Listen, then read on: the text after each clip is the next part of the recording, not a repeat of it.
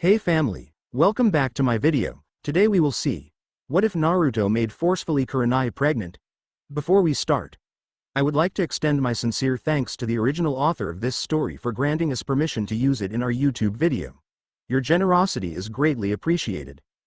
The author's creation and the original stories link in the descriptions. Please do check that first. Now enjoy the video.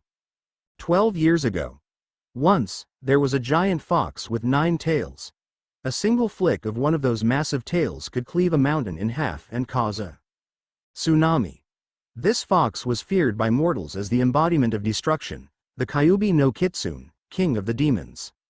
For reasons unknown, the Kyuubi had set its sights on a hidden shinobi village that was still recovering from a war with another, the village hidden in the leaves, Konoha. The death toll was catastrophic, and it was rising with every passing second. Men and women had blood pouring down their faces, arms, legs and bodies as they tried desperately to give their one hope of survival a chance to finish what he claimed was the ultimate weapon. People screamed out as they burst into flames, were cut in half or just fell to the ground lifeless. There were shouts from the shinobi, many of which were things like, "Hold it off until the Yondaime gets here." At that point, there was a huge flash and a puff of smoke, and when it cleared, there was the King of Frogs in all his glory with a sole figure atop his head, his white coat waving in the wind. Now, every single being on the battlefield had stopped, including the Kyuubi no Kitsune. Just as the Kyuubi turned to what looked to be a half-decent challenge, he was aware of an almighty presence behind the man atop the frog's head, one that even made him wary. One who should not be here. Kyuubi's eyes narrowed. Shinigami. A bright flash of blinding white light emanated the man atop Gamabunta's head, and Kyuubi could feel it. His soul was being wrenched from his body. As the soul finally left, the husk of the Kyuubi fell to the ground lifeless. Elsewhere in Konoha, 3 males of different generations, one who was going bald with gray hair from old age, a slightly younger man with long white hair and red facial markings, as well as a teenager who had a shock of silver hair wearing a face mask, were watching as they saw a child with blonde hair who had just been born cry out in agony as an intricate seal appeared on his navel, along with 3 whisker-like marks on each cheek. Back at the battlefield, the ninjas started cheering until they saw their fable leader, the yellow flash of Konoha, drop lifeless off Gamabunta's head, watching in horror as he slammed into the ground. Gamabunta puffing out of existence, his summoner no longer able to tie his existence to this world. Yondaime had killed the king of demons at the cost of his life. Today, the 10th of October, would be a day remembered for all history. The day the world's strongest man sacrificed his life for his village. 4 years later, it was the 10th of October, 4 years after Yondaime had died. Today, the majority of the village had an air of grieving hanging over it. However, at regular intervals, if one was nearby, an area of the village would erupt in severe hatred. If the observer was closer, they could see that a 4-year-old child was the cause of this rise in hatred and anger. Said boy could be seen running for his life, bleeding profusely, covered in grime and a look of pure fear plastered over his face. He still did not understand. From the limited amount of information he was able to find out, a person's birthday was supposed to be one of the happiest days of the year.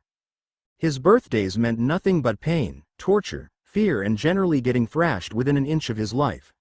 Today was no different from the last 3. Normally, the villagers just glared at him, restraining from any obvious signs of physical assault. However, every year on October 10th, they let go of their anger and beat him practically to death, screaming things like, "Revenge! Kill him now!" and the like. Luckily, the past 3 years, he was saved by an old man in white robes who everyone seemed to respect. This year was different. That man hadn't arrived, and Naruto would not hold out much longer. He'd been running for hours, a highly commendable feat for someone his age. Right now, the only though on his mind was, "This is it, I can't go on." His pursuers noticed instantly when the boy stumbled and ran blindly down a side alley. The pack smiled as they saw the boy crawling up against the far wall. It was a dead end. Today, they would finally get their revenge against the demon. They proceeded forward and began laying into the child, kicking, punching, and hitting him with implements. The boy was dead, and everyone knew it. Not too far by, one of Konoha's most famous Junin was just coming back from his mission, hoping to enjoy the festival when he sensed a massive amount of hatred nearby from a large group of people. He stopped on a roof and saw that there were people laughing manically, shouts of things like, demon, and other rather unusual sounds. The Junin narrowed his one visible eye when he picked up another sound. The sound of a child sobbing. The sound was extremely faint, but it was coming from the group. The silver-haired Junin jumped down from the roof and walked up to the crowd, raising his voice so they could all hear him. What exactly is going on here? The group stopped and turned to him smiling. We're finally getting our revenge on the demon. Kakashi-san, Yandaime-sama was your sensei. Why don't you finish off what he started? Kakashi's eyes narrowed before he realized who the child was. He quivered in barely suppressed rage as the people moved out of the way, making a path for him until he saw what he confirmed as the worst possible situation he had feared. The child was lying in a fetal position against the wall, barely clinging on to life. Kakashi noticed the shock of blonde spikes, blood pouring from extremely deep wounds and 3 telltale whisker marks on each cheek. He ran to the boy, checking his vitals, seeing he was alive, if only by the skin of his teeth. He got up and released such a large amount of killing intent at the mob that the majority of them fell to their knees, bringing up the food they had consumed at the festival. Kakashi had already revealed his Sharingan and couldn't take it anymore. What the hell do you think you pieces of trash were doing? He's a 4-year-old human child for Kami-sama's sakes. Are you so cowardly that you, full-grown men, both civilian and ninja, had to form a mob to do this? Get out of my way now before I have Hokage-sama execute all of you for treason of the highest order. The few men that were in Kakashi's way managed to crawl out of the way. Kakashi turned back and picked the child up, who prepared for the final blow from his assailant, but it never came. Naruto managed to open a blood-splattered eyelid a crack to see that it was not the old man who saved him, but a man with silver hair and a mask. Kakashi felt the child stir slightly and looked at him, his visible face contort with worry. Naruto? If you can hear me, hang in there, I'm getting you to the hospital. Naruto nodded ever so slightly, and closed his eyes. He didn't know who this man was, nor at the moment, did he care. He had found the second person who actually cared about him. Little did he know, soon enough, he was going to find a whole group of people who he would soon grow to care for.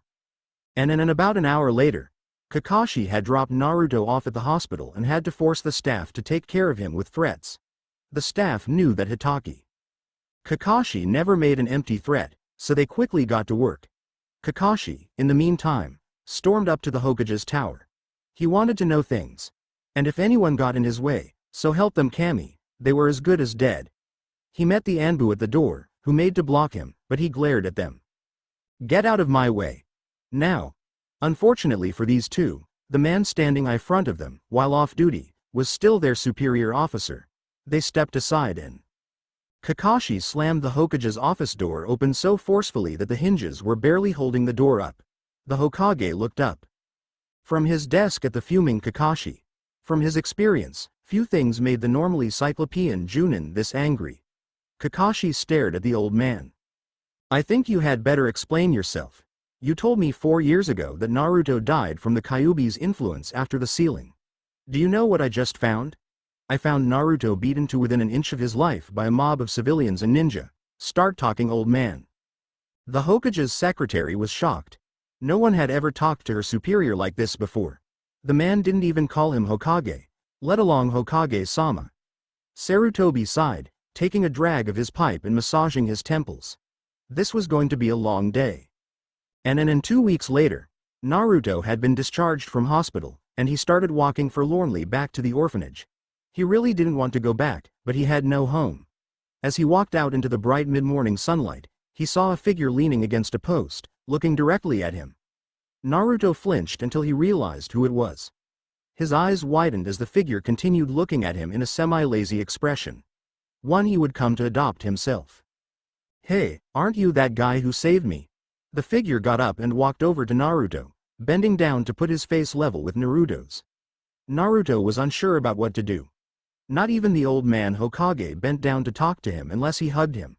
Naruto saw that the teen, Kakashi was 18 at this time, had covered his left eye with his hite.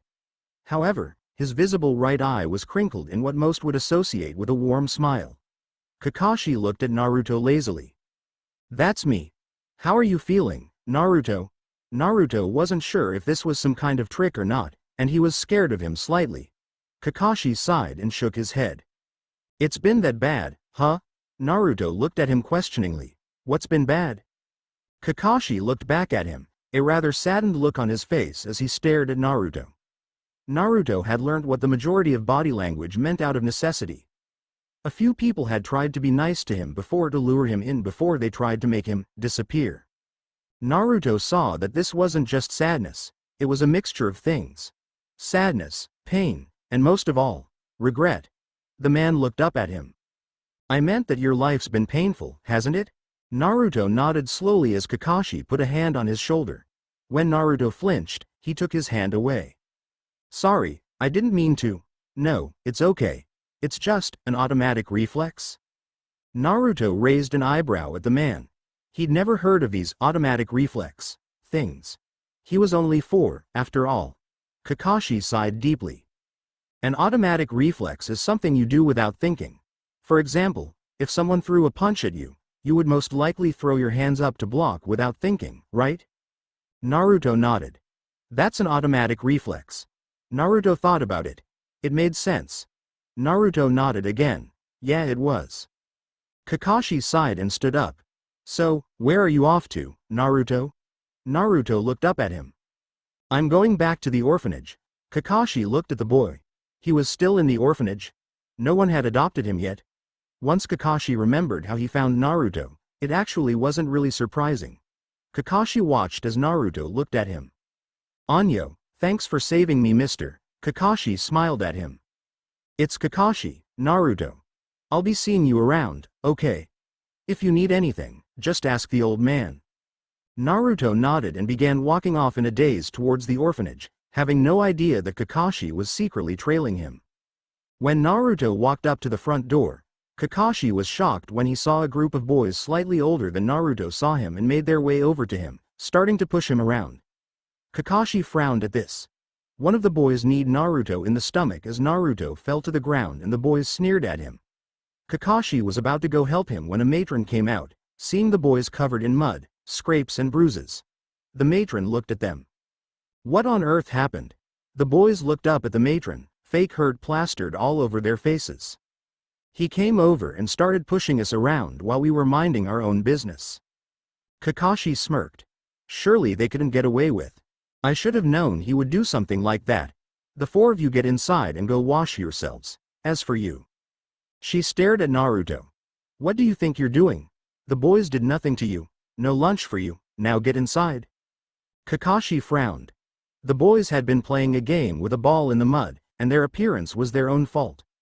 Naruto had done absolutely nothing to the boys, yet he was blamed as if it was an everyday occurrence.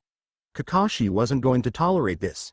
He poofied to the Hokage's office with a personal request that he would not take no for an answer to. Next day, Naruto was woken up early by a wooden cooking spoon being slammed over his head. He shot up, staring at the matron, who glared at him. I don't know why anyone would, but you've been adopted. Get your things and get out. Naruto paused for a minute, trying to process the sentence, adopted? The matron sneered. That's what I said, now get moving. Naruto jumped out of bed, packing the few clothes he had. All of his possessions that he ever had were quickly confiscated. Once Naruto had dressed and packed his only other set of clothes, he walked past everyone to the front desk, to see who had adopted him. When he saw who it was, he was floored. It was the masked man. Naruto's mouth dropped open as Kakashi held up a hand lazily, crinkling his one visible eye in a smile. Yo! Naruto's clothes dropped to the floor as Kakashi continued smiling. Naruto was in shock. Not only had he been adopted, but it was by the man that saved him. Kakashi's eyebrow raised as he saw Naruto's reaction before his visible eye once again crinkled into a smile. Naruto slowly picked up his things, begging, hoping for this to be real. Kakashi led Naruto out the door and down the streets to an apartment complex. Kakashi led Naruto into the front door and up 3 flights of stairs to a door. Kakashi stopped at the first door out of the stairwell that had the numbers chapter 3 verse 01 on it. Kakashi fished a key out of his pocket with practiced ease and opened the door in one swift motion. Naruto looked around at his new home. It was fairly devoid of colors for a home. The furniture was mostly washed out maroons, browns and whites. However, it still somehow retained a feeling of warmth to it. Kakashi closed the door behind him and went into the kitchen. Kakashi came back out a few minutes later to see Naruto still standing at the door, a large amount of uncertainty in his actions. Kakashi raised an eyebrow. "Are you going to keep standing there? This is your home too now?" Naruto looked up at Kakashi, tears forming in his eyes. Kakashi smiled as Naruto charged at him and latched onto his leg.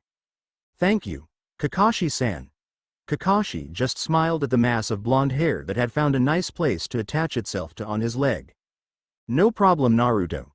Let's get you to your room." Kakashi led Naruto to what appeared to be a spare bedroom. After Kakashi had insisted Naruto take a shower, they shared a small breakfast before Kakashi looked up at the clock on the wall and then back at Naruto, specifically, his clothes. "Naruto, we really need to get you some new clothes. How about we go and get some?" Naruto waited for a moment before nodding slowly, and Kakashi smiled one of his lazy smiles that the majority of people found highly irritating, but Naruto considered very cool. Kakashi led Naruto out of the apartment, down the stairs and out into the morning sunlight. Kakashi led Naruto down the streets, acutely aware of the people glaring hatefully at Naruto, and then at Kakashi when Naruto clung to him. Kakashi stared coolly at them, almost daring them to say something or make a MVE against him or Naruto. Once Kakashi got to a clothing shop, he opened the door and walked in, followed close behind by Naruto. The woman behind the counter smiled at Kakashi, but then glared at Naruto, who tried to ignore her when Kakashi spoke up. "Is there a reason you're staring at the boy I've adopted like that?" The lady glanced at Kakashi in confusion, looked back at Naruto, then at Kakashi again, muttering something under her breath. Kakashi smiled his irritatingly lazy smile, but Naruto detected there was something else to this smile. "I'm sorry, I didn't quite hear you. Could you repeat that, please?" The lady looked up and without thinking began to say what she had mumbled. "I said who would adopt that filthy." She didn't get to finish as she found that Kakashi was nowhere to be seen.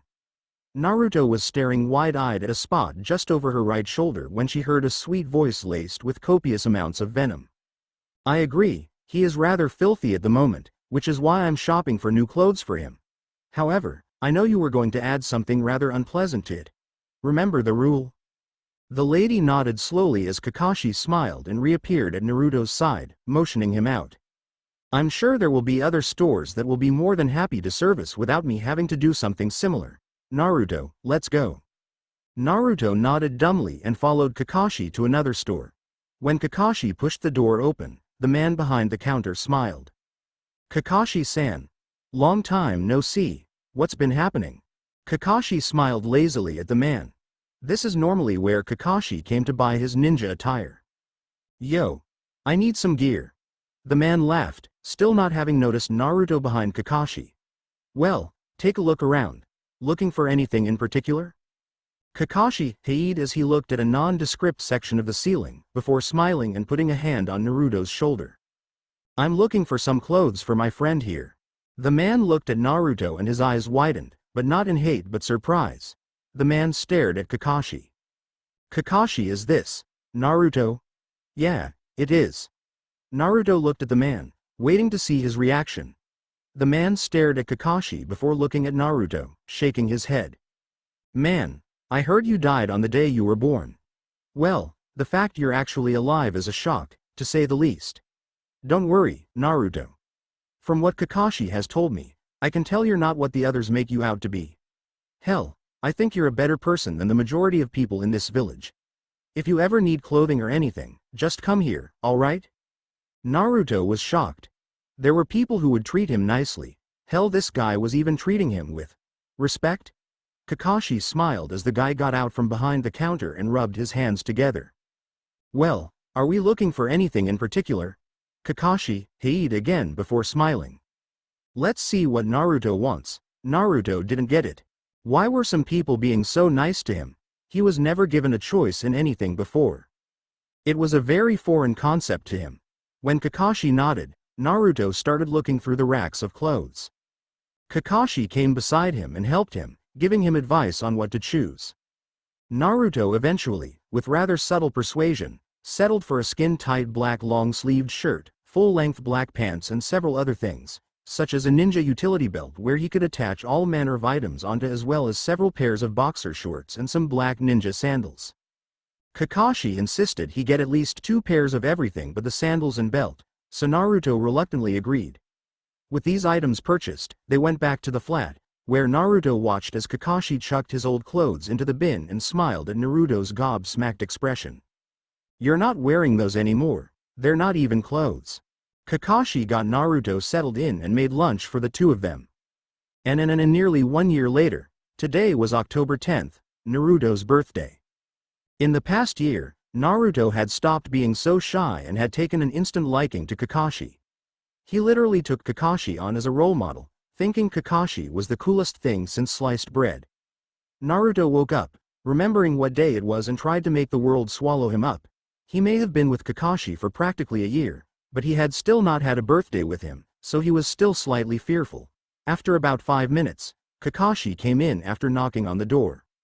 "Rise and shine, Oto-Uto." That was another cool thing. Kakashi didn't lord it over Naruto like he'd heard several people said their fathers did to them. He treated Naruto more as a younger brother, with the best parts of what Naruto guessed were paternal instincts thrown into the mix. Kakashi noticed that Naruto had a wave of fear rolling off him. "Something wrong, Naruto?" Naruto let out a tiny squeak and Kakashi realized what was wrong. Still worried that what happened the last 4 times will happen again. The fear increased, indicating that was exactly what Naruto was worried about. Kakashi smiled. "Don't be. While you're here, no one's going to chase you except if we decide to play a game of tag." Naruto's fear stopped and Naruto froze for a second. Kakashi was slowly training Naruto to be a ninja. Kakashi had played games with Naruto that were actually designed to help him improve his senses and all-around basic skills. Tag was one of them.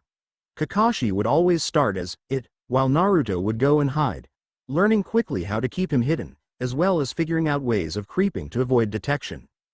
These skills would prove to be absolutely invaluable when Naruto became a ninja, for when he needed to use stealth to avoid detection by enemy ninjas. Kakashi was mildly surprised at the knack Naruto had for it. Naruto quickly figured out that staying in one place for the entire game was a very bad idea. He saw that Kakashi used a methodical searching pattern that would find him sooner or later. Naruto had figured out that it was best to wait until Kakashi had done a large section of the battlefield first before he moved to an area Kakashi had already covered by sneaking around him when he was patrolling one of the far streets away from where he was. Another one that Kakashi played with Naruto was Shugi. After being taught the basic rules of it and getting a very raw idea about the amount of strategizing that needed to be put into the game when playing a good player, which Kakashi proved to be surprisingly adept at, Naruto became a player with standard ability. Naruto slowly took a peek out from under the sheet of his food and saw that Kakashi was smiling with his hands behind his back. Naruto's danger sense told him that Kakashi had something behind his back, so he hid again, much to Kakashi's surprise, until he realized how his hands were positioned. "Sorry, Naruto, I forgot how adept you were at ready body language at your age. I don't have a weapon in my hands. I'll leave what I have in my hands here for you." Kakashi slowly walked forward and placed the objects on the ground and stepped back. Naruto slowly took a peek again and what he saw dumbfounded him. It was several brightly wrapped packages with a card on top. Naruto very slowly pulled the covers up a bit more and saw Kakashi smiling at him with a genuine smile. "Happy birthday, Naruto." Naruto stopped, his brain trying to process the words, "Happy birthday?" Kakashi looked to see Naruto was looking at him in a desperate, pleading look that practically shattered his heart. "Yeah, happy birthday. Forget about the past, Naruto, look towards the future.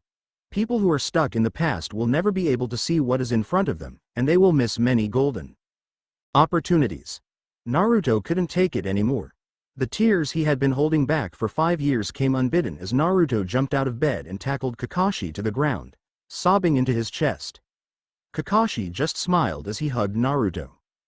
"Thanks, Aniki." "No problem, Naruto." Naruto's tears came for another half an hour, until the heaving of Naruto's small chest finally slowed to a stop. Naruto slowly pulled himself off Kakashi and smiled sheepishly, while Kakashi's eye crinkled. Kakashi got up and pointed to the presents. "Go on, open them." Naruto went to the presents and looked at the card, which had, "To Naruto," scrawled on the front. Naruto opened the card to see that not just Kakashi, but several others had signed it too. Naruto looked over each of the messages. Naruto read each of the messages. Naruto-kun, your fiery passion of youth burns brightly. Use my gift to enjoy the springtime of youth to the fullest, made a guy. So, you're 5 now, Naruto? From the times I've seen you. You look like you grow up to be a great man. If you ever need a shugi partner or some lessons in armed hand-to-hand combat, come and see me. Sarutobi Asuma. The next one was one he was not expecting, at least, not in the form it was. Happy 5th birthday, Naruto. You're growing up fast. When you get older, make sure you don't let Kakashi turn you into a pervert, or I'll personally nail him up to a post and make him watch as I burn all of those little orange books of his. Yuhi Kurenai. Happy 5th birthday, Oto. I know how much you idolize me, so I decided to get you a special something. The ink here looked kind of smudged, kind of like Kakashi had been moved forcefully while writing, as if someone had hit him over the head. Naruto continued reading. Despite the fact that Kurenai thinks it's one of those little orange books, I'm actually going to give you something better. Happy birthday, Naruto. Naruto looked at the card, his chest swelling in happiness. He had only met each of the others several times, but they, like Kakashi had said were nice people. Naruto had taken an instant liking to Kurenai. Even though Naruto had heard that she was Konoha's Ice Queen, she seemed pretty normal to him. Kurenai actually thought he was rather cute, to use the word she had used. Naruto had to agree with Kakashi that guy was weird, but Asuma was a cool guy. The fact that they had sent him birthday presents caused the feeling in his chest to swell to the point it hurt. Naruto reached forward to a particular present that was wrapped in green and orange. Take a guess whose that is. Naruto pulled off the paper too. Reveal a pair of odd objects that looked like they had layers of lightweight metal formed in ridges and 2 straps coming down off each one. In the bottom of the box was a pair of similar-looking ones that were shaped slightly differently, but apart from that were the same. They weighed about as much as a pair of full soft drink cans each. Naruto looked up to see Kakashi smirking. Training weights. Naruto nodded and put them down gently as he went for the next gift, which was wrapped in black and white stripped paper. Naruto took the paper off to reveal a book, titled Shugi and You, a general introductory guide. Naruto had seriously wanted to get a book that taught him the basics of the game. Naruto had sort of gotten the hint that Shugi was originally more than just a board game that old geezers played to pass the time. Naruto put the book down and went to open a box wrapped in scarlet red paper to see a book that he had not expected to get. Ninjas for Dummies, a crash course introduction to the basics of being a ninja.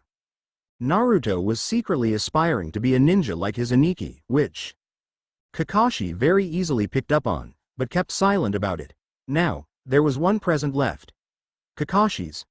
Naruto reached towards the silver wrapping. Naruto undid it slowly to reveal a piece of cloth. When he pulled it out of the wrapping paper, he realized what it was.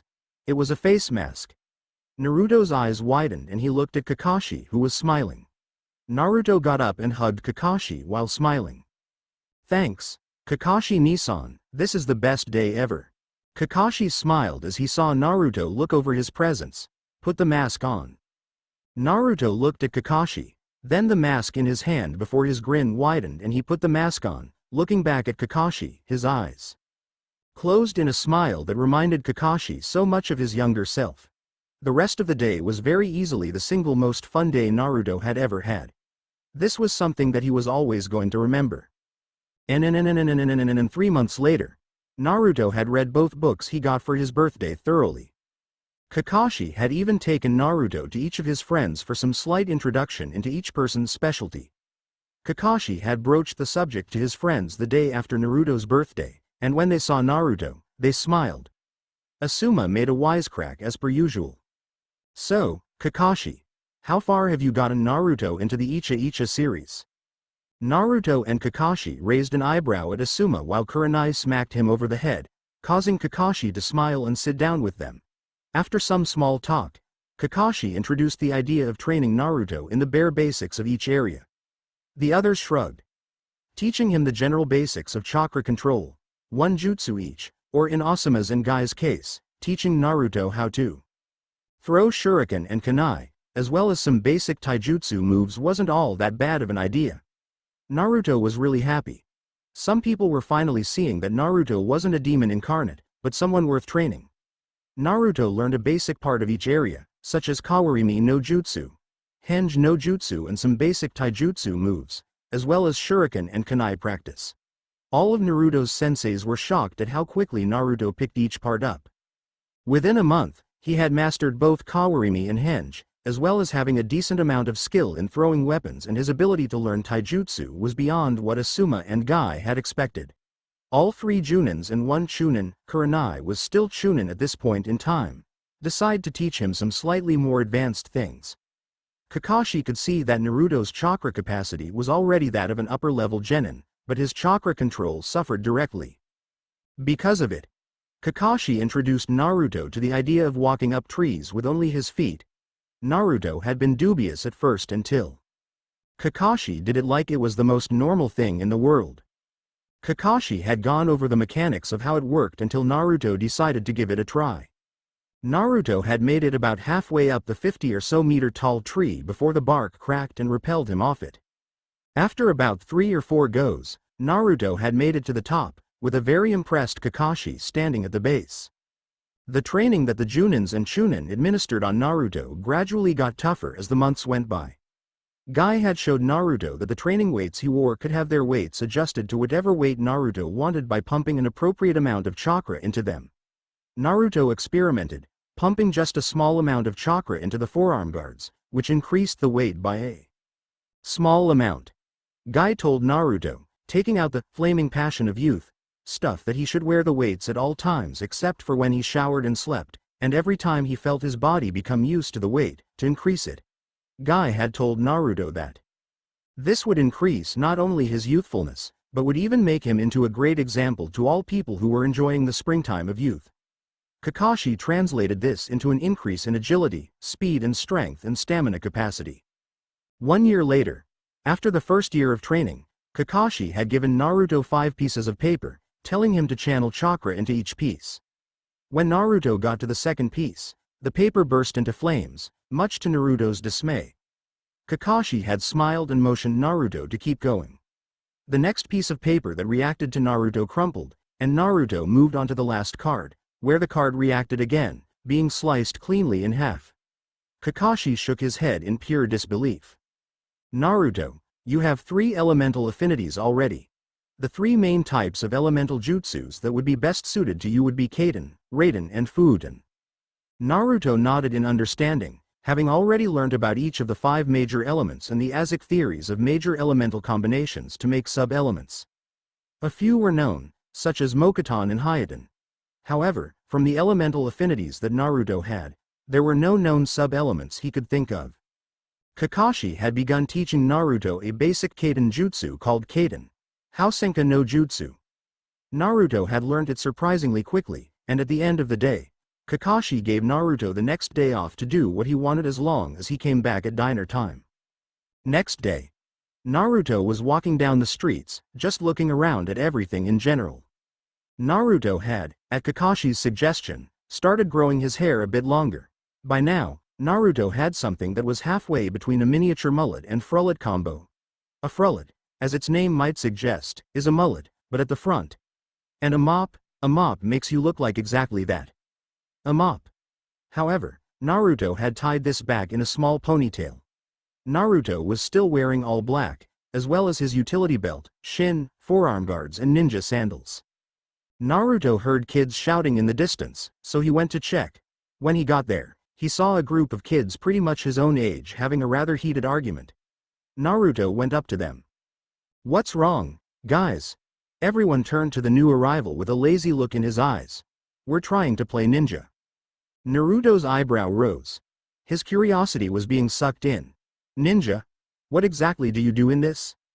The other kids gave an "E," but one explained it to him. "Well, you divide the people playing up evenly, and both teams have to hide.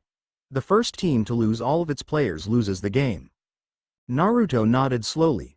"And how does a team lose a member?" The kid that started talking to him continued. It seemed he was the leader of the group. Well, when one person tags another team's member, that person who got tagged is out of the game. Naruto nodded. So it's basically team tag? They nodded. Alright. So what's the problem? The kids all looked at one particular boy who was rather large, which Naruto vaguely recognized to be from one of the middle clans of Konoha. The team that gets this guy automatically loses. We have an uneven number if he plays. Why does the team that gets him automatically lose? The boys smirked. He has no idea how to hide at all. He also is too slow and he gives his position away when he moves. Naruto looked at the boy in question. You're an Akamichi, right? The boy's eyes widened as he nodded. Naruto turned back to the other boys. According to your rules, yes, whichever team he would be on would lose. However, this is nothing more than a game of team tag. If it really were a game of ninja, once one of the other team's members has been spotted, you would have to not just tag them, but force them to submit. What do you think would happen in the real world if you ambushed another ninja, jumped out and tagged them? They'd laugh at you and kill you. If you added a second rule that forced the other team to make your members submit by force, then you could call it ninja. If that rule was added, I'd be willing to say whichever team had him would be guaranteed victory. They all looked at this kid in shock. One of the kids smirked. Why would the team win? Because the Akamichi aren't known for their stealth. They're known for their power. I'd say that boy would have about 10 times as much chakra as most of you. Once you had an opposing team member cornered, he could literally kick them to the other side of Konoha. The boys looked at this new kid in fascination. He was smart, no doubt about that. Naruto turned to the Akamichi who looked on the verge of tears. Naruto looked back at the others, deciding that a reciting of a line from his Aniki would suit the situation. Never underestimate an opponent. There are no weak soldiers under a strong commander. Naruto turned to keep going. Little did he know that the situation was being watched by quite a number of people apart from the boys that were involved in it and were quite impressed by the boy's level of knowledge for a 6-year-old. Naruto started walking up towards a stairwell that led to the top of a building that he sometimes liked to look out over Konoha from. He heard footsteps from behind him and saw the Akamichi and another boy running up to him. Naruto turned to them as they came up to him, smiling. The Akamichi talked first. Thanks for that. Those boys are always telling me I'm fat or I'm slow. Naruto shrugged.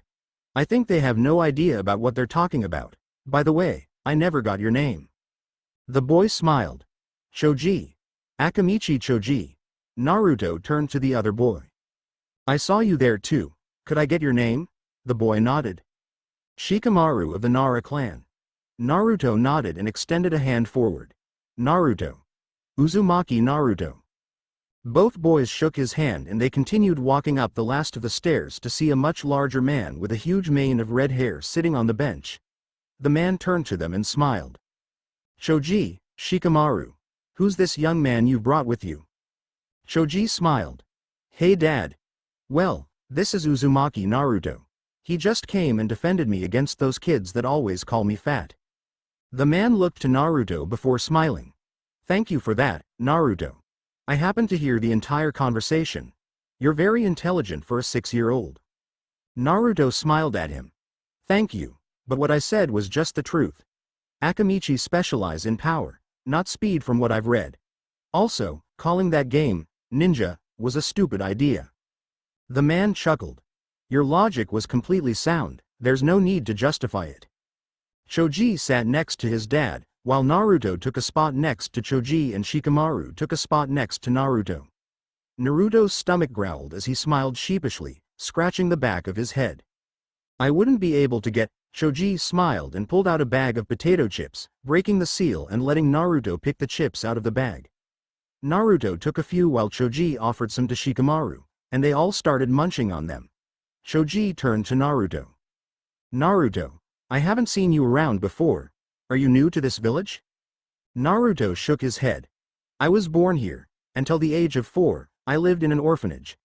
A few weeks after I turned 4, someone adopted me. He's really cool. His name is Kakashi. Choji's father turned to Naruto in interest. Kakashi? As in Hitaki Kakashi? Naruto nodded. That's him. He's a really nice guy. I've met a bunch of his friends, but I don't have any my own age. Naruto looked down to the ground, rather saddened by the fact. Choji smiled at him. Want to be my friend? Naruto looked up at him happily. Really? Choji nodded and Naruto smiled. Sounds like fun. Shikamaru smiled as well. Well, if Choji's going to be your friend, then I might as well too. Naruto couldn't get much happier. He smiled at Shikamaru and the boys continued to eat chips and chat with their new friends well into the afternoon. And several months later, Naruto had become fast friends with both Shikamaru and Choji, quickly finding out that Shikamaru was a very good Shugi player. Naruto's relationship with his senseis had also come along dramatically. Especially Kurenai. Most of the others noticed that Kurenai was starting to melt, as they called it, which usually earns them a glare when they mentioned it. Naruto had even gotten to the stage of calling her Kurenai-chan. Kurenai liked Naruto because he was so bashful around her. All she had to do was put her face close to his and stare at him, or smile at him, and he would look at the ground and blush, scratching the back of his head at the same time. Kurenai actually found this quite cute, but she would never let the others know. At times, she even called him Naru-chan, which practically made him faint. By now, Naruto had already mastered several ninjutsu from each element. He'd lapped up Kurenai's genjutsu lessons and he was also becoming very competent in taijutsu, adopting some of the Guken, or Iron Fist style into a mix of other various fighting styles that each teacher had. Kakashi was especially helpful with the styles he had copied with the Sharingan. Over the next 2 years, Naruto's unique taijutsu style had a massive number of flaws in it, until he individually worked the kinks out of the vast majority of the style. All of his teachers commented that his style needed a new name. So Naruto got thinking while continuing to learn from his senseis. Eventually, he settled on the name Kageken, or Shadow Fist. Due to the style mainly relying of excessive agility to keep the enemy on their toes, constantly appearing in their shadow and a decent amount of power so that a lot of powerful hits could be made in a short amount of time. The one downside to this is it required a huge stamina capacity to use to its full potential. However, for less serious occasions, or if he was running low on stamina, Naruto could sacrifice the power and use the speed for much longer. By the end of that year, Naruto believed he was ready for the academy. However, Kakashi said to wait until next year. Naruto agreed, as if he entered now, he would not be able to be in the same class as Shikamaru and Choji, who had come over to his apartment to play quite a number of times. Shikamaru had proven he was Naruto's equal in Shugi. Shikamaru had never met someone who could play Shugi as well as Naruto, and was shocked at the boy's level of knowledge and foresight. During the next year, Guy decided it would be interesting to see if Naruto could open his celestial gates. Naruto had not too long ago inquired as to the mechanics behind the Reikari, to which Kakashi had told Naruto that it relied on complete activation of the body, which was then concentrated into the thrusting arm. The theory behind temporarily opening the celestial gates used the same principle in a different manner. Unlocking the gates required activation of the body, or more specifically, certain parts of the body. When Guy gave Naruto the theory behind the gates and told him to try it, Naruto wasn't able to do it, which was no surprise. However, when he came the next day after having studied all the scrolls on the gates believed he could open the first one. When Guy instructed Naruto to try, Naruto began to concentrate his chakra to his brain where the first gate was located. Naruto felt a surge of power, unlike anything he'd ever felt before. Guy's eyes widened as the ground under Naruto began to crack as red chakra leaked out of Naruto and formed a massive aura of chakra that gave off a feeling of pure utter dread to everyone who felt it. Within no time at all, Kakashi and the Sandaime Hokage were at the field, inspecting Naruto as he sat, panting on the ground. Kakashi looked at Naruto, his face full of worry. Naruto, what just happened? Naruto looked up at Kakashi and then at the old man Hokage. Well, I opened the first gate, and then this red chakra poured out of me. Guy-sensei tells me that red chakra shouldn't come out until the third gate is opened. Kakashi looked at the Hokage worriedly, who looked at Naruto. Naruto, did you feel anything unusual about the red chakra? Naruto nodded. It felt both foreign and familiar at the same time, but the chakra was full of hate, anger and bloodlust. I've never felt that much of it before. Sarutobi nodded slowly, taking this in. Naruto looked up at them for an explanation. Aniki. Old man. What happened? The old man rubbed his temples and directed everyone back to Naruto and Kakashi's place where they all took a seat. Kakashi prepared some tea for the four of them while the Hokage thought about where to begin. Naruto, do you remember your birthday? Naruto nodded slowly, having no idea where this was going. October 10th. The Hokage nodded. Do you remember the story about the Kyuubi? Naruto nodded again. Yondaime defeated it, didn't he? The Hokage didn't nod or shake his head, but took a puff of his pipe. Defeated is the right word. Technically, the Kyuubi is still alive, but only in a spiritual sense. Naruto frowned. He didn't like where this was going. Not one bit. Then that red chakra was. The old man nodded again. A Kakashi handed a mug to the other three and sat down next to Naruto with his own. Yes, that chakra was Kyuubi's. Naruto, a being such as the Kyuubi could never be fully destroyed by a mortal. However, the Yondaime used a special jutsus that ripped the Kyuubi's soul out of its body, killing it in a physical sense, and the soul was sealed inside a newborn child. The Yondaime's wish was that the child be viewed as a hero, the jailer of the most powerful demon to ever walk the earth. However, people quickly started circulating rumors that the child was not the jailer, but the Kyuubi himself. The rumors were completely unjustified, but the rumors continued to spread. To save the child, I was forced to pass a law that the people who knew were forbidden to talk about it, especially with the child's generation, in the hopes the child could at least gain some friends with people his own age. Naruto shook his head slowly. It all fit. Every single thing. The hatred he received from everyone, the reason no one adopted him until Kakashi did, and the reason why the people feared and hated him. God damn it. Why was I the one? Naruto looked up at the Hokage. Why me? The two simple words had severe implications, but Kakashi looked at the Hokage and nodded. The Hokage turned to Naruto and began the final part of the explanation. Naruto, despite the fact that Yondaime used you as the container, there were very good reasons. I trust your sense of judgment will enable you to use this information wisely. You were the only child born on that day, and even if another one had, the Yondaime would not have dared ask for the other one. He wanted his own son to bear the burden and surpass him. Naruto just shook his head. The Kyuubi made sense, but now they were trying to insinuate that he was the Yondaime's son. This was stupid. Do you seriously expect me to believe that? Why not leave me a note, a picture, something to say I'm sorry? Naruto was known on his feet, tears threatening to spill from his eyes. Guy looked at the floor while the Hokage rubbed his temples, but Kakashi picked something out of his pocket and handed it to Naruto. It was a picture of the Yondaime, looking forlornly over a child who had a tuft of blonde hair. Standing with him were three others. Naruto recognized two of them instantly. One was the Sandaime, while the other was a teenage Kakashi. Naruto stared at it before Naruto flipped it over and couldn't hold the tears back. There was a message on the back addressed to him. I'm sorry, son. Your old man, Arashi. Naruto collapsed onto the chair and sobbed, the picture clattering out of his hands. At that point, there was a knock on the door, and Guy went to see who it was, surprised to find Kurenai and Asuma at the door looking very worried. When they saw Naruto in tears, they could guess what had just happened. They came in and closed the door. Asuma nodded to his father, the Sandaime, while Kurenai's maternal instincts took over and she hugged the sobbing Naruto. In all the years she'd known him, she'd never ever seen him cry.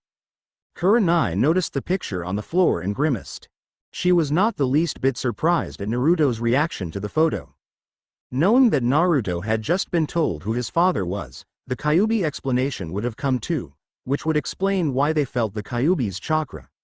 Naruto just leaned into Kurenai's chest and sobbed for the better part of an hour while everyone in the room looked extremely downcast, and for good reason too. Eventually, Naruto stopped crying and Kurenai let him go. Naruto looked up at her, his cheeks puffy with crying, but the hint of a smile playing across his face. Thanks, Kurenai-chan. Kurenai smiled as she hugged Naruto again. Naruto finally realized where exactly he was located. Right in between her sizable cleavage. Everyone could detect Naruto's embarrassment as Kurenai let him go, trying to keep herself from blushing. Asuma and Kakashi smirked. They were definitely not going to let Naruto live this one down. This was fuel for taunts and the like that would last for years. After several hours of explaining to Naruto that he was forbidden to tell anyone outside this room any of this information, everyone except Naruto and Kakashi left, Asuma giving Naruto a knowing smile, which turned Naruto bright red. Once the door shut, Kakashi turned to Naruto. So, what was it like? Naruto looked at Kakashi in confusion. Huh? Kakashi's visible eye crinkled as he smiled in that lazy fashion, her chest. Naruto flushed again as he crossed his arms while Kakashi just continued smiling at him. Pervert. Kakashi chuckled at the name and decided to eat out tonight before getting an early night. He took Naruto to a place that Naruto had recently come to enjoy. Ichiraku Ramen. They both sat down and greeted the owner. Hey, Oji-san. The man smiled at the boy. Ah, hey there Naruto. I see you've brought your brother with you this time. What can I get for the two of you? Naruto jumped in with his favorite order. One large miso pork ramen with a boiled egg please. Oji-san. The man turned to Kakashi. And for you? Kakashi smiled at the man. One large miso beef ramen please. The man nodded and got to work, coming right up. After they had both eaten, Naruto and Kakashi paid and walked back to the apartment. The day of reckoning, as Kakashi called in jokingly, was close at hand. Naruto was about to enter the academy. At the start of the next year, Kakashi had walked Naruto to the academy where he quickly met up with his two friends Shikamaru and Choji, who had come with their parents. The boys greeted each other while the parents did the same. They turned to the Hokage as he addressed them, welcoming the students to the academy. Most of the parents were listening, but the children, being their age, let their minds wander. The majority of the children's eyes ended up on Naruto and Kakashi, while Naruto was specifically looking at a raven-haired boy and a brunette who was most likely his father. Both of them had the Uchiha family crest on the backs of their jackets. It was clear the father did not want to be there, and he proved it when the second the speech finished, he turned and left his son there. The other parents and their children walked inside to sign their son's or daughter's name off on the list that the head teacher had. Once it came to Naruto's turn, the man looked at Kakashi and smiled. Ah, Kakashi-san. This must be Naruto, correct? Kakashi nodded. The Chunin looked at Naruto smiling kindly. Naruto noticed the man had a very tanned face with a scar running across the bridge of his nose. Welcome to the academy, Naruto.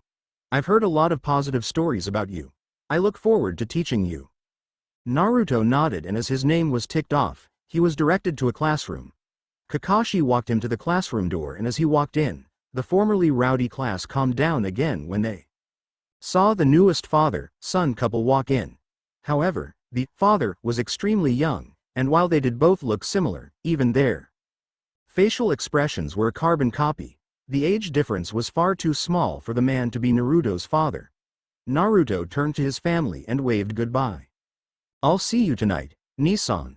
Kakashi waved and walked out of the classroom. Naruto turned back to the class, noticing Shikamaru and Choji smiling at him. Naruto smiled back and took a seat beside them, completely ignoring the fact that the majority of the class's eyes were on him. Naruto took his eyes off Choji for a moment and saw one of the girls. She had a rather feisty look in her eyes. Naruto ignored it and looked forward to see every single girl in the class was looking at him in much the same manner. Naruto knew that look. It was the look a predator gave its prey. Naruto smiled and sweat dropped. Waving his hands dismissively in the air, Naruto spoke out loud for the class to hear. Sorry, ladies, I'm taken. There was a unanimous groan from every single girl in the classroom. Naruto smiled as the boy's sweat dropped. Shikamaru looked at Naruto. Since when did you get a girl? Naruto smiled lazily. Since yesterday. Shikamaru mumbled before he spoke loud enough for the people around him to hear. Mendokase. Naruto's eyes crinkled into a smile. The last of the people were coming into the classroom. Naruto noticed a boy with a mass of brown spikes, sunglasses and a trench coat. No one moved up for the boy, but Naruto moved up to make room for him. The boy took the spot with a slight nod. No problem. Everyone else turned to Naruto, thinking he was picking a fight. The boy looked at him with an eyebrow raised. Did you just read your body language? Yeah. Shino nodded and continued looking at the boy. Naruto smiled at him. You wouldn't happen to be from the Aburame clan, would you? The boy nodded slightly again. Naruto smiled. I always thought having bugs as a weapon would be an interesting way of fighting. Most of the people looked at Naruto like he was crazy, but the Aburame heir just raised an eyebrow. Naruto smiled. I do my research. The name's Uzumaki Naruto. Naruto extended a hand, as did Shino after considering it for a second. Shino. Aburame Shino. They let go of their hands and they noticed that the last student had entered the class. Most of the students looked at the boy suspiciously, but Naruto moved up again to make space for the boy who took the seat. Naruto could tell from the red facial tattoos and the dog with him that this boy was an Inuzuka. Naruto smiled as he held up a hand in greeting. Yo. You're an Inuzuka, right? The guy nodded, flashing some slightly longer than normal canines, which most of the others flinched at, but Naruto's group kept on looking at their new guest. Naruto stuck out his hand. Uzumaki Naruto. The guy accepted his hand. Inuzuka Kiba. Naruto looked at the small dog on top of Kiba's head. What's your companion's name? Kiba was shocked. Naruto wasn't looking at the puppy as if it were just a puppy, but as if it were almost human. This boy understood the Inuzuka's connection with their partners. He was definitely something else. His name's Akumaru. Naruto waved at the puppy, who gave a bark in greeting. Naruto looked at their group of 5 before their instructor walked in. It was the Chunin who had the scar across his nose. He looked at the class, rather surprised at the quietness. He usually had to tell them to keep it down before he started the lesson. Well everyone, from today for the next 5 years, you will learn the basics of being a ninja and to prepare you for the outside world. I'm Amino Iruka, or to you, Iruka-sensei. The day pressed on and quickly drew to an end. Naruto's group of 5 made it to the front door of the academy to see that the parents were waiting for them. Kakashi waved to him and Naruto waved to his new and old friends as he went to his brother. And 5 years later, it was the day of the graduation exam. Naruto's group had gotten together one night a week for the last few months to discuss what the exam could be, and how to study for it. Kakashi had hinted at them what the exam most likely consist of, and when Naruto heard the word, Bunshin, he sighed at the distant memories of his first few weeks at the academy. Kakashi had quickly found that Naruto could not do a regular Bunshin if his life depended on it. It had to do with the sheer amount of chakra he had. Naruto had figured out that the only way to do any Bunshin was to learn a higher level one that required a large amount of chakra. Kakashi had decided that teaching Naruto the Kage Bunshin was his best bet. Kakashi was not surprised when Naruto did it successfully on the first try. So when Naruto was required to do a Bunshin for the first time at the academy, he made a Kage Bunshin, completely shocking not only the entire class, but Iruka as well. Naruto looked up at Iruka and explained. Since my chakra capacity is so big, it's physically impossible for me to do a regular Bunshin.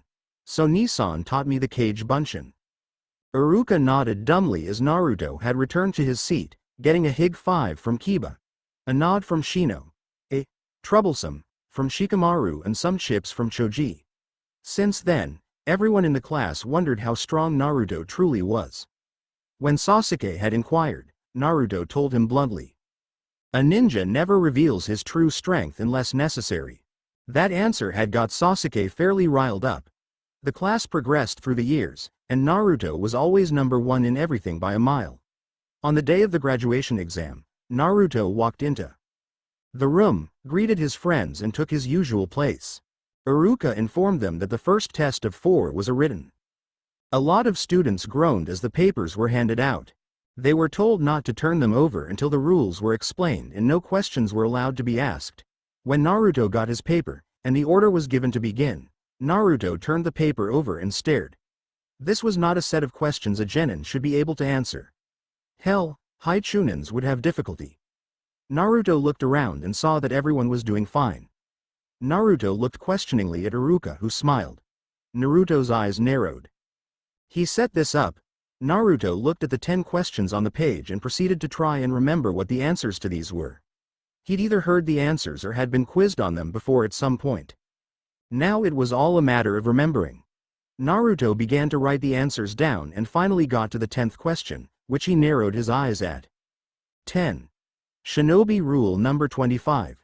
A ninja must keep his emotions in check at all times and put the mission first.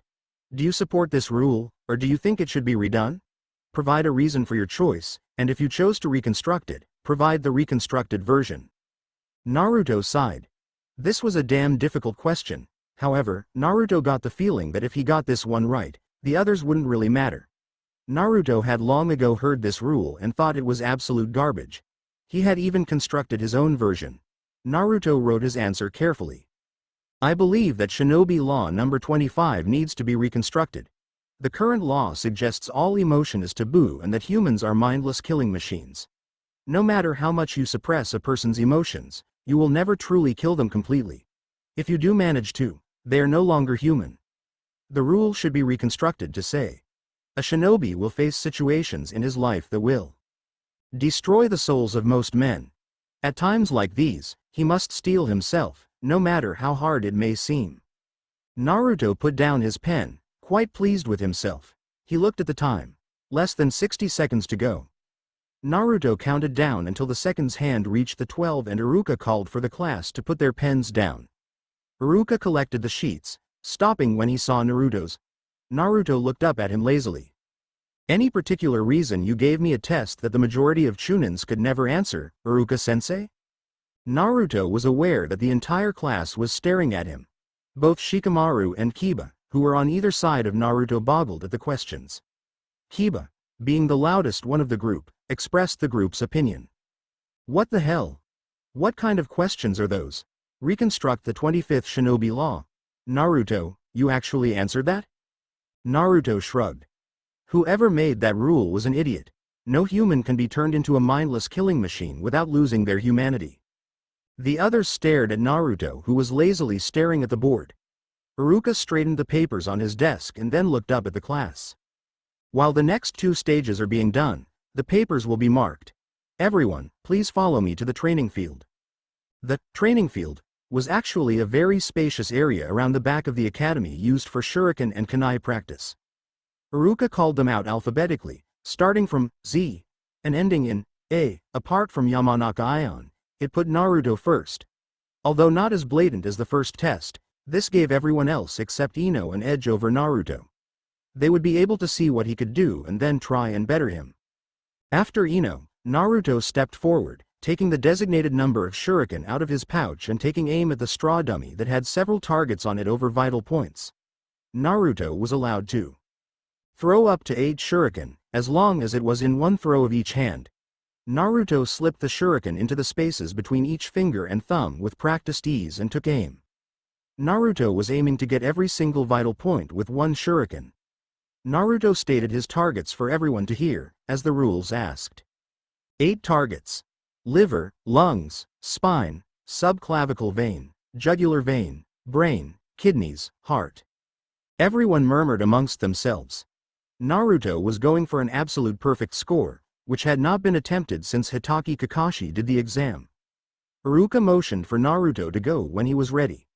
Naruto closed his eyes and focused for several seconds. Everyone was dead silent as Naruto concentrated. He snapped his eyes open and launched the 8 shuriken at the same time. The shuriken spun in the air, letting out the sound of metal cutting air at extreme speed.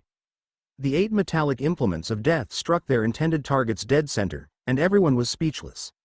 Naruto had just done something that had not even been attempted for the last 14 years. Naruto turned back to Iruka. It kind of helps to be trained by the last person to do it. Naruto walked back to his little group, receiving pats on the backs, and girls swooning over him. Sasuke went next, still extremely peeved at Naruto's skill, going for only 5 targets, getting every one of them. The rest of the test went without incident, and they were moved to the final 2 tests were on. They lined up for the henge test, again going by reverse alphabetical order. Naruto went second and saw that the class was watching expectantly. The corner of Naruto's lips twitched as he saw something the rest of the class did not. Iruka was wearing a small knife strapped to his leg, which the table hid from view.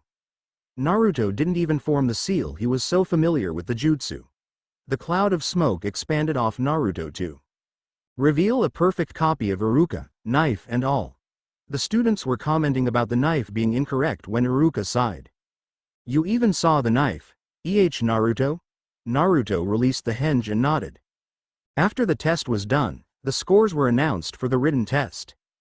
Naruto had not surprisingly come first, Sasuke second, and Sakura third. They were told to move one person at a time into the next room for the Bunshin test as their name was called out. Naruto was unsurprisingly called first, as it seemed this time it was not going via any order in particular. As he walked into the room, he felt his chakra affected just barely by something. Looking around the room, he saw nothing suspicious and put his fingers together to dispel the genjutsu. Kai. Iruka sighed. That was the final hurdle that the Hokage had ordered placed for Naruto. Naruto was home free once he made the 2 Bunshins. Naruto looked at Iruka and formed the seal. Kage Bunshin no Jutsu. The room filled with smoke, and when it cleared, the room was filled with naked busty blondes. They smiled and made very provocative poses at Iruka and Mizuki, whose eyes widened and they flew out of their chairs, leaving twin trails of blood ejecting from their nose. Little did Naruto know that several others were watching him that were not inside the room. The Hokage had passed out from nosebleed, watching from his crystal ball in his office, while Kakashi and Asuma both fell unconscious for the same reason, using camouflage jutsus to hide themselves just outside the window. Naruto laughed as he dispelled the clones and the henge on himself.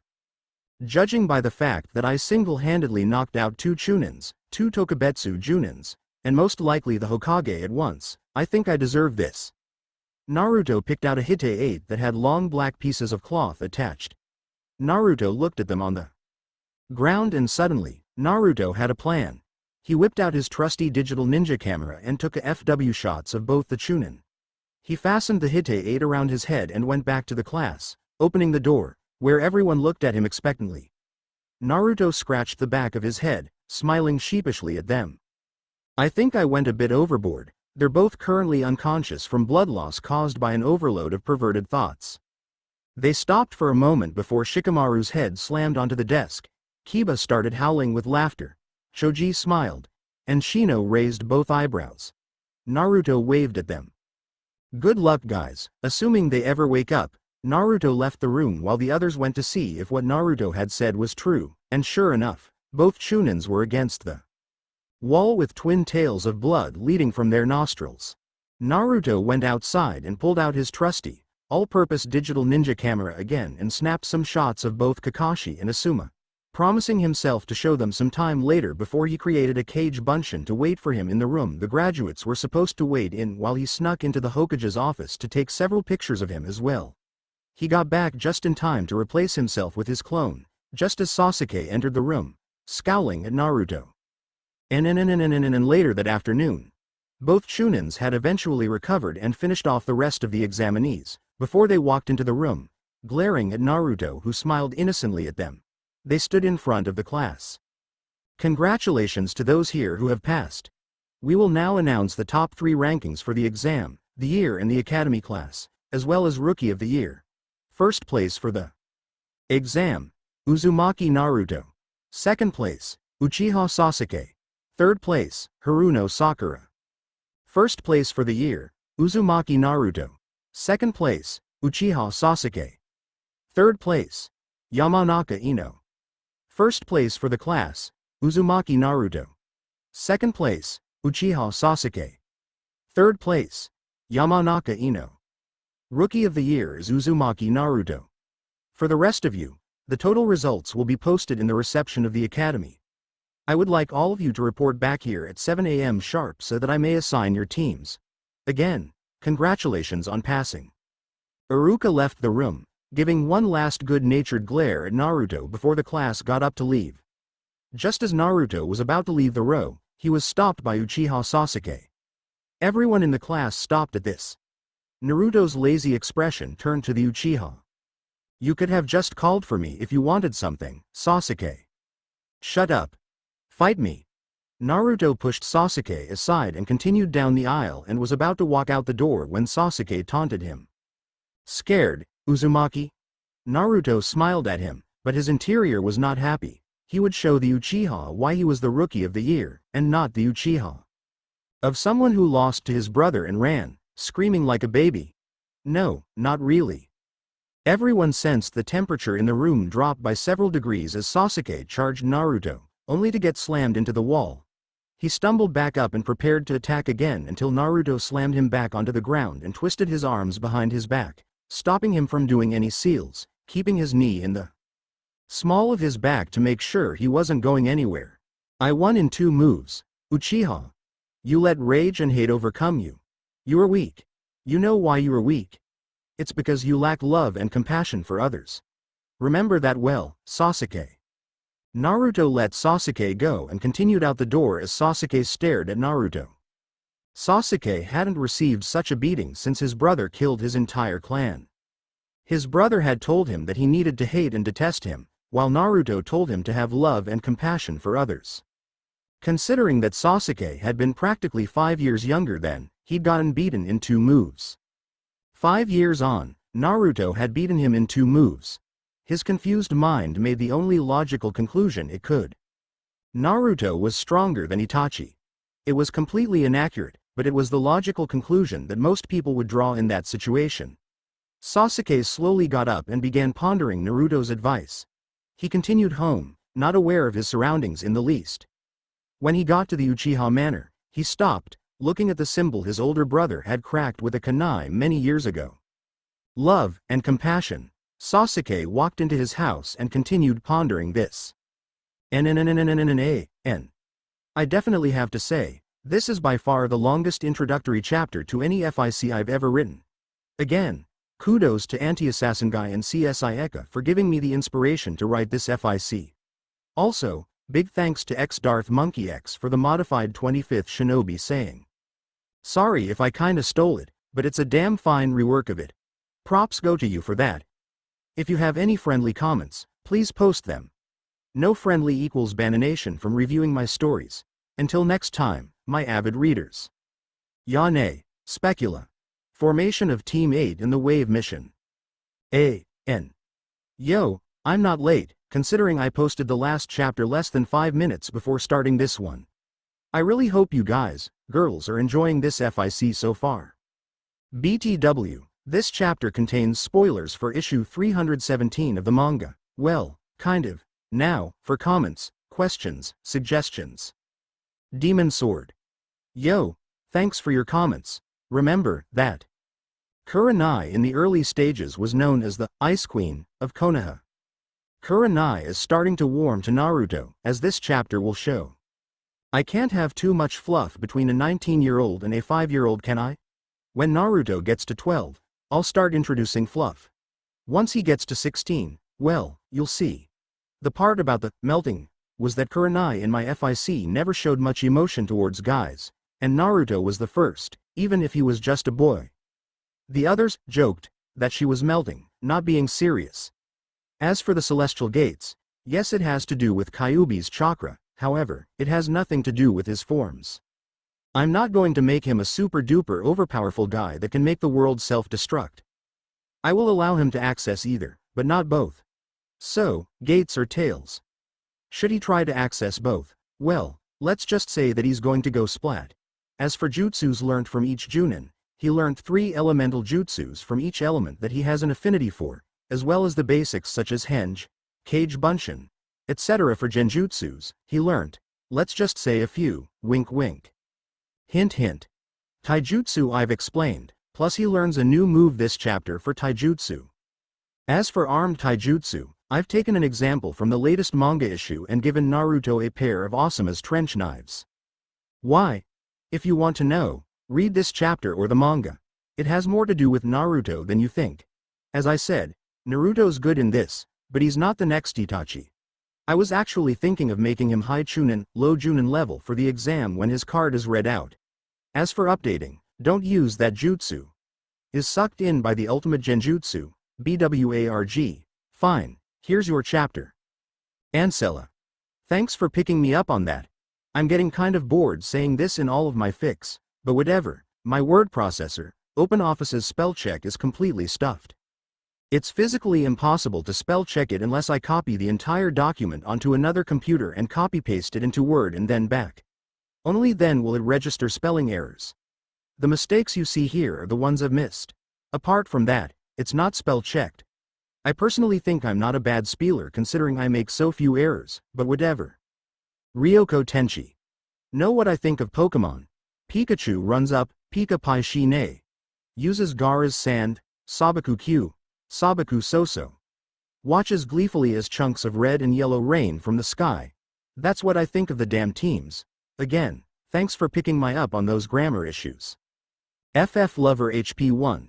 Nah, Naruto only learned the theory.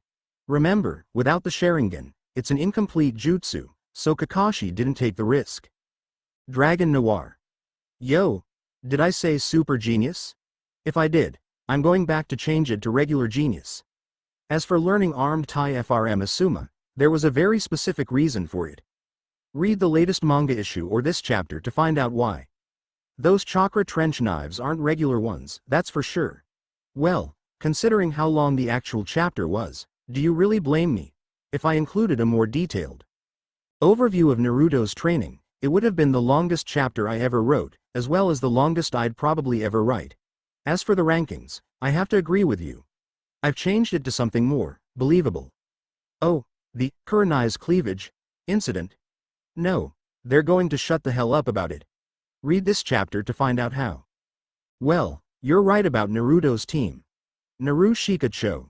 Remember, not all genin teams have to consist of 2 guys to every girl. There were plenty of all-guy genin teams in the Chunin exams in canon. I've also thought about it. Naru Shikacho actually makes a hell of a lot of sense. The Dobi Shikamaru who took Naruto's place because it was too troublesome to move his pencil during the tests. Even in canon, Shikamaru was practically tying with Naruto for the wooden spoon, as we call it. Shoji I would have presumed was an all-rounder. So, give them the Dobi, the top dog and an average guy and you got yourself a well-balanced team. Well, as well-balanced as the Naru Sasu Saku team was, i.e., the next 3 Sannin. Endolphins. It earns the humor part this chapter. Believe me. The romance is coming this chapter, and it will stay fairly discreet until Naruto turns 16. After that, well, I can't promise you anything. As for the elemental affinities, in that chapter, Yamamoto commented that the majority of Junins had at least 2.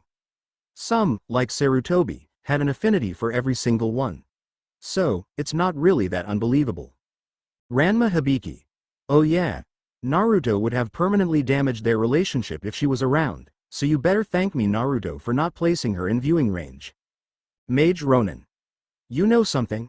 I started an anti-emo Sasuke fan club a while ago. After a while, I sort of lost contact with it, like you. Emo Sasuke just pisses me off. I almost wish he'd just slit his wrists and get it over with. Taken 832. Nah, remember, the genin teams are based on graduating scores.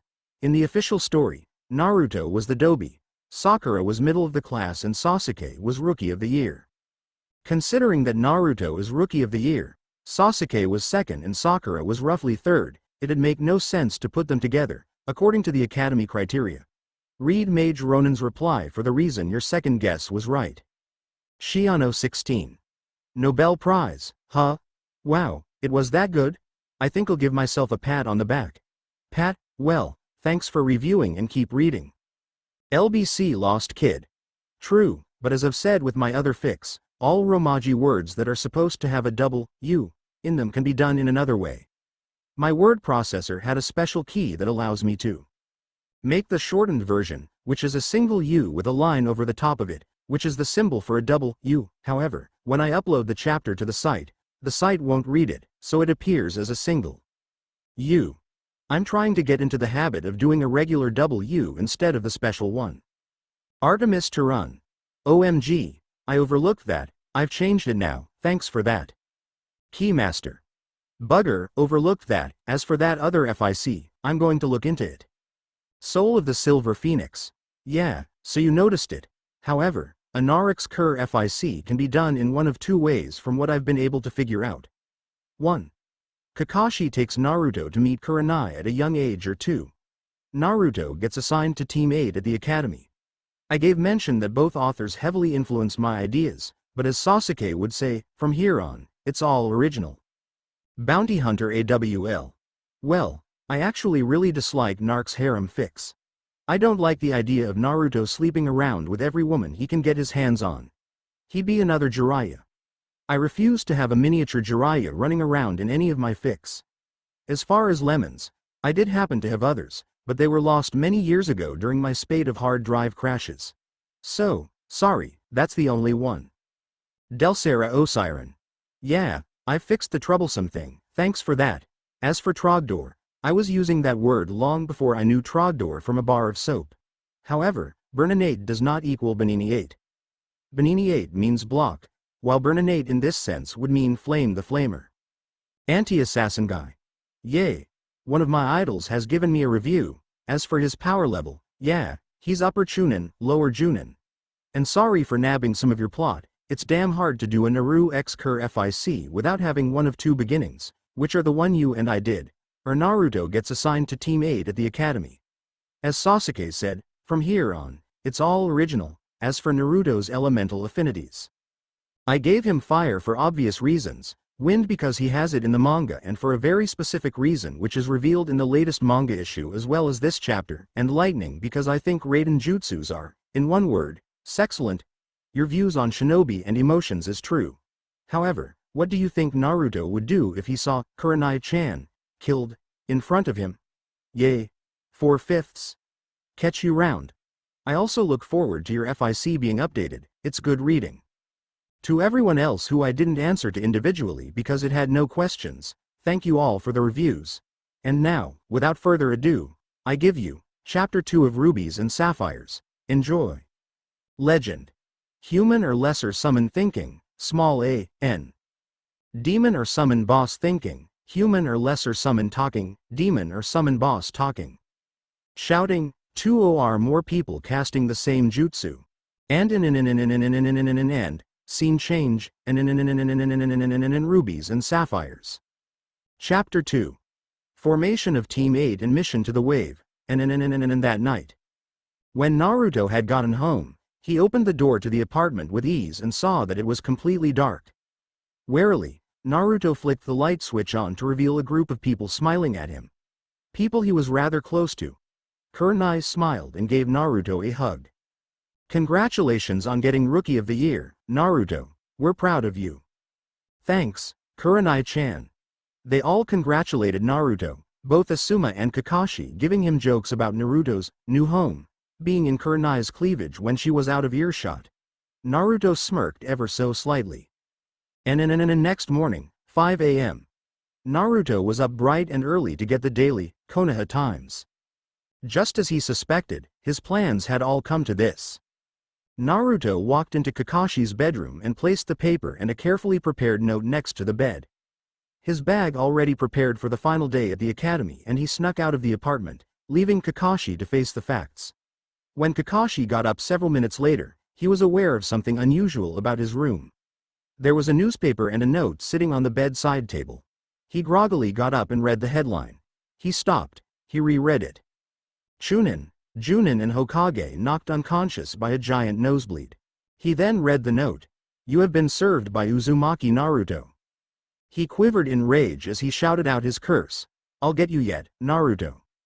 This awakened the majority of people in the general vicinity, and since most of them started at sunrise, there was no point going back to sleep, so they got up, fetching the paper and finding the headlines to be interesting, and they proceeded to laugh to their heart's content at the content of the full-page article. By the time the students were at the academy, when Naruto walked in, everyone stopped and then burst out laughing. Many calls of things like, "Great job, Naruto. That was genius," and the like could be heard. The door flew open and Iruka entered the room, apparently just controlling himself from attempting to kill Naruto. Naruto smiled sweetly at him. I hope you learned your lesson, Iruka-sensei. The class laughed again at their teacher's expense, so Iruka decided to just get on with it. Alright. Again, congratulations on passing. I'm sure you'll all make me proud to have been your teacher. Iruka shot a pointed glare at Naruto and the class snickered again. Now, you lives as a real ninja begin. There will be many difficult missions that you will need to work together for. Now, I will announce the teams. Everyone sat to attention at this. I'm leaving out all non-important teams. Team 7. Yamanaka Ino. Uchiha Sasuke. Haruno Sakura. Your Junin instructor will be Hitaki Kakashi. Sasuke slammed his head on the table as the two girls began bickering as they did so well. Team 8. Uzumaki Naruto. Nara Shikamaru. Akamichi Choji. Your Junin instructor will be Yuhi Kurenai. Naruto choked on his own spit as he began coughing, making everyone look at him. Naruto glanced at Iruka. Who's our Junin instructor? Iruka-sensei. Yuhi Kurenai. Naruto. Is something wrong? Naruto about the question. Was there something wrong? His crush was going to be his sensei. But then again, they were going to be seeing a lot more of each other. Naruto shook his head, a slight flush tinting his cheeks, which did not go unnoticed by most people near him. She could have at least warned him. No, nothing's wrong, Iruka-sensei. Iruka nodded and continued. Team 10. Aburame Shino. Hyuga Hinata. Inazuka Kiba. Your Junin instructor will be Sarutobi Asuma. Everyone looked at Naruto and Iruka's eyes narrowed. Naruto, how did you know that? Naruto smiled. The fact that I can feel his presence just outside the door and that he hasn't been mentioned yet. Naruto saw the door open and the man walked in. That's right, Naruto. Just thank Kami that you weren't on Kakashi's or my team. I'm going to get you for that. Naruto smiled lazily at the man as the others recognized who he was and began snickering. Sure thing, Asuma-sensei. Asuma got his team and left. Naruto waving goodbye to Kiba and Shino as they left. Next came Kurenai. As soon as Naruto felt her chakra presence, his cheeks fully flushed and he tried to shrink into his chair, much to the dismay of the others. When Kurenai stepped inside, she saw people looking between her and Naruto. Shikamaru whispered to Choji. Hey, doesn't she look like the girl Naruto likes, according to his description? Choji nodded. The woman smiled at Naruto. That was a great prank, Naruto. I'm Kurenai, Team 8's instructor. Follow me, you three. Shikamaru and Choji had to practically drag Naruto out. Just as Naruto got to the door, he looked at the last remaining team. You guys are in for a long wait. Kakashi Nissan's always 2 hours late to everything. The remaining 3 genin sweat dropped as Naruto left and closed the door behind him. Kurenai had led the team to a nearby tree and she stood up against it while the 3 sat on a bench in front of it. For the first time, Choji and Shikamaru got to see the woman Naruto had a crush on. To tell you the truth, she was a stunner. Long silky brunette hair, dazzling ruby red eyes, creamy white skin, perfectly toned body and one hell of a cleavage. Naruto was trying not to stare at her, but it was hard. Kurenai chuckled at Naruto. Naruto, I'll never get tired of your pranks. Naruto blushed more and scratched the back of his head as he looked down. Choji and Shikamaru were unsure of what to make of Naruto's actions in the classroom concerning their new sensei. I think we should introduce ourselves. Although I indirectly know of you from Naruto's descriptions, I want to get to know you personally. So, start with your name, likes, dislikes, hobbies and dreams. Kurenai looked at Choji. You first. Choji nodded. My name is Akamichi Choji. My likes are eating, hanging out with my friends and playing pranks. My dislikes are people who underestimate others because of their appearance or rank, people who have to pick on one person as a group and Sasuke's fangirls. My hobbies are training, playing with my friends and taste testing food. My dream is to reach my full potential and show the people who doubted me that I'm not a pushover. Kurenai nodded, and turned to Shikamaru. My name is Nara Shikamaru. My likes are watching the clouds, playing shugi with Naruto and sleeping. My dislikes are troublesome things. My hobbies are hanging out with my friends. My dream is to become an average ninja, settle down and have kids. Kurenai raised an eyebrow at the mention of troublesome things, but nodded as she turned to Naruto. Naruto. Naruto looked up, trying desperately to maintain his resolve. My name is Uzumaki Naruto. My likes are ramen, playing shugi with Shikamaru, hanging out with my friends and... Naruto broke off at the thought, blushing slightly more heavily before restarting. My dislikes are arrogant people, and people who look down on others. My hobbies are playing pranks, training and making friends. My dream is to become the Hokage, and make everyone in this village recognize me by surpassing all the ones before me. Kurenai nodded as she introduced herself.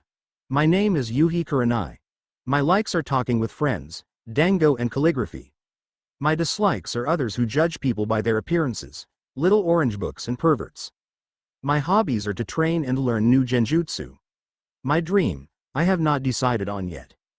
Kurenai looked at each of them, while Naruto was smiling at the mention of little orange books and perverts. Kurenai grinned at them in a way that made all three boys slightly uncomfortable. As I'm sure Naruto is aware, the graduation exam was not the actual genin exam. It only selected those who would be allowed to take the exam. The test given depends on the Junin. Usually, the test is the same one that their Junin sensei gave them as genin.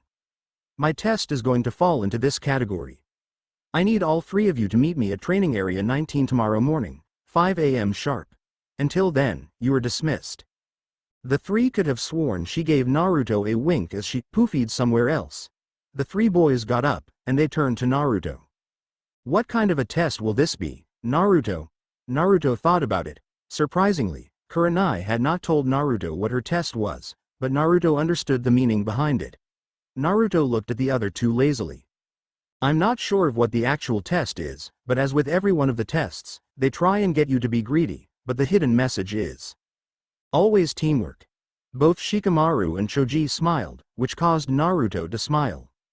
We've been working together for 6 years. Teamwork comes easily to us. Both Choji and Naruto nodded as they turned to leave. Naruto thought about something. You two want to go get some lunch? They both nodded as Naruto looked at them. Ramen okay? They both smirked. Naruto without his ramen was not Naruto at all. They both nodded and headed to the best place for ramen in Konoha, Ichiraku's. And in the next morning, at 4:55 a.m., all three boys turned up at training field 19 with an assortment of weapons. Naruto had barely any sleep for being paranoid about Kakashi getting his revenge on him while he slept, but he was used to going several nights without sleep. They sat under a tree and waited. Right as Naruto's watch beeped to indicate it was 5 a.m., Kurenai appeared in a puff of smoke in front of them. Naruto smiled at her. As always, on time, unlike Nissan. Kurenai smirked at this before the three boys stood up. Kurenai grinned at them and reached into a pocket, withdrawing 2 bells. Naruto's sweat dropped. How popular is the bell test? The other two looked at him while Kurenai flashed them a smile.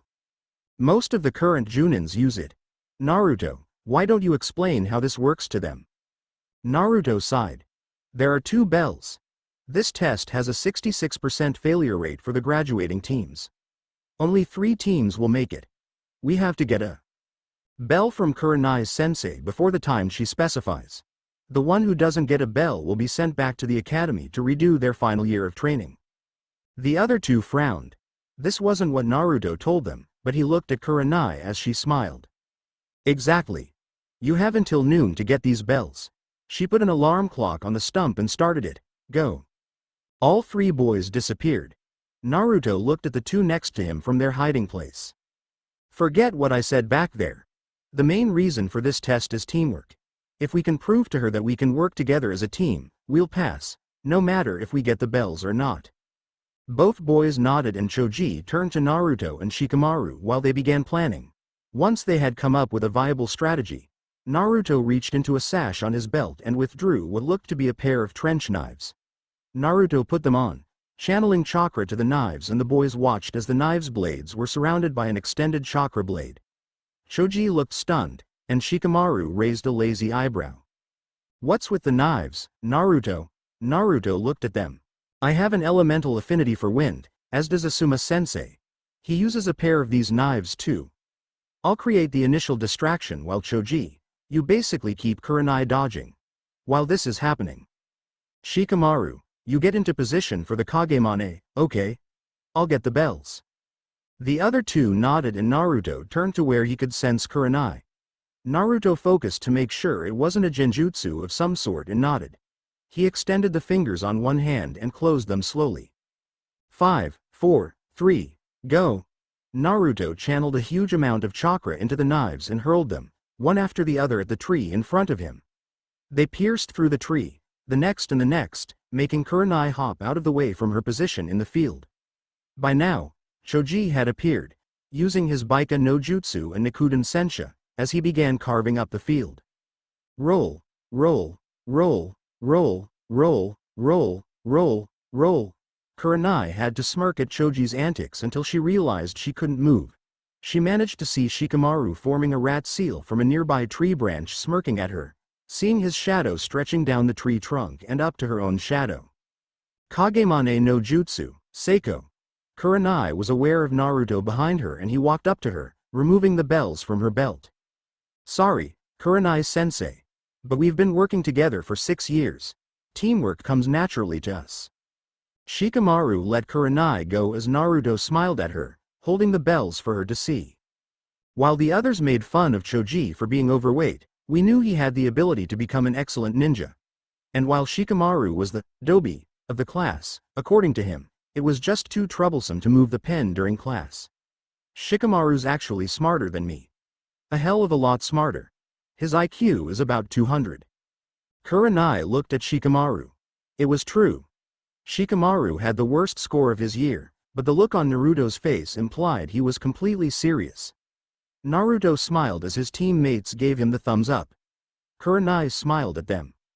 You saw the real reason for this test. Teamwork. All of you pass. From tomorrow, Team 8 will begin doing missions. Naruto, I trust you don't mind me making you the team captain? Naruto turned to the others. If they don't mind, it's okay with me. They both nodded and smiled, so Naruto smiled too. Kurenai looked at each of the 3 boys. Congratulations on passing.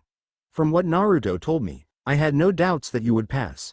Meet here at 9 a.m. every morning unless I specify otherwise. The 3 nodded and they turned to leave the field, but Kurenai called Naruto back. Naruto motioned the others to keep going, so they did. What is it, Kurenai-chan? Kurenai smiled at him as he looked up at her, hanging off her every word. She looked at Naruto. Naruto, now that you're the team captain, you have several responsibilities. Naruto nodded, listening to her. You are responsible for your team's health and status. Do you remember what we've all taught you? Naruto nodded, reciting the phrase that had been drilled into him from the age of 5. People who disobey the mission directives are trash. However, those who don't take care of their friends are far worse than that. Kurenai nodded in agreement as she bent down to put her face level with Naruto, smiling at his awkwardness. Everyone in their little group of Junin friends knew of Naruto's crush on Kurenai. The fact that Naruto tried desperately to hide it made it all the cuter, according to Kurenai. She looked at him, and bent forward, placing her lips to his forehead, and Naruto froze. Naruto turned bright red and started trembling. His crush was giving him a kiss. Naruto could pretty much go on to the next world contently. Kurenai pulled back slowly as she looked into Naruto's eyes, ruby red locking with sapphire blue. Congratulations, Naruto. You make me proud. That did it. Naruto's senses were in overload, still very aware of the slight warmth that Kurenai's lips had left on his forehead and the praise that came with it from the object of his affections. Naruto's body did the only thing it could, which was very uncharacteristic for him. He fainted, much to Kurenai's amusement. Kurenai picked him up, poofing back to Naruto and Kakashi's house to drop him off. And 6 days later, Team 8 had been doing many D-rank missions, as well as training by themselves and with others. After the latest mission, Naruto had gone back to Guy for some tips in taijutsu and met up with not only Guy, but his genin team, which Naruto had met about a week after they became Guy's team. Naruto waved to the team as he entered their training field. Lee rushed up to him, grabbing his hand in a bone-crunching shake. It is my eternal rival, Naruto-kun. Your flames of youth burn brightly, my friend. Naruto smiled, but shuddered internally at the title he had earned himself from a stupid mistake. Flashback. 1 year ago. When he first met the team, he saw Lee and the two had made fast friends. Upon seeing Lee use the springtime of youth speech, Naruto was acutely aware of the infection of the green spandex flames of youth disease, as both Naruto and Kakashi jokingly called it, was spreading from Guy to Lee. Naruto, snapping out of this line of thought, and noticed that Lee was expecting an answer and Naruto had foolishly said the worst thing he possibly could have without thinking. Sorry, what was that? Guy's eyes started burning with the flames of youth, who Lee mirrored. Both of Lee's teammates, a chocolate brown-eyed, brunette girl and a jet black-haired Hyuga, started backing away. Naruto's sweat dropped. Lee, it seems that my eternal rival's annoyingly hip attitude has passed on to his student. It seems you now have your own eternal rival. Yosh. I will prove with the explosion of youth that hard work will defeat genius every time. And back in the present, Naruto shook his hand and winced slightly at the pressure. Despite both Lee and Guy's passionate talks of the flames of youth, crying, group hugs and the strange genjutsu that usually manifested in the form of something that would usually be equated to a romantic scene, such as waves crashing against a rock in the afternoon sunset, that even with the help of Kurenai's training in genjutsu, Naruto still couldn't figure out how it worked. Both of them were actually quite accomplished fighters and excellent taijutsu sparring partners. Soon enough, Naruto had become friends with the girl, who identified herself as Tenten, and even managed to eventually get under Neji's cool exterior to an extent. Today, Guy was teaching them about opening the celestial gates and a move that can only be used by opening them. After the theory, as well as some tips from both Naruto and Guy, everyone tried. Even though the group knew that Lee had no chakra, he had a surprising knack for opening gates, as did Naruto. Naruto was puzzled as to why Neji could not open them, considering his clan relied on total control of their chakra, but proceeded to open the first gate. Once he closed it, Guy showed them the move, which shocked even Naruto. The move was a highly destructive, self-damaging move, but if you managed to get the enemy with it, they were pretty much guaranteed death. Guy gave Naruto 2 rolls of specially modified medical tape, insisting that he use them to assist WTH the move. Naruto found that he could control the movement of this medical tape with chakra. Naruto and Lee both undid part of the medical tape around their forearms and aimed for their individual targets, which happened to be 2 rather large logs. Once they opened the first gate, they disappeared, reappearing inside what would be considered the enemy's guard, giving a savage kick to the log, making it fly into the air. One of the things Naruto, Neji and Guy noticed was that when Lee opened a gate was that his body somehow produced chakra while the gate was open. Using this, both boys controlled the medical tape to wrap around the logs, adding an extremely fast rotation to add extra damage to the impact, slamming the logs into the ground. Omit Renge. Both boys fell back, panting from the strain on their bodies as they heard the logs crack and split in half, much to Neji and Tenten's amazement. Lee, having boundless energy, jumped up, cheering and shouting while Naruto just shook his head, trying to get over the pain his body was feeling. Stamina freak, Lee smiled, giving him a nice guy pose, and Naruto shuddered as he saw Lee's teeth sparkle. After training with the 3 for the day, Naruto went home, silently dreading whatever foolish mission they would get tomorrow. Next morning, midday, after a 30-minute meeting, Kurenai had taken the team to receive their mission, much to the chagrin of the team. It was time to find that dreaded cat, Tora again. Naruto just barely suppressed a groan. This was the 4th time this week alone they had to retrieve the daimyo's wife's damn cat. Naruto seriously wished he could just kick the cat clear into the middle of next week so as to avoid it for at least 1 week. When they had caught it, the cat attempted to scratch Naruto until he directed a none too small amount of chakra-infused hatred at the cat, who quietened down immediately. Shikamaru had sighed. Mendokase, when they reported their success to Mission Command and handed over the offending kitten to the daimyo's wife, she started violently squeezing the cat against her face. Choji smiled as he put more chips into his mouth. No wonder it runs away so often. Naruto was chanting a mantra to himself, which the others heard. Hug it harder. Hug it harder. Hug it harder. Both boys smirked and Kurenai chuckled. The woman left the payment for the Hokage and left the room with a very distressed cat. The Hokage smiled at them. Team 8. Your missions for today include babysitting an elder's grandson, shopping in a nearby town, digging up the potatoes. Naruto sighed and shook his head before speaking the other 3's opinions. Old man, do you realize the content of the missions you're giving us? I really don't see how these could be classified as missions for ninja. These are tasks that should be delegated to regular civilians. A ninja is supposed to handle his inventory carefully, not squander it on things that they could be used for something that would better suit their purpose. Iruka was going to shout out at Naruto, but his logic was sound. There really was no answer to Naruto's request other than to admit that he was right. The Hokage sighed and took a puff of his pipe, reaching into the stack of paper marked, "See?" He handed a scroll to Kurenai, giving them a brief summary of the mission. The Wave Country has sent a person to request protection from thugs and bandits as he completes the bridge he is working on. You can come in now. The door opened, and the team turned to see a thick-set man most likely in his 50s. His skin was very tanned, indicating he worked outside most of his life. He reeked of alcohol, and the bottle of sake in his hand proved it.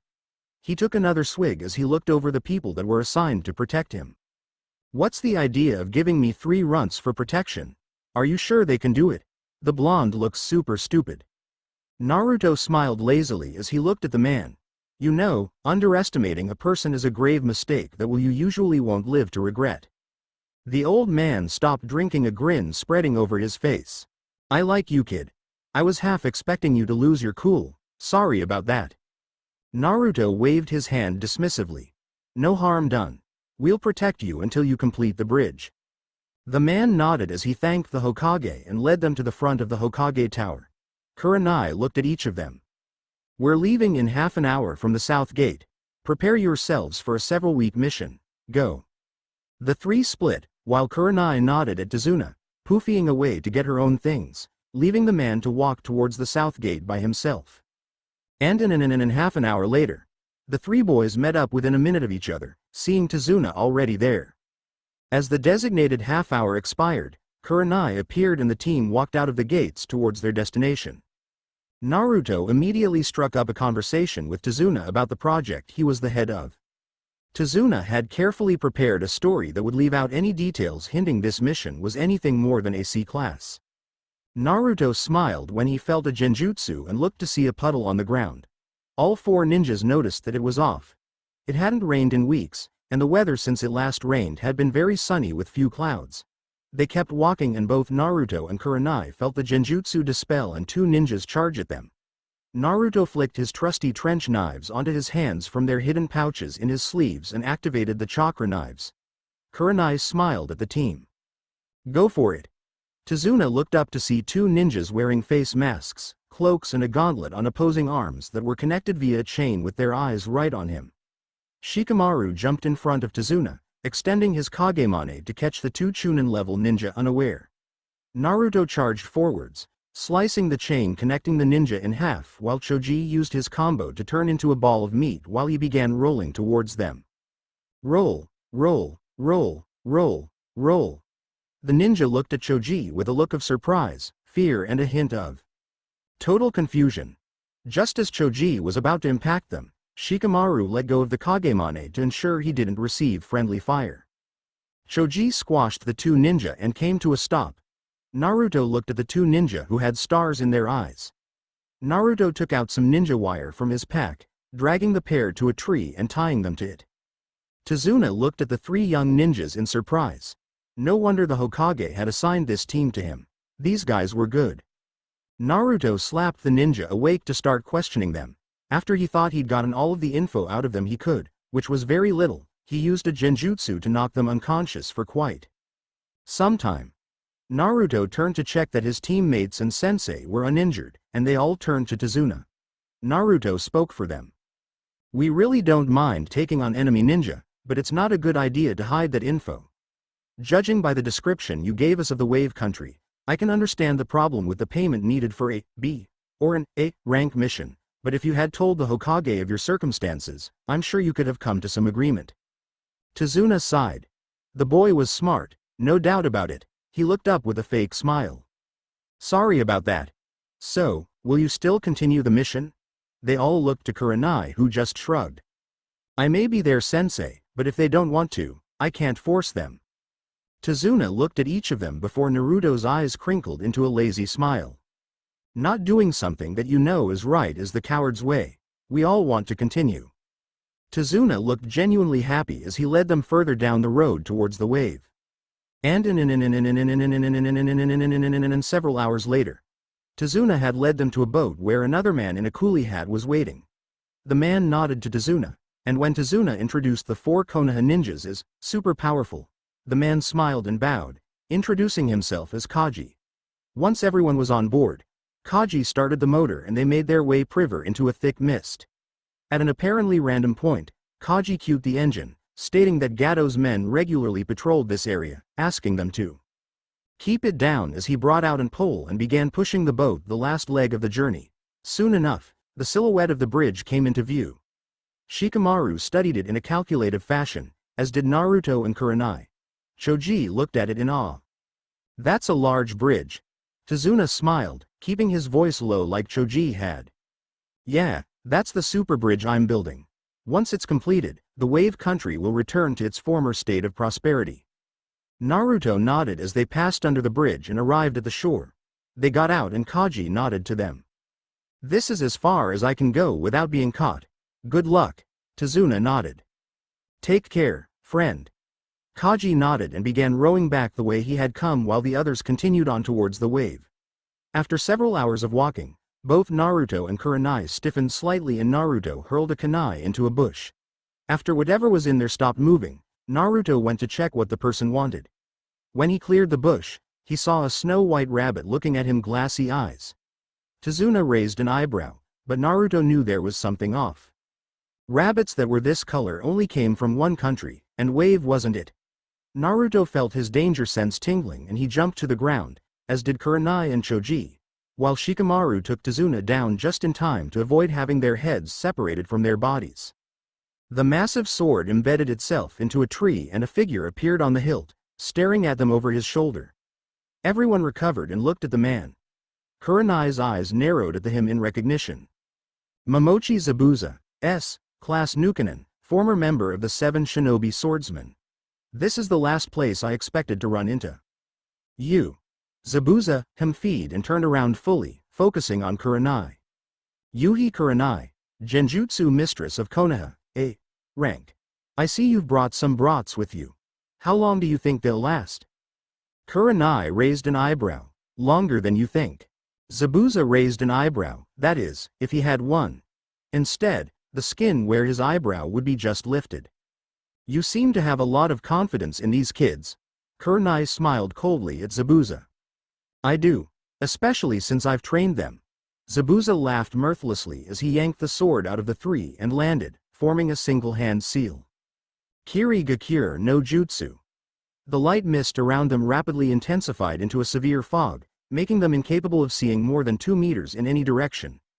A disembodied voice floated out from all around them. 8 points. Shikamaru and Choji raised an eyebrow. Naruto smiled. Silent killing. He's going for the 8 vital points of the human body. There was laughter from all around them. You know your stuff, kid. Mind telling me what those points are? Naruto's eyes crinkled up as he recited them.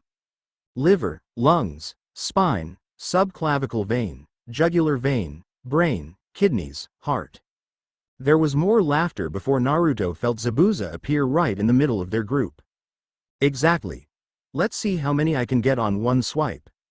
Naruto flashed forward, shoving a kunai into Zabuza's stomach only to see the wound drip water, and not blood. Naruto cursed his luck. Mizu Bunshin, sure enough, the Bunshin turned to water and splattered onto the ground. Naruto felt another presence behind him. This one was just as weak as the last, so Naruto prepared his plan. You're not bad for a runt. However, this is where you die. Zabuza cleaved Naruto, only to find he puffed into smoke. Cage Bunshin? Naruto appeared behind Zabuza again, one of Naruto's chakra knives held to his neck. Yeah. I would have, though a Junin would never have underestimated an opponent. After all, there are kids my age that are stronger than I am. Naruto was aware of another Zabuza behind him. This one was also a clone, but he felt the real deal appear behind Kurenai. Naruto stood stock still. No matter what he did now, it was highly likely that one of the groups would die. Naruto should have seen this coming. So, you sacrificed pawns until you got me into a false sense of security, and then cornered the queen with yours. I should have seen that. Zabuza smirked again. So you play shugi. Well, you realize without your queen, you're stuffed, right? Naruto sighed, slowly taking his knife back from in front of him. Zabuza smirked and gave Kurenai a savage kick to the back, sending her flying into the water. Naruto used both knives to inflict a wound deep enough on the clones to destroy both of them before looking at Kurenai. Kurenai-sensei. Kurenai got to the surface of the water only to see Zabuza whiz behind her and form several seals, trapping her in a prison of water. He looked back at them. Checkmate. Hand over the old man. Naruto, Choji and Shikamaru got to their feet. Kurenai looked at them. The three of you, get out of here. Naruto, I may have trained you for 7 years, but you're still no match for him. Take Tazuna and run. Naruto sighed. The second you were captured, we lost that option. If we ran, Zabuza would kill you and then pick us off at his leisure. Both Choji and Shikamaru nodded in agreement. Zabuza formed about 10 Mizu Bunshins and sent them to stand around the 4 of them. Shikamaru bent down and formed his thinking pose. Naruto and Choji smiled. Whenever Shikamaru formed that pose, he was coming up with a strategy. After about 1 minute, Shikamaru opened his eyes and put his hands by his side. Naruto, I need you to take care of the queen. I'll hold off the pawns with Choji until you deal with him. Naruto nodded and readied himself as Shikamaru pulled out 10 kunai, while Choji prepared to do an old trick. Shikamaru launched the kunai at the clones, who dodged with ease. Choji focused his chakra to his arms. Buban Baika no Jutsu. Choji's arms grew massively disproportionate to his body size, and he brought both hands in a swiping motion, knocking the Zabuza clones back to their original positions where Shikamaru captured them with his clan jutsu that he had extended towards their original positions after throwing the kunai. Kagemane no Jutsu, Seiko. By now, Naruto had long disappeared from his teammate's position and Zabuza felt the boy's presence behind him, running along the top of the water with chakra knives activated. Zabuza smirked and used his free hand to swipe at the boy, who brought the knives up into a defensive position much like a boxer would. After dodging several swipes, Naruto brought the 2 knives together and captured the sword in between them. Even though Zabuza was using one hand, Naruto was struggling to keep the blade from cleaving him in half. Naruto started trying to push the blade back before he kicked water up into Zabuza's face, making him shut his eyes out of instinct. The split second was all Naruto needed as he dislodged Zabuza's sword from the deadlock and let gravity do its work. Zabuza was still putting a heavy amount of pressure on the sword, and when he felt the resistance disappear, he stumbled slightly, but not enough to break the prison. Naruto took care of that by reappearing behind Zabuza, giving him a boot to the small of the back. Zabuza stumbled and pulled his hand free of the prison, thereby breaking the jutsu. Releasing Kurenai, he looked up at Naruto with a wicked glint in his eyes. You're good, kid. To be able to take me on in armed taijutsu, even if I only had one hand free and live without a scratch, proves that you're good. No wonder your sensei has faith in you. Naruto smiled lazily at him, distancing himself from Zabuza. Kurenai joined him and they both stared at Zabuza, who stared right back. They both waited for the other to make the first move. Finally, as the splash of water hit the ground that indicated Zabuza's clones had been defeated, the real one started forming hand seals. Naruto instantly recognized the jutsu as one he had seen Kakashi perform not too long ago. However, he still did not know how to perform it. Shohei Ued a separate jutsu. Sweden. Suiuden no jutsu. Kaden. Karyu Enden no jutsu. Kurenai had also performed a genjutsu, making her disappear from the naked eye, leaving the 2 jutsus to take form and collide. The dragon of water headed straight for the dragon of fire, creating a huge explosion of steam and superheated particles of water. Kurenai had used this time to reappear behind Zabuza with a kunai to his neck. It's over, Zabuza. Checkmate. Zabuza started to relax, knowing he had lost when he felt 2 senbon needles pierce his neck, and he dropped to the ground, or in this case, the surface of the water, and began sinking until a young child with a mask, signifying he was either an Enbu or Hunter Nin, appeared, pulling Zabuza's body out of the water. Indeed, it is checkmate. I have been hunting Zabuza for several months now. He had proven elusive. Thank you for your assistance. Kurenai nodded slowly as the boy put the body over his shoulder. Naruto raised a lazy eyebrow. So, are you going to get rid of the body? I can see it would be hard to do on water, but why not do it over there where my friends are? Naruto motioned over to Choji, Shikamaru and Tazuna. The Hunter Nin looked there and then gave a slight shrug, disappearing. Naruto cursed. The boy had left the area. Great. The boy took Zabuza somewhere else. I get the feeling that he wasn't what he claimed he was. Kurenai nodded as they went back to shore, heading the last part of the way to the main village of the wave. And that afternoon, Tazuna had led the group to a house that looked slightly better quality than the rest, which were not exactly what the group would call houses. Tazuna hadn't been kidding when he said this country was poor. He opened the front door and led them in. Tazuna led them into a room that seemed to be a living room, dining room and kitchen rolled into one. A young woman with long black hair came inside. "Dad, are you okay?" Tazuna nodded, smiling. "I'm fine, Tsunami, thanks to these super guys. They saved me twice on the way here." Tsunami smiled at the three boys and the woman. "Thank you. The bridge is our last hope to get out of this poverty. If we lost Dad, that would be the end of it." Kurenai introduced them to Tsunami as she sat them down, making everyone a cup of tea and chatting about the mission. And that night, Team 8 and the three occupants of the house were sitting around the table eating dinner. Shikamaru, Choji and Naruto were talking about training, as well as some other things. Out of nowhere, the boy who was apparently Tsunami's son slammed his hands on the table, catching everyone's attention. "Why do you bother trying so hard? You can't defeat Gato's men. If you go up against him, you'll just die." Naruto just smiled at him. "Inari, do you believe in heroes?" The three owners of the house looked at Naruto warily, but he continued on. "There are two types of heroes in this world. Regular heroes and martyrs. Being either type of hero has its advantages and disadvantages. The former has to be smart enough to stay alive, or else they'll become a martyr.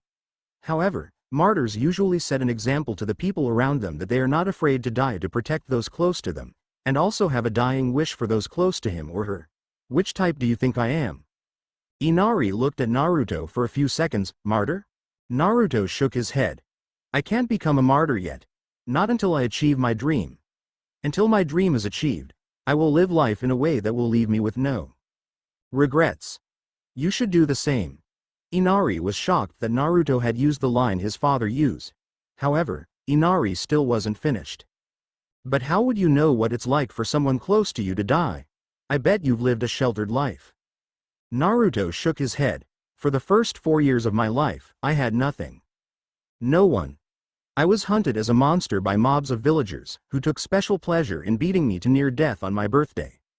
On my 4th birthday, I found someone precious to me. He saved me from the regular mob and even adopted me.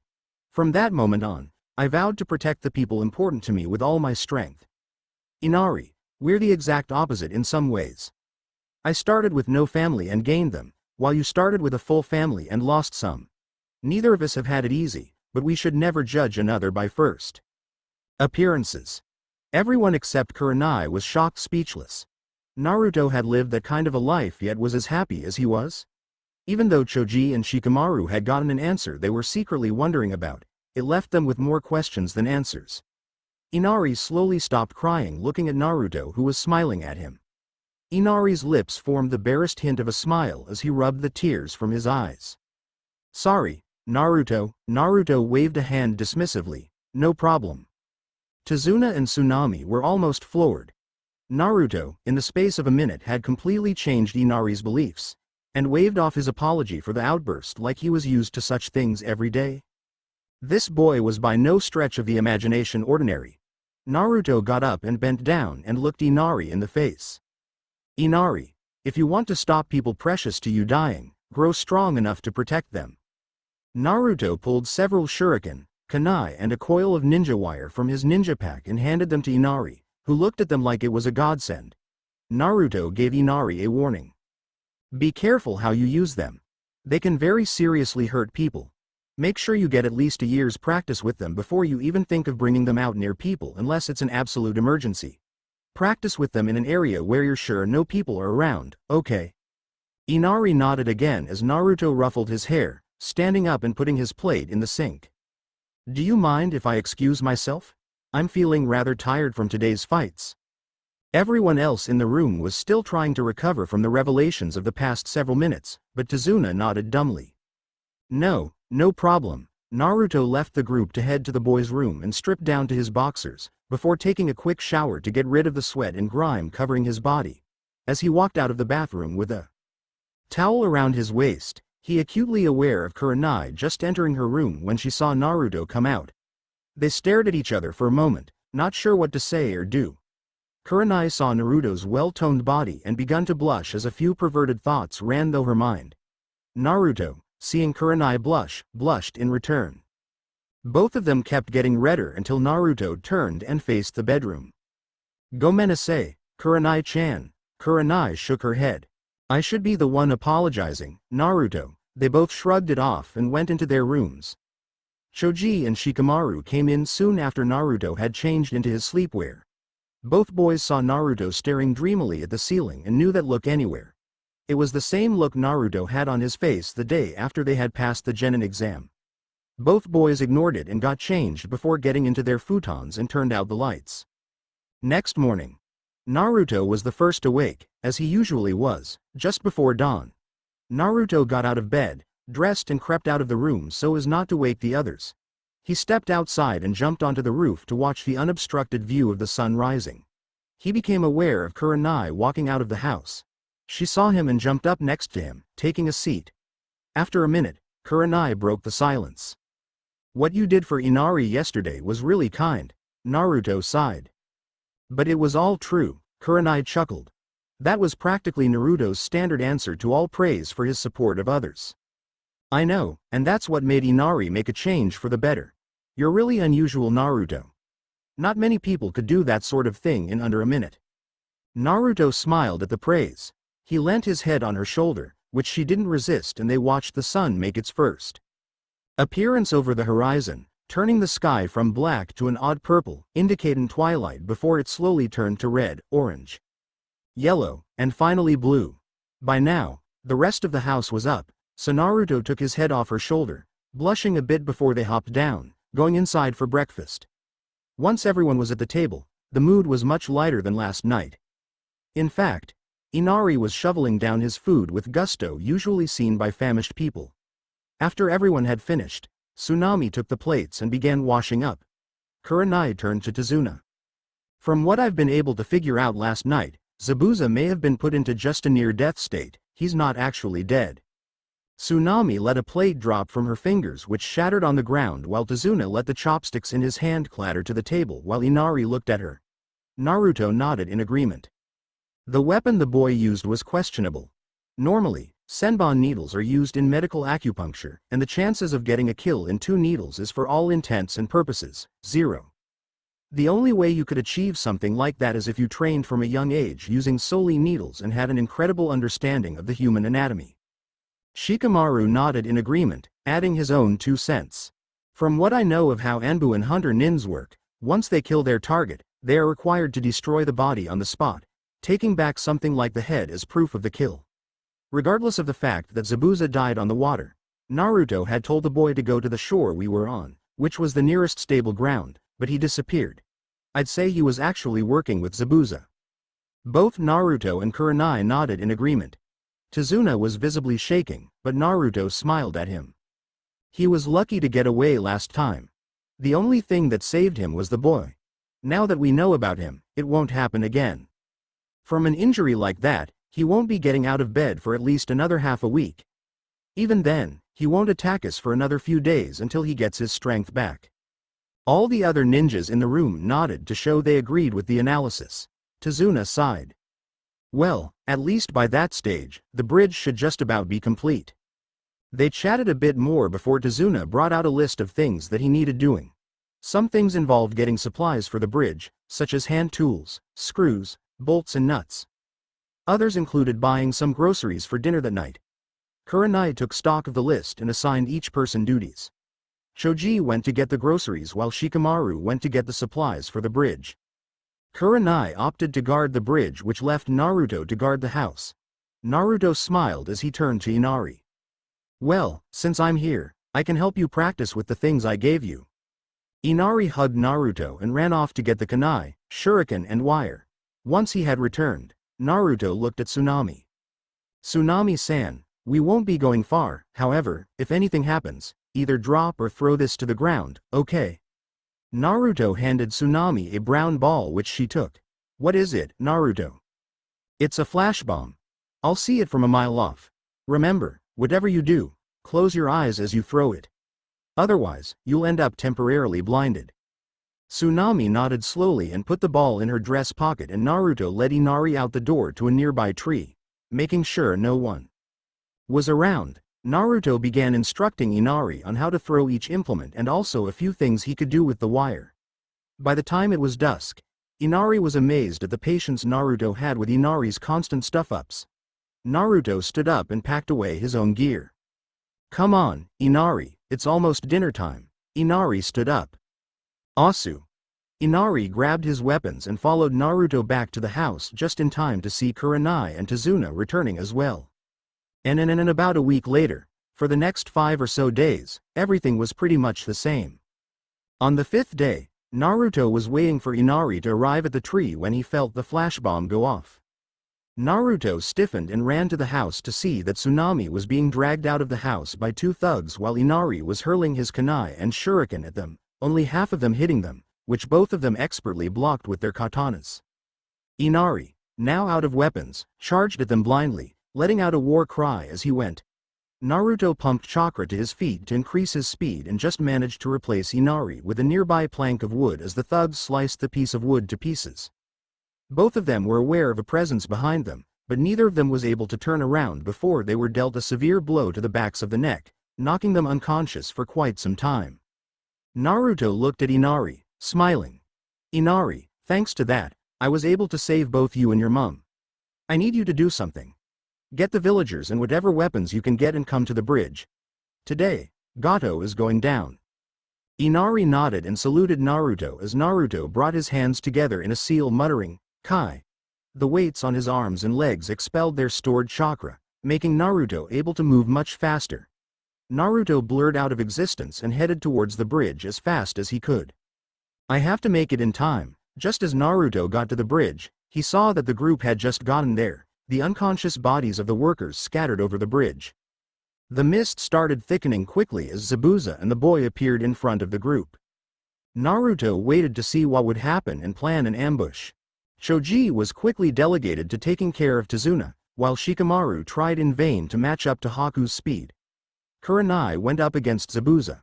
On the whole, Haku was faring quite well against Shikamaru while Kurenai was holding her own against Zabuza. Just as the Haku was about to land the killing blow, Naruto blurred in front of Shikamaru and punched Haku in the face, sending the boy at least 20 meters back. Haku got up and looked at Naruto. "You are that boy from a week ago." Naruto nodded. "I always thought there was something strange about you." Haku pulled out a senbon while Naruto pulled out his lovable trench knives. Naruto noticed that he was surrounded by Zabuza clones. Naruto smirked and slashed them all across the chest or stomach in under a second, watching them splatter to the ground. Kurenai smiled. "Finally took of your weights, Naruto?" Naruto nodded. "Yeah. I wouldn't have made it here in time if I hadn't." Zabuza chuckled. "Seems like you've got a match for your speed, Haku." "Indeed, Zabuza-san." Haku charged forwards, as did Naruto. Trench knife met senbon as they tested each other's strength before spinning around, trying to find an opening in the other's defense.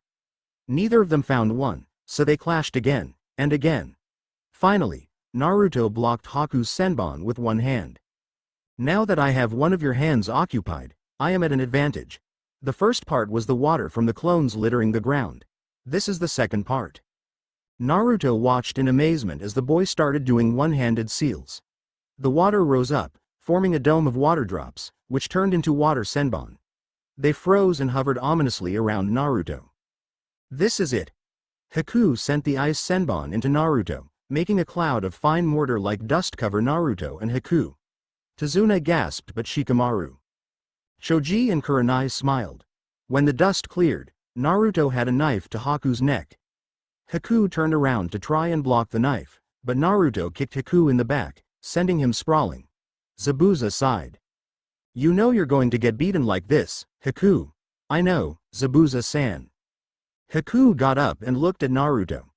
Naruto felt the air around him drop at least 10 degrees, so he discreetly replaced himself with a cage bunchen he had been keeping out of the fight in case something like this happened. The water around the clone began forming panels which promptly froze and formed a barrier of mirrors. Haku melted into one of the mirrors and appeared in all of them. "This is my true speed. There is no way you can match this." The clone just sighed, hoping this jutsu would work like it was supposed to. He forced his chakra into his innermost coils and concentrated. He let it all free in an instant, turning the clone into a living bomb. The mirrors shattered and Haku was sent flying. Everyone looked at Naruto in fascination of the jutsu. The real Naruto appeared beside Shikamaru. Kage Bunshin Daibakuha. Kurenai smiled at Naruto, amazed with his progress. Zabuza saw this distraction and held Kurenai around the neck. Naruto looked in horror as Kurenai gasped. He was strangling her. Not a good trade, was it? A pawn for a queen. You lose, brat. Zabuza stabbed Kurenai in the stomach with a kunai and threw her to the side like a piece of trash. Naruto reappeared beside Kurenai, who was breathing sharply and blood poured out of her stomach. She looked at Naruto in pain, sorrow and regret. I'm sorry, Naruto. Don't, you can't, not yet. Kurenai painfully raised a hand to Naruto's face, brushing her hand against it. I'm sorry, Naruto. With that, Kurenai fell limp, as good as dead. Naruto's emotions stopped. He was staring as the last vestiges of life of the one and only woman he would ever love slip away. Zabuza laughed. First death, brat? Get used to it. Naruto lowered his head and hugged Kurenai to him, willing her to come back to life. The body remained motionless as Zabuza turned to the others. Now that she's dead, you lot will die just as easily. Shut up. Zabuza, as well as everyone else, stopped at the voice. They turned back to its source to see blood-red chakra pouring out of Naruto. Zabuza stared at Naruto in a mixture of fascination and horror. You killed her, you bastard. You have no idea how much she meant to me. I'll kill you. HRA.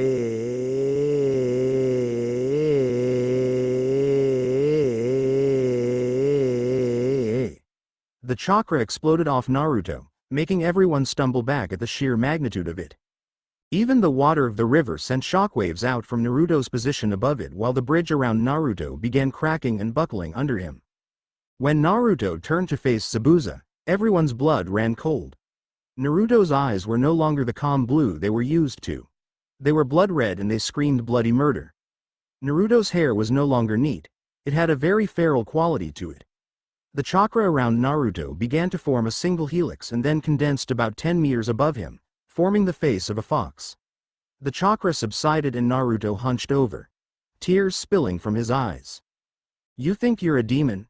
You're just a pathetic piece of trash. Why don't you find out what a true demon can do, huh? Naruto thrust his fist forward, sending a wave of rock and dust at Zabuza, blinding him before Naruto charged in, and landing a sickening combo to Zabuza's face, chest and stomach, ending with a kick to the chin, which sent him flying back. Zabuza landed in time to see Naruto jump down from on top, slamming into Zabuza's head with both fists, sending Zabuza straight through the bridge and into the water below. Naruto let out a primal roar of anguish, fury and hatred. He jumped off the side of the bridge and proceeded to beat Zabuza to a pulp. Every time Zabuza managed to cast a jutsu to try and keep the boy at bay, Naruto just ran full force into it and blew the jutsu to pieces and kept going as if nothing impeded him. Zabuza quickly realized that this kid was going to kill him, and there wasn't a thing he could do about it. Naruto proceeded to slash and hack Zabuza to pieces before he went in for the killing blow. However, it didn't land, at least, not on its expected target. Haku had jumped in to take the blow for Zabuza from an ice mirror. Naruto's hand went straight through the boy's chest while Haku grabbed Naruto's hand to try and keep him there. Naruto growled in frustration as he ripped his arm out of Haku and threw him to the side, concentrating on his main target. Naruto decided a modified version of the Omid Renge would suit the situation just fine. He disappeared and kicked Zabuza by the chin straight up, making him crash through another place in the bridge. When Naruto jumped back up, he saw that Zabuza was dying, and there was no chance to survive. Naruto walked up to him, lifting up the man by the belt that held his sword to his back. A pawn and the king for a queen. In terms of Shugi, we won. However, I'm going to make sure you feel the pain I am. I'm going to break your heart. Naruto reached his fist back, and began charging chakra to it before he shoved his hand straight through Zabuza's chest, making the man drop dead in Naruto's arm. Naruto threw Zabuza over the side. Now, with the object of his rage dead, Naruto's real senses started returning. His eyes turned from red to blue and the red chakra stopped as he fell to his knees and began sobbing.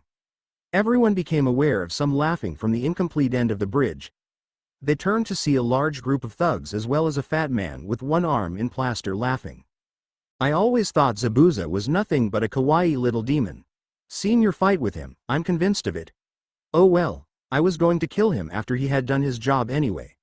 Hiring ninja from villages is too expensive, and they tend to speak out against the type of work I give them, so renegade nins like Zabuza and his pet are perfect. Then, when I'm finished with them, I just let them wear each other out fighting normal ninja while these guys take care of the rest. It's a great. He didn't get to finish the sentence as an arrow lodged itself in his forehead, making him drop to the ground, dead. Naruto turned to see Inari and the entire wave village with all sorts of makeshift weapons. You won't take another step closer to this village. If you hurt another one of our friends, we'll stop you with everything we have. The villagers raised their weapons in the air, giving a roar of approval. The thugs were indecisive now. Naruto decided to tip the scales further in their favor. He had only a little chakra left, as using the Kyuubi's chakra was tiring to say the least. Naruto formed about 30 cage bunchins with the last of his chakra and the thugs decided it was a good time to take a hike. Most of them scrambled down the net that their boat was connected to, or the more impatient ones just dived off. Naruto dispelled the clones and he fell to his knees. He then remembered Kurenai and forced himself to go and check on her. Just as he got there, he collapsed. The last of his chakra expended and entered a deep sleep. And a few days later, Naruto awoke in a bed inside an unfamiliar place. Naruto tried to get his bearings before he recalled the events of the bridge. He sat bolt upright, his eyes wide with fear. Kurenai-chan. Naruto looked around to see a man looking at him with shock. The man came and checked up on him. Are you alright, Naruto-san? You should have been out for quite a few more days? Naruto ripped the bed covers off and started looking around frantically. Where is she? Naruto, keep it down, this is a hospital. Naruto froze. He pulled the curtain out of the way that separated his bed from the next and saw Kurenai laying there with a mildly irritated look on her face. Not thinking, Naruto lunged and grabbed her into a hug, much to the dismay of the doctor. Kurenai-chan. Kurenai froze and Naruto realized that her stomach was still quite tender, so he got off her, grinning sheepishly, scratching the back of his head. Gomenasai, sensei. Kurenai smiled at Naruto. Don't worry, Naruto. We just don't have your rate of healing. Naruto smiled again as both Shikamaru and Choji came into the room. Choji was munching on a bag of chips while Shikamaru made their presence known. What's all this troublesome noise? Definitely no surprises there. The doctor gave Naruto and Kurenai a final checkup before exiting the room. All of them sat around Kurenai's bed, a heavy tension in the air. Finally, Naruto sighed. I guess I owe you guys an explanation. Kurenai raised an eyebrow. Think they can handle the truth, Naruto? Naruto looked at her, then at each of the other two. Naruto decided to make them guess by providing the barest facts. I've told you that my birthday is October 10th, right? They both nodded. I'm the same age as you two are. Choji nodded again, not understanding where this was going. Shikamaru, on the other hand, had a fairly good idea. Naruto, could you show us your face? Naruto sighed. No going back now. Naruto pulled down the face mask to show the others his 3 whisker marks on each cheek. Shikamaru nodded in understanding. It wouldn't have anything to do with the Kyuubi, would it? Naruto nodded and pulled the mask back up. That's right.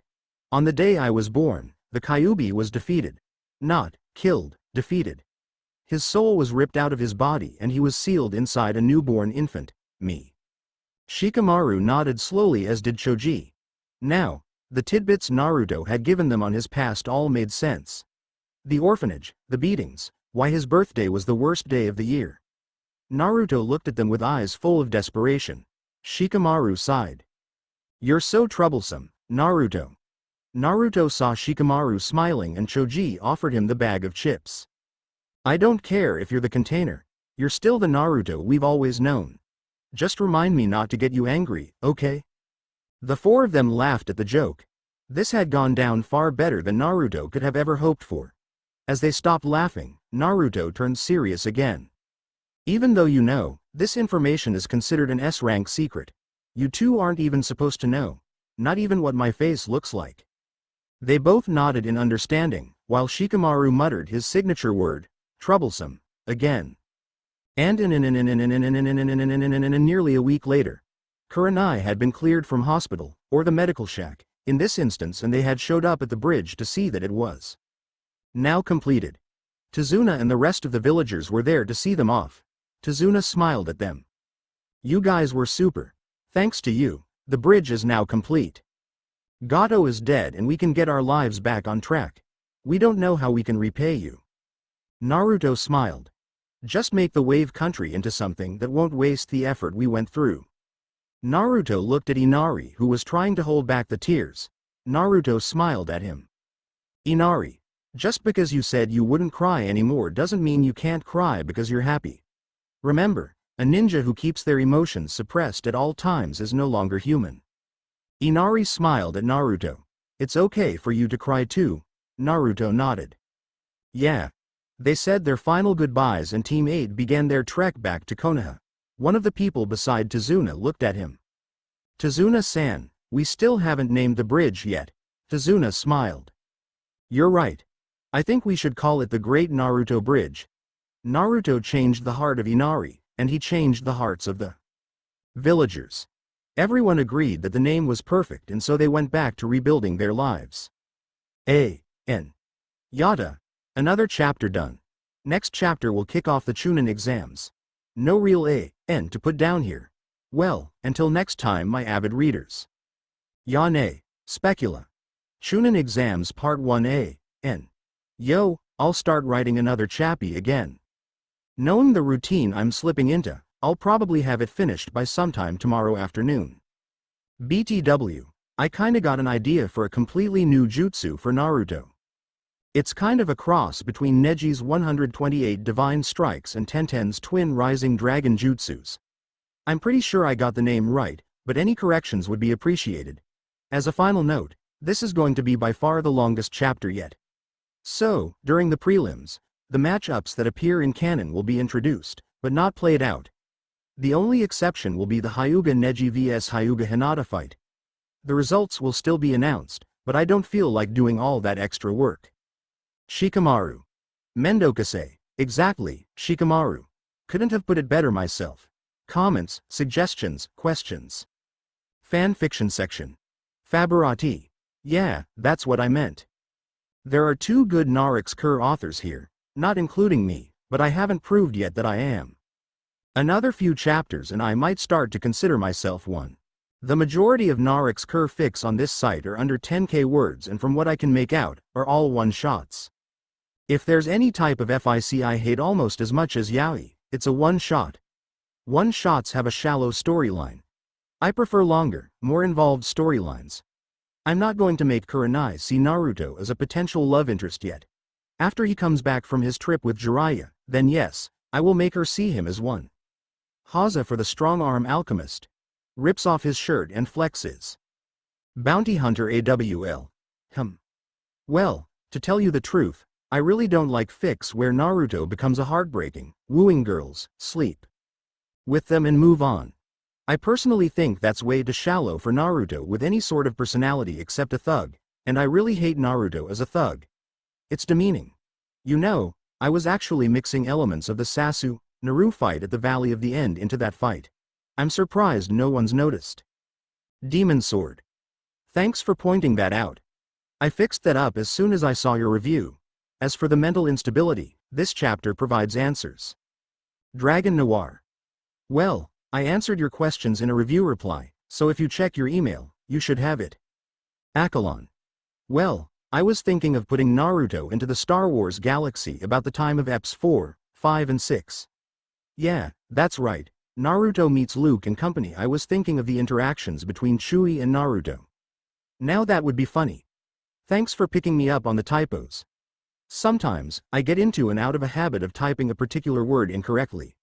For example, this chapter I always wrote, Tamari, as, Tamari, before I went back and changed it after I wrote the rest of the sentence. Anti-assassin guy. You're right, it did come out a bit rushed. I had intended for the kiss to be a reward for having maturity and intelligence highly uncommon for someone his age. As for the genre, I was kind of wondering why this site only allows 2 genres while others such a media minor allow like 6. So, a general is kinda like everything rolled into one. Huh? Thanks for the advice. As for the smart Naruto, I think this chapter will prove just how smart he really is. The only person I like bashing is Sakura. I really hate her. I'm trying to refrain from Naruto chewing her out. It's hard, but I should be able to. Ferrerith 3. Yeah, Sasuke's still going to defect. The main reason he defected was because he was intimidated by Naruto's progress. He has all the more reason to be intimidated now. All hail Chibi Itachi. Nope, Sarutobi is the Sandyame's surname. There was a hint in a recent chapter that Asuma is Sandyame's son, meaning that Konohamaru is Asuma's son. Also, when Asuma recommended his team for the Chunin exams, he identified himself as Sarutobi Asuma. As for where I translate jutsu names, it depends. If the jutsu exist in either canon or fanon, meaning the original story or fillers, movies, I go to Wikipedia. It had a list of every single jutsu from the series. As for my own jutsus, after many years of searching the internet for some sort of free translating device that doesn't give shoddy answers, I came across what I believe is the single best one on the net. It's accurate and gives alternatives, letting you translate both ways. However, a lot of the more complex words like twin rising dragons are not in there, so you have to divide the words and use them separately. Apart from that, it's practically flawless. I'll put the link up on my profile. Kyuubi-sama. No growing tails for Naruto this time, and no fusing with Kyuubi either. I did those in my other 2 storylines. Cute pup lover. Hey, well, I'm not doing much else at the moment, and I did those 2 chapters in the space of about 32 hours. The chapters were 34 pages each, give or take a page. Full Metal Sosuke. Yeah, Naruto's going to do both of those. Naruto's going to learn more than just Kachiyose no Jutsu and Rasengan. I'm going to teach him Yondaimi's version of Shushin no Jutsu, and get him started on Hiraishin no Jutsu. Omnikaze. As I said to someone last chapter, from here on out, it's all original. I've enabled non-user reviews. Hoit. You know what? Just for that, I'm going to go back the Return of the Bijus last. I want to kill people who try and send me on a guilt trip. My parents have done it to me all my life and I feel like strangling them when they pull an "I'm so badly done by" on me. Oddies. Sorry, but I've got to progress with this story carefully if I want it to work. I can't just have Kurenai just appear one day and make out with Naruto. That would ruin the entire FIC. Patience, young Pad 1. Cokeboy. I'm not going to answer either of those questions until you read the latest manga issues and this FIC again carefully. The answer to both questions are located there. Media Minor section. Rydian. Glad you like them. Dustin Imthern Dog Demon. Thanks for the review and rating. Hope you continue to enjoy it. Legend. Human or lesser summon thinking, small a, n. Demon or summon boss thinking, human or lesser summon talking, demon or summon boss talking. Shouting, 2 or more people casting the same jutsu. And scene change, and rubies and sapphires. Chapter 3. Chunin Exams Part 1, and several weeks after the wave. Team 8 had made it back and reported the entire mission in great detail to the Hokage, much to the chagrin of the old man.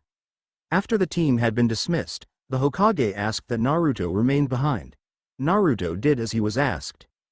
Naruto, now that you've revealed the secret to your teammates, I want you to stick to the law for everyone else.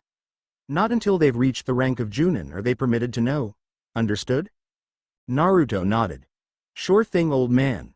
The old man sighed as he took a puff of his pipe before telling Naruto the next part of why he detained him here. Naruto, the secret is far too deadly to be let out. Although it pains me to do this, I'm authorizing you to use any force you deem necessary to stop the spread of the rumor. I trust both of your teammates, but with the times ahead, I would not be surprised if word somehow got out. The only thing I can compensate for this is turning this into an ongoing S-rank mission. Naruto nodded slowly. I guess I could take it. The old man spoke to Naruto for a few moments more before dismissing him, asking that he report to the hospital for psychological testing to make sure that his mind was still stable after killing both of his targets on the mission. About a week later, the nurses at the hospital quickly made sure that Naruto was okay, providing a minor medical healing jutsu to help his mind recover before discharging him. Since then, Naruto had been training and trying to constantly improve himself. 6 days after they got back, Kurenai had appeared with 3 slips of paper. Morning, boys. To get straight to the point, I've nominated you 3 for the Chunin exams. Just sign the forms and turn up at room 301 at the academy by 4 p.m. tomorrow. Until then, you're dismissed. Kurenai poofied out of existence while Shikamaru looked over his form. Mendokase, Naruto smiled at Shikamaru. Everything's troublesome for you, Shikamaru. Shikamaru sighed. While Choji opened a packet of chips, sharing them around as they went off to sign the forms and discuss the possibilities of the exam. Next day, 2 p.m. Naruto, Shikamaru and Choji were walking towards the academy when they heard a yell, so they went to check it out. When they got there, they saw a pair of Sunanin, a guy and a girl, facing off against 3 academy graduates. The male Sunanin was holding one boy up by the collar, who was trying desperately to get free. The female sighed. If anything happens, I'm not taking the blame. The black-clad ninja smirked and drew his hand back for the punch when he felt 3 people staring at him from behind. He turned around to see 3 Konoha genins staring at him. What do you 3 want? Naruto looked lazily at the boy. We want you to put him down. The boy smirked. Are you going to make me? Shikamaru sighed. Mendokase, Naruto shrugged. For once, I agree with you, Shikamaru. Kankuro was aware that the blonde masked kid was no longer with his friends, but directly behind him, holding a very sharp weapon to his throat. The Sunanin and the 3 academy students hadn't even seen the boy move. Put him down. Now. Kankuro dropped the kid, who fell on his butt. Kankuro was unfastening the straps of the object on his back when Naruto became aware of a very disturbing aura very close by. Kankuro, stop. You're a disgrace to our village. But Gaara, they started it.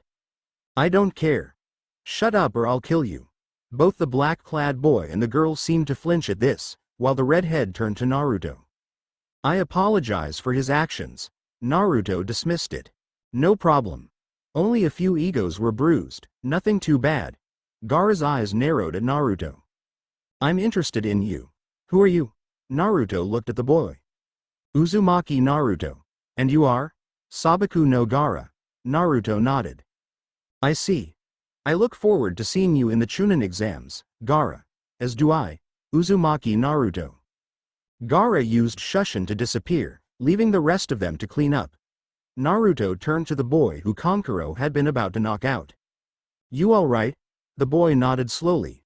Well, I'll catch you around. By the way, I don't think I've seen you before. What's your name? The boy's eyes lightened up. Konohamaru. Naruto smiled at the boy. Nice to meet you, Konohamaru. Unfortunately, I can't stay for too long. I have to go and take the Chunin exams with my friends. Konohamaru nodded and got back up, staring in awe at the first person who had ever called him by his name except his grandfather. Naruto turned to the 2 Sunanin. Could I get your names? The boy nodded. Kankuro. The girl flushed slightly as she answered. Tamari. Naruto nodded to each of them. Well, Kankuro-san, Tamari-san. Good luck in the exam. Choji and Shikamaru caught up with Naruto as they got the academy, waiting for the doors to open. Team Aid took this time to survey the potential opponents. They quickly dismissed the ones who bragged about themselves to their teams and others and instead paid attention to the teams either talking quietly amongst themselves or who said nothing at all. Finally, the doors were opened and the teams made their way inside. After walking up 2 flights of stairs, they needed to change to another stairwell to get up to the final floor. However, Naruto's genjutsu senses were tingling as he saw what it was. 2 people under rather decent henges for the genin they were posing as were guarding a door that was apparently 301. But Naruto could tell, not just by the shoddy genjutsu around it, but from the fact they had only gone up 2 flights of stairs. The genin tried to go past the pair, only to be shoved back by the genin. Naruto realized what was happening immediately. They were trying to weed out the truly weak ones from even taking the first test. Naruto was fine by that as he kept his team walking. However, one particular Uchiha happened to do something fairly stupid. It's nice to see you're guarding, but aren't you guarding the wrong room? This is only the 2nd level, not the 3rd. Drop the genjutsu. People started murmuring amongst themselves as Naruto slapped his forehead. Naruto could feel the genjutsu being undone, and after a small fight between the genin guarding the door and Sasuke, which Lee put an end to, Naruto turned back to the others. Naruto called out lazily to Sasuke. Sasuke, you do realize what that genjutsu was meant to do, right? All eyes turned to the boy. Yeah. It was meant to stop us from getting to 301. Naruto nodded. Exactly. If you had noticed it, why didn't you just lead your team past it and keep going? We could have gotten rid of all of these guys here before the first test, cutting a huge portion of the examiners off before we have to begin the test. Sasuke hated to admit it, but Naruto's logic was impeccable, as always. Lee's eyes caught free as he rushed up to his rival. Naruto-kun. Your fires of youth are burning as bright as ever. You are indeed my eternal rival. Naruto smiled, translating it for himself as, you're looking well. Hey, Lee. How's Guy-sensei? Lee did a nice guy pose to help illustrate his point. Guy-sensei's springtime of youth is an example to us all. Naruto translated this in his own mind to, he's great. After a bit more friendly banter, Tenten and Neji walked up. Hi Tenten. Neji. Both of them greeted him in their usual manner, Tenten smiling and Neji giving a nod in his direction. Both teams walked down the corridor together, followed by Team 7, up the stairwell and down the final corridor to the real 301. Once they pushed open the doors, they were acutely aware of the entire room with their gaze on them. Team Guy ignored the gazes, taking a free seat. Team 8 just stood there, sizing up the people in the room. The doors burst open and Team 7 came in, Ino and Sakura having one of their all-too-frequent arguments again, but they stopped when they felt the atmosphere of the room. Naruto smiled at them. Glad to see you made it as well. They all nodded and they turned as Kiba rather loudly introduced the presence of his team coming through the door. Naruto. Choji. Shikamaru. It's been a while since I've seen you three. Naruto smiled at Kiba. Hey Kiba. Shino. Hinata. The three nodded in Naruto's direction. Naruto looked at Akamaru. How's Akamaru, Kiba? The dog gave a happy bark. Great. Naruto pulled out a piece of dried meat and flicked it at Akamaru, who caught it expertly in his mouth. Kiba smiled at Naruto when Naruto felt someone coming up to them on the right. Why don't you lot grasp the atmosphere? Screaming like a bunch of schoolgirls, geez. Naruto looked at the silver-haired bespectacled guy lazily. We already did. Is it a crime to catch up with old friends? The boy smiled at him. Not really, but there's a better time to do it. Anyway, there are a lot of powerful people here. Many of who have taken the exam before. I've taken the exam before as well. Naruto looked at the man. How many times? 7. Naruto nodded. You seem to have a purpose for coming here apart from the whole, grasp the atmosphere thing. The boy nodded. How about I give some tips to my cute underclassmen? Kabuto reached into his ninja pouch and took out a deck of cards. I've collected information on a lot of the exam's entrants and burnt the information onto these cards with my chakra. Kabuto pulled the top one off, but it was blank. Sakura, being the smart one, pointed out the obvious. Kabuto-san, how could those have information on them? They're blank. Naruto shook his head. A genjutsu of fuinjutsu of some kind. Kabuto nodded in agreement. He put his finger to the card and began swiveling it around before a small puff of smoke covered the card. Once it cleared, the card was no longer blank. In fact, it had a map of the world overlaid with a three-dimensional bar graph. Almost everyone looked at the card in wonder as Kabuto explained. This shows the number of participants each country has sent. I have information on all of the people attending this exam. The only unfortunate thing is that I have practically no information on the three from the Hidden Sound. This is the first team they've sent to an exam, so I haven't had the chance to find out much about them. Sasuke saw his chance. Can you show us some? Kabuto looked at him. Any in particular? 3. Rock Lee, Sabaku no Gaara and Uzumaki Naruto. Kabuto put the first card away and picked the deck up. This will be easy since you know their names. Kabuto swiped the deck, pulling out 3 cards. He fanned them out and began channeling chakra into one of them. First, Uzumaki. Naruto ripped the card out from under him as soon as the chakra revealed the information. Naruto began scanning it. He couldn't risk the secret getting out, so he ripped through it, finding the information to be startlingly accurate. He even found it in there. He smiled. You're good. The fact that a certain something is in here proves you're either very nosy with friends in high places, or you're not a genin. Naruto shoved some chakra into the card and deleted the offending passage, handing the card back. Sasuke smirked. Scared of us finding out something, Naruto? Naruto smiled lazily, however, his insiders were in total turmoil. Not for me, but for you. I have authorization to use whatever force I deem necessary to stop that piece of information getting out by the Hokage himself. Normally, the offending person would be put to death immediately. This caught everyone's attention. Naruto smiled as he looked at Kabuto. Read the card. Kabuto went back to reading the card. Uzumaki Naruto, Taiko of Team 8 of the Konoha Rookies. His teammates are Nara Shikamaru and Akamichi Choji. Their Junin sensei is Yuhi Kurenai. He graduated from the academy earlier this year with a perfect record, earning him the title of Rookie of the Year. His ninjutsu, genjutsu, taijutsu and armed taijutsu abilities are off the charts, making him high chunin level to low junin level.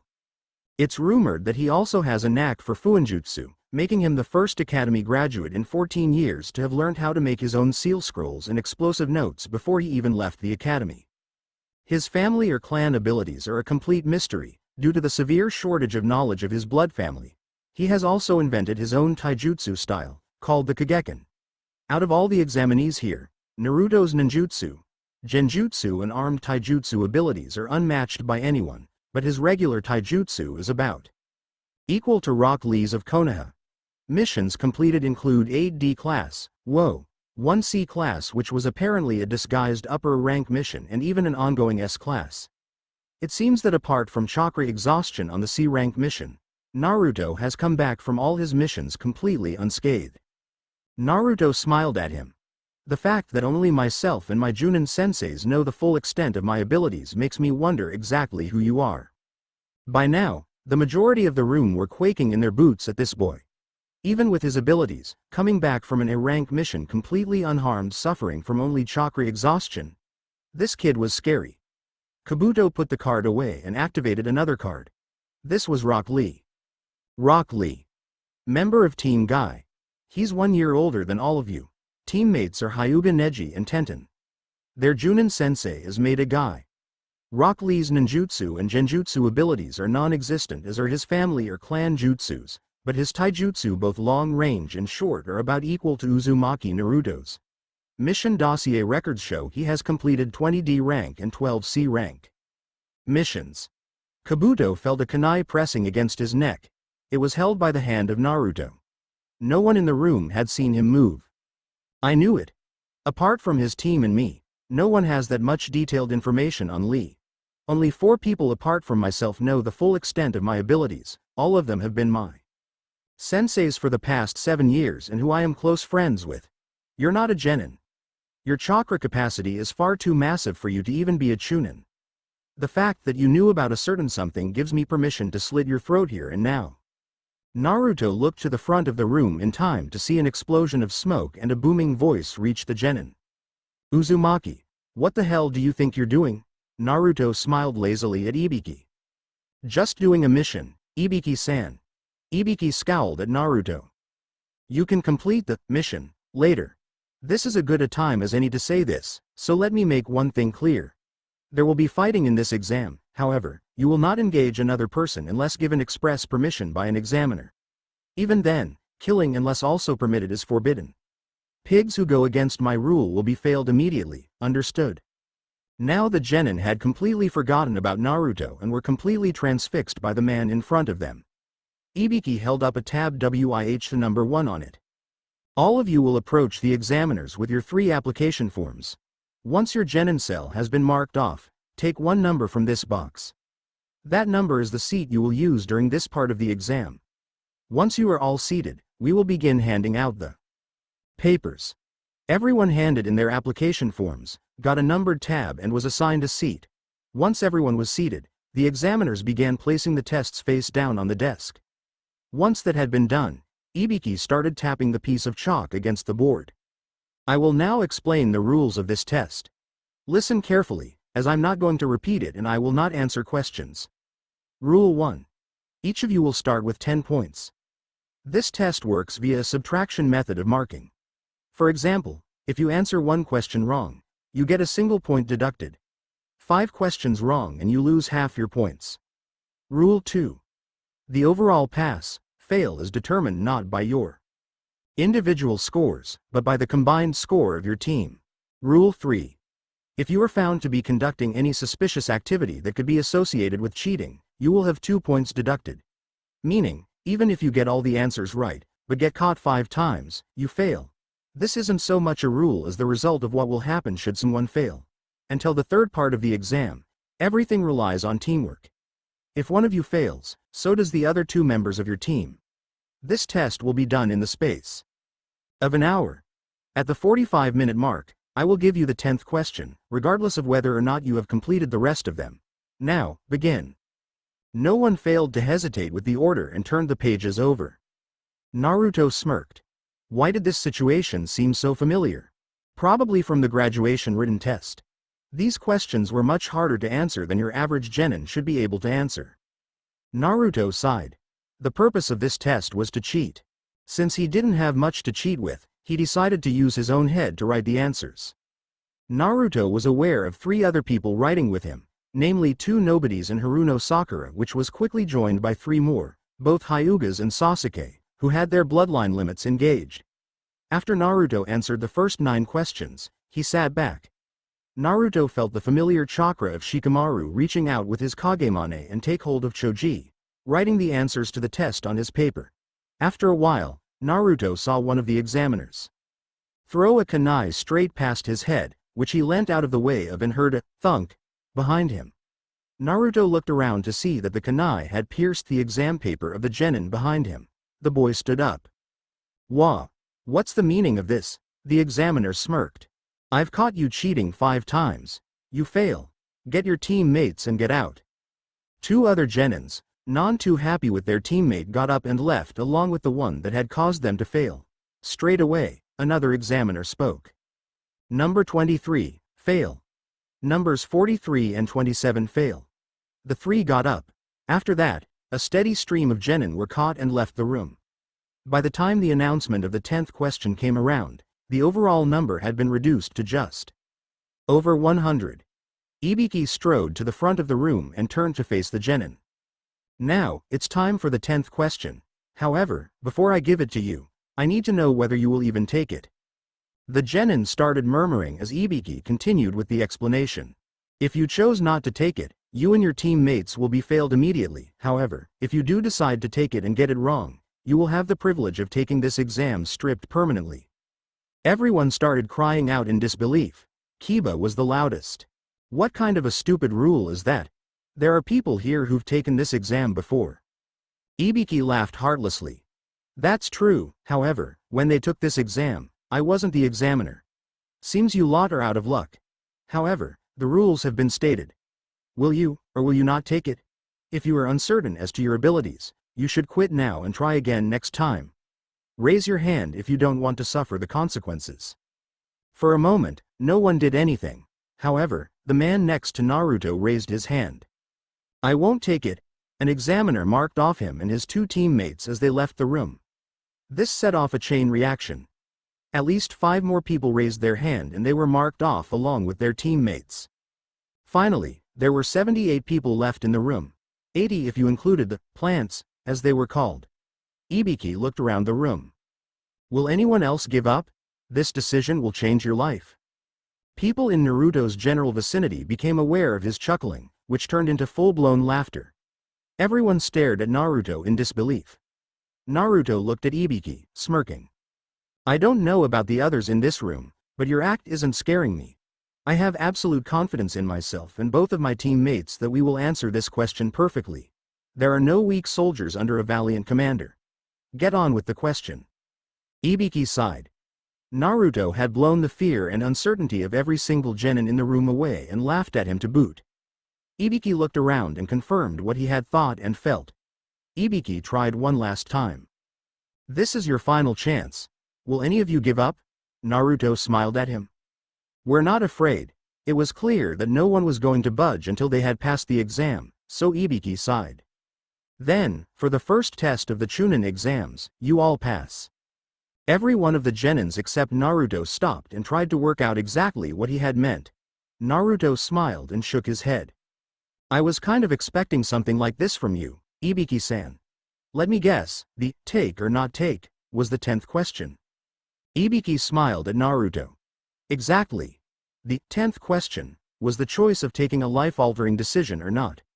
The first 9 questions severed the purpose of testing your information-gathering abilities. I'm sure there were some of you who could work out the answers for yourselves, but the majority of you would have realized straight away that this was not your average paper test and came to the conclusion, I have to cheat. To pass, most of you would have also realized, there is 80 people left in the room, which would imply that there's something wrong. We had 2 Chunin planted in the room to be the sources of the answers for your cheating attempts. Those of you who cheated like amateurs were weeded out. They won't survive the next stage of the exam with that kind of effort. Now, the 10th question. Once we had separated the wheat from the chaff, I put you in a hopeless situation. Take or not take. Either choice had dire consequences. Not take it and fail immediately. Take it and get it wrong, and never take it again. Let's put this into a real-life situation. Let's go with the scenario that all of you become Chunin. A Chunin is a squad leader who is responsible for handling the mission in his team's lives. You arrive at the mission center along with your squad and receive a mission. You are to infiltrate an enemy facility and steal a scroll. The number of ninja, their state of preparedness, armaments, jutsus and skill are unknown. Can you just decline the mission, because the content of the mission is unknown, enchaining today's certainty with tomorrow's uncertainty? The answer is no. As a Chunin, there will be missions you will not have a choice in. Information can be more important than a cage's life in some situations. What if that scroll contained information about another village planning to invade your own? If you obtain the information carelessly, it is likely that the enemy will feed you false information that could cost many people their lives. People who do not have the resolve to go through with missions are pigs who don't deserve the right to become Chunin. There are no weak soldiers. Under a valiant commander, Naruto had joined Ibiki with the last line to emphasize his previous point. Ibiki smiled at Naruto. Congratulations to every one of you. I wish you the best of luck. Both Ibiki and Naruto became aware of a dark ball just before it came crashing through the window. The black ball unfurled itself to reveal a woman in a beige trench coat, purple hair, fishnet shirt and metal leg plates. She introduced herself in a rather loud manner. There's no time to celebrate. I'm the second examiner, Mitarashi Anko. Follow me, everyone. The majority of people in the room sweat dropped as Naruto smiled. Hi there, Anko-san. Haven't seen you in a while. Anko looked at Naruto, smiling in that sadistic fashion we all love to hate. Well, if it isn't little Naruto. I'm really not surprised that there's 78 people left with you in here. Another one of your speeches? Naruto tilted his head to the side as he continued smiling. Ibiki came around the side of the banner that Anko had erected, looking slightly peeved. Can't you grasp the atmosphere, Anko? Anko smiled sheepishly before turning back to the genin. Despite the fact that there's so many of you left, by the end of the next exam, there will be less than half of you remaining. Report to Training Area 44 at 9 a.m. sharp tomorrow morning. Until then, you are dismissed. The remaining genin teams got up and left, preparing for whatever might come with the next test. Naruto led his team to his house, in the hope of some tidbits of info from his Aniki. Ibiki started collecting the papers. When he got to Naruto's he saw that, not surprisingly, the entire test was answered. However, seeing a note at the bottom, he checked it. Ibiki-san. The mission I was about to complete involved the Sandame's law, which was about to be breached by that boy. Watch him carefully. He's not who he says he is. UN. Ibiki scowled at this. He was definitely going to be checking the boy out. He'd already had his suspicions from past exams, but having them backed up by Naruto just proved it. This boy was going to be watched very carefully. And in Naruto's apartment, when Naruto arrived home, Kakashi was there, reading one of his favorite orange books. Naruto didn't recognize this one. New book in the series, Nissan? Kakashi looked up. Yeah. Naruto shook his head as he led his team inside. Kakashi snapped the book shut and put it on the armrest of the seat he was in. Kakashi chuckled. News of your antics in the first part of the exam travel fast, Naruto. I suppose you want some hints for the second one? Naruto nodded. Well, the first is always a written, the second is always a field test, and the last is always a tournament. The second test has the most variation out of all of the tests. However, since it's in Training Area 44, I have a feeling it's a several-day mission. Choji looked horrified while Shikamaru sighed. Mendokase. What are we supposed to do for food? Naruto got an idea. He looked to Kakashi. Nissan, can I have some summoning scrolls? Kakashi smiled lazily. Sure. 2 each. Those things aren't exactly cheap, you know. Naruto smiled back at Kakashi, mirroring his lazy smile. Thanks, Nissan. Naruto led his team to the supply closet, which was packed with all sorts of ninja goodies. Weapons, explosive notes, scrolls, the lot. Naruto went to a particular shelf and skimmed along some scrolls until he found a group of navy blue scrolls. Pulling them out, he placed them on the ground and closed the door with his foot. Naruto opened one particular scroll and showed them it. This is a multiple summon scroll. Basically with this you're able to summon just about anything excluding animals that require a contract to summon and a few other things. Some versions of them can even summon people.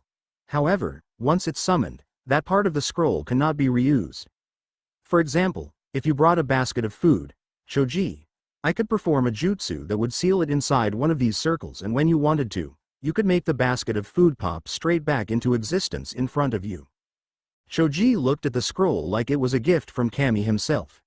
Choji could certainly use something like one of these on long missions. Naruto looked up at both of them. I want both of you to go to your places and get anything and everything you think you'll need for a week-long mission. Meet back here and I'll do the sealing. Both boys nodded and headed out the door to get their things. Naruto was suddenly struck by an idea. He went back to the closet and pulled out a black special summoning scroll that was used to hold a mass of weapons and procured his wind-powered trench knives. Naruto knew that while weapons were sealed, they were essentially maintained in stasis until brought back to the real world. Also, if he could create cage bunshin of his blades, they should also be kept in stasis without him having to worry about them. He had learnt Shuriken Cage Bunshin no Jutsu several months ago. The next part of his theory was that since making any kind bunshin relied on creating a copy of the original, and since Shuriken Cage Bunshin no Jutsu allowed the user to create clones of another object, it should be theoretically possible to do the same for any object. However, Shuriken were an obvious first target, since they were small and perfectly symmetrical. Creating cage bunshins of other weapons such as kunai and whatnot should prove only slightly harder. Naruto practiced making a single cage bunshin of a kunai and found that the theory was just as easily done as said. Naruto moved onto his special knives and focused an insane amount of chakra, creating about 64 shadow clones of the left-handed knife. Kakashi came into the room at this chakra spike and saw Naruto surrounded by knives. Kakashi raised an eyebrow. Do I want to know what's going on? Naruto carefully pushed his way out of the stack so as not to cut himself and got the scroll. He smiled lazily at Kakashi. Well, I had an idea for a new jutsu. Kakashi looked at the knives. A variant of cage shuriken? Naruto shrugged. That's the first part of it. Kakashi looked at Naruto in interest. First part? Naruto nodded and explained his reasoning. Objects that are sealed are kept in stasis. I theorized that if I created a huge number of weapon clones and sealed them, they would stay there without any effort from me and I could summon them at will. Kakashi saw the logic in this. Sure, a number of people had probably given the idea a passing thought, but Naruto had just in the space of 3 minutes brought it into reality. Considering Naruto's talent for cage bunshins and fuin jutsus, it really actually wasn't that surprising he had made it. Naruto went back to sealing other objects into his other 2 scrolls like food, water, a medical kit, and several other things. After about 15 minutes, there was a knock at the door, and when Kakashi answered the door, Shikamaru and Choji came in with an assortment of different things. Choji naturally had brought what most people would consider a lifetime supply of snack foods. After Naruto led them to his room, he showed them how the process was done. He even allowed both boys to have a go. Neither of them managed it though, but Naruto smiled at them. "Don't worry.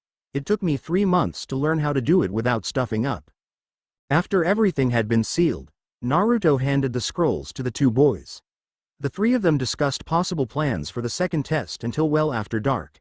After the boys left, Naruto got to bed and went to sleep. Next morning, Training Area 44. Team 8 had made it to the area with 5 minutes left to spare, as was their custom. Enko waited another 5 minutes before she saw that every team had made it on time and began her explanation with a snicker. "Now you will experience why this place is called the Forest of Death." Naruto came back to attention and stared at her lazily. "What was that? Sorry." People snickered and Enko smiled, hiding her true intentions. She pushed a kunai into her hand and hurled it at Naruto, who took it smack in the forehead, much to the chagrin of the others. However, Naruto poofed out of existence and the real Naruto appeared behind Enko. Did the clone really deserve a kunai to the head? He was just theorizing about the possibilities of a new jutsu. Shikamaru slapped his hand to his forehead. "Mendokase." Choji smiled while the others stared wide-eyed at Naruto. Enko smiled. "Not bad, Naruto." Naruto smiled and reappeared beside his 2 teammates. Enko reached into her coat and pulled out a stack of papers. Naruto looked at them. "Consent forms? So we are allowed to kill in this test?" Enko smiled and nodded. Everyone decided it would probably be a good idea to stay out of Naruto's way. "There will be deaths in this test, guaranteed. I need you to sign these so I don't get the blame for your deaths. I hate paperwork, especially the ones for a death I'm responsible for." Enko passed the stack of forms to Naruto, who took one and passed it on. "I will now begin the explanation for the second test of the Chunin exams. To sum it up, you will all go through an extreme survival match. First, I will explain the area's geographical features." Enko unrolled a scroll that had a map of the training area on it. The area is roughly 20 kilometers in diameter with 44 entrance gates spaced evenly around the side. The entire area consists of a thick forest. There is a river running roughly north to south with a tower at the center. The tower is about 10 kilometers from any gate.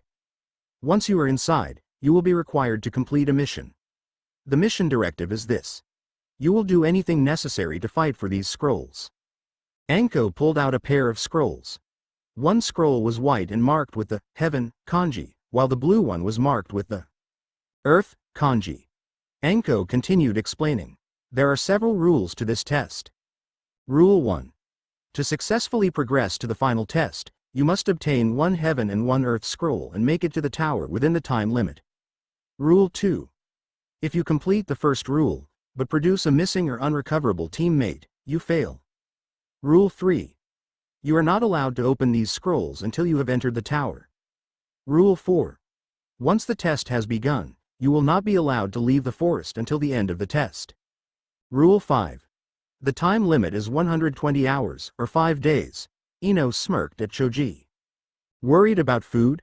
Choji smirked back at her. No, I have more than enough food to last me 7 days. Everyone who knew Choji's eating habits that were not on his team looked at him dubiously.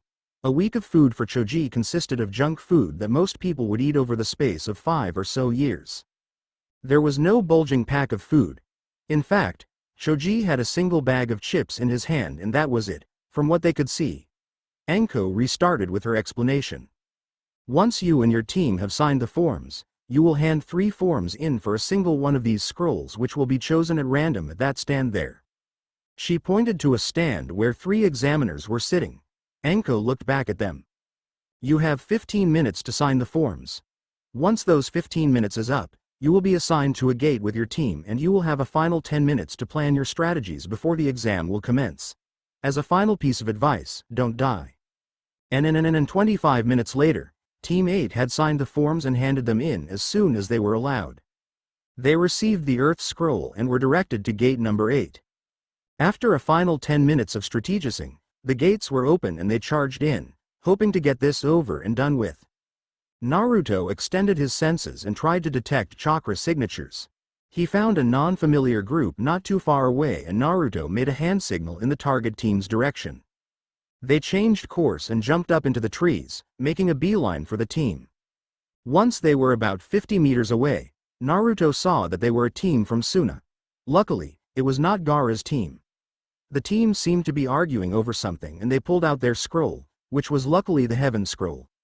Naruto had an idea as he pulled out a spare scroll and used a very discreet Kawarimi no Jutsu to replace the scroll they were stupidly waving about with a very similar scroll, and they made their way towards the tower with the Suna team none the wiser. At the command center in the tower. Anko had just gotten to the tower in the 3 hours since the exam started when an examiner rushed out the door to greet her. Anko-san. A team has already passed. Anko looked at the man skeptically. The previous record was around 5 hours, yet he was claiming that a team had finished in fewer than 3. The man saw the look and explained. It was Team 8 of Konoha, Anko-san. Team captain was Uzumaki Naruto. They're just entering the tower now. Anko sighed. She should have guessed. She walked into the control hub of the tower and saw from the security camera in the room that indeed, Uzumaki Naruto and Team 8 were just entering the tower, completely unscathed. And with Team 8, Naruto pushed open the door and broke the paper seal holding it shut. They walked into the room and saw a quote written on the wall. Naruto recognized it vaguely as a quote from one of the Hokages. Looking at the scrolls, he gave one to Shikamaru and they both opened them, revealing summoning scrolls. Naruto saw the main symbol on the scrolls form a lump and smoke began emitting from it like a miniature volcano. Naruto nodded at Shikamaru and they threw them to the floor where a cloud of smoke appeared. Naruto smiled as he felt the familiar chakra signature. It's been a while, Iruka-sensei. The smoke cleared to indeed reveal it was Iruka. Iruka looked rather startled to be summoned so early, and even more startled to see that Team 8 was completely unscratched. Hey Naruto. It's good to see that you guys made it. You've smashed the previous record by several hours. I doubted Kurenai when she accepted the mission to the wave, but now I can see why. Naruto, you make an excellent commander. I have little doubt that you will become Chunin. Naruto smiled as he looked up at the wall. Iruka-sensei, I remember that quote from somewhere, but it's broken. Iruka smiled. That was my other mission. Each team that passes will be greeted by a Chunin, congratulated and then told the meaning of the quote. Read it. It's the quote Sandaime-sama thought you should keep in mind for this exam and as a Chunin. The heaven in this quote indicates the head of a person. The earth indicates the body. If you do not possess heaven, gain knowledge and be prepared. If you do not possess earth, run through the fields and seek strength. For example, let's say Choji's weakness was his brain, he should study every day. Choji smiled sheepishly and chuckled at the good-natured joke. If Shikamaru's weakness was his body, he should train himself every day. Shikamaru sighed. Mendokase, and if you possess both qualities like Naruto, dangerous missions will become safe ones, possibly even easy. Naruto smiled lazily at the compliment. Iruka held up a finger and closed his eyes. A Chunin is a commander-class ninja who is responsible for his teammates' lives and successful completion of the mission. Remember this principle and go forward. I'm proud of you 3, congratulations. Naruto smiled as they chatted for a bit longer before Iruka puffed out of existence, leaving Team 8 to explore the tower. They found a room not far away that had 3 futons as well as some other things. They left it and proceeded to the central part of the tower, finding a wide open space with a giant statue of a pair of arms and hands that were forming the Ram seal. Naruto decided to sit down here and work on some things for the upcoming 3rd exam, while Choji and Shikamaru sat down next to him. Choji pulled out his food scroll and used a bit of chakra to pull a large shopping bag full of packets of chips out. He opened one packet and began eating, sharing chips with both Naruto and Shikamaru. Naruto pulled out his own scroll that held the mass number of trench knives to see that they were still firmly held in stasis. An hour of chatting and eating later, Naruto became aware of 3 chakra signatures at the entrance of the room. Naruto turned to see Gaara's team, completely unscathed. Naruto raised a hand lazily in greeting. Yo. Good to see you made it. Gaara nodded and led his team out, going somewhere else in the tower. Naruto looked at the scroll that had his trench knives sealed into it and decided to try and replicate it. Opening his utilities scroll, Naruto pulled another green-colored scroll out of the scroll as well as a calligraphy brush and a bottle of ink. Naruto looked carefully at the real scroll and began painting it to make a mirror copy. Both Shikamaru and Choji looked on in interest as about 15 minutes later, Naruto finished, admiring his handiwork. Naruto pulled out his real trench knives from their hidden location in his sleeves and formed a ram seal, focusing a huge amount of chakra before there was a huge puff of smoke and Choji and Shikamaru's eyes widened in disbelief. Naruto had made 64 copies of the right-hand knife. They both reached out and touched them to see that they were all indeed real. Naruto looked at them and picked up one of the knives before doing 2 hand seals to seal the weapon clone inside the scroll. About 10 minutes later, Naruto sealed the last one inside the scroll and rolled it back up, tying it up with string. Naruto noticed the look on their faces and smiled. It's a new jutsu I invented. I knew that while something is sealed, it is essentially in stasis. I know how to perform the Shuriken Kage Bunshin no Jutsu, and creating the knives is only slightly more difficult than Shuriken. I put 2 and 2 together and tried sealing the weapon clones inside the scroll for later use. I don't need to maintain concentration to keep them active until I resummon them. Choji and Shikamaru nodded slowly. Naruto put a finger to his chin in a pose that they recognized as thoughtfulness. I still haven't made a name for this jutsu yet. After throwing some names around, they decided to leave it for later and they got back to practicing, eating and studying. And end of the 5th day.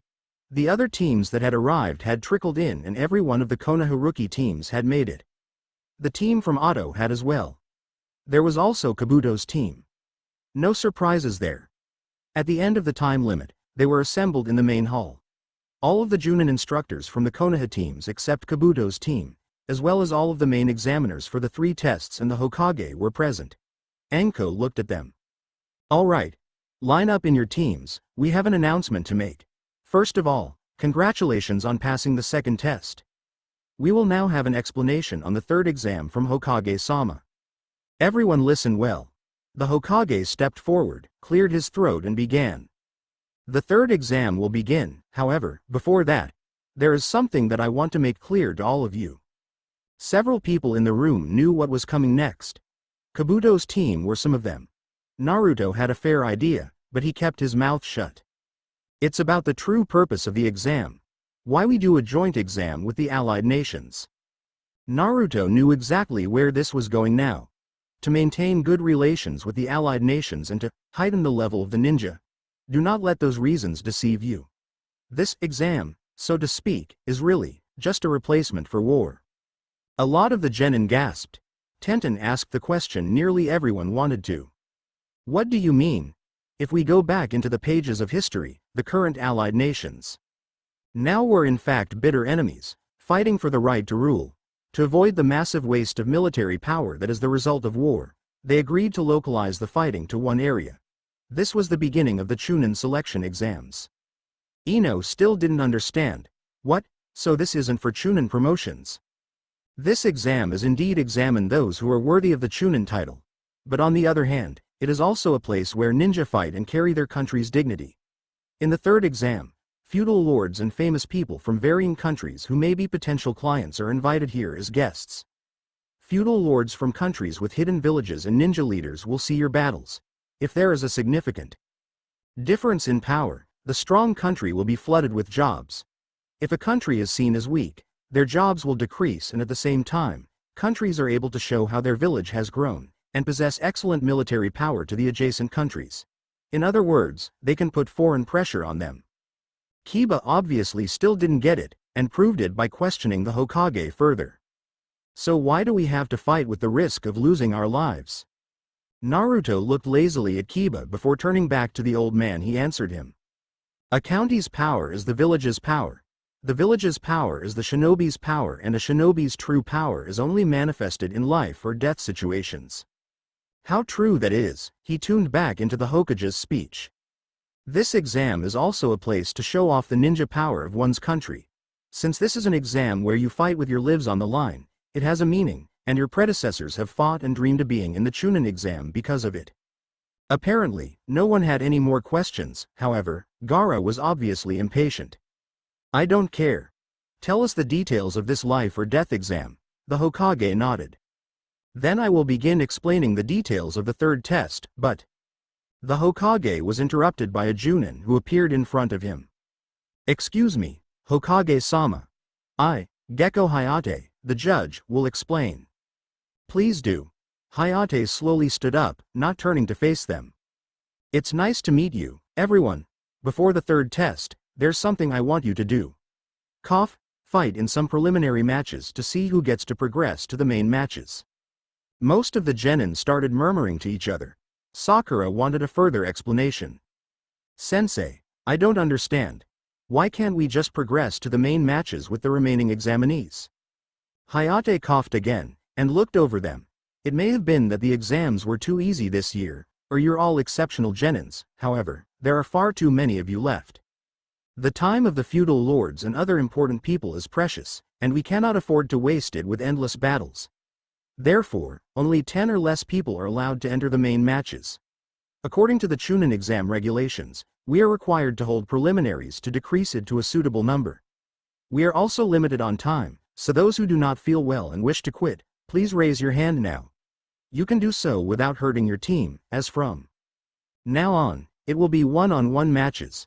The preliminaries will begin immediately. Would anyone like to quit? Sasuke grabbed his neck, which Naruto noticed as he felt a distinctly evil pulse of chakra coming from Sasuke. Sasuke-kun, Naruto saw that Sakura was worried about something. Sasuke-kun, you should withdraw from the preliminary matches. Both Naruto's and Sasuke's eyes widened at this. Sakura pressed on. You've been acting weird since that Orochimaru guy beat you. The bruise hurt even now, right? Please stop. I'm afraid. Anko, Ibiki and the Hokage began discussing what they should do with the boy.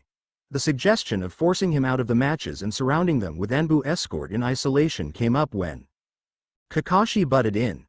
He's not the sort that will listen to you that easily. He has a background that gives him a stubborn will to try his hardest, after all. Anko got pissed off and started chewing Kakashi out for his lack of seriousness at the situation. Stop fooling around, I'll make him quit, even if I have to use force. The cursed seal reacts when you try to mold chakra and it will try and extract power from him. It's a forbidden jutsu that undermines the affected person.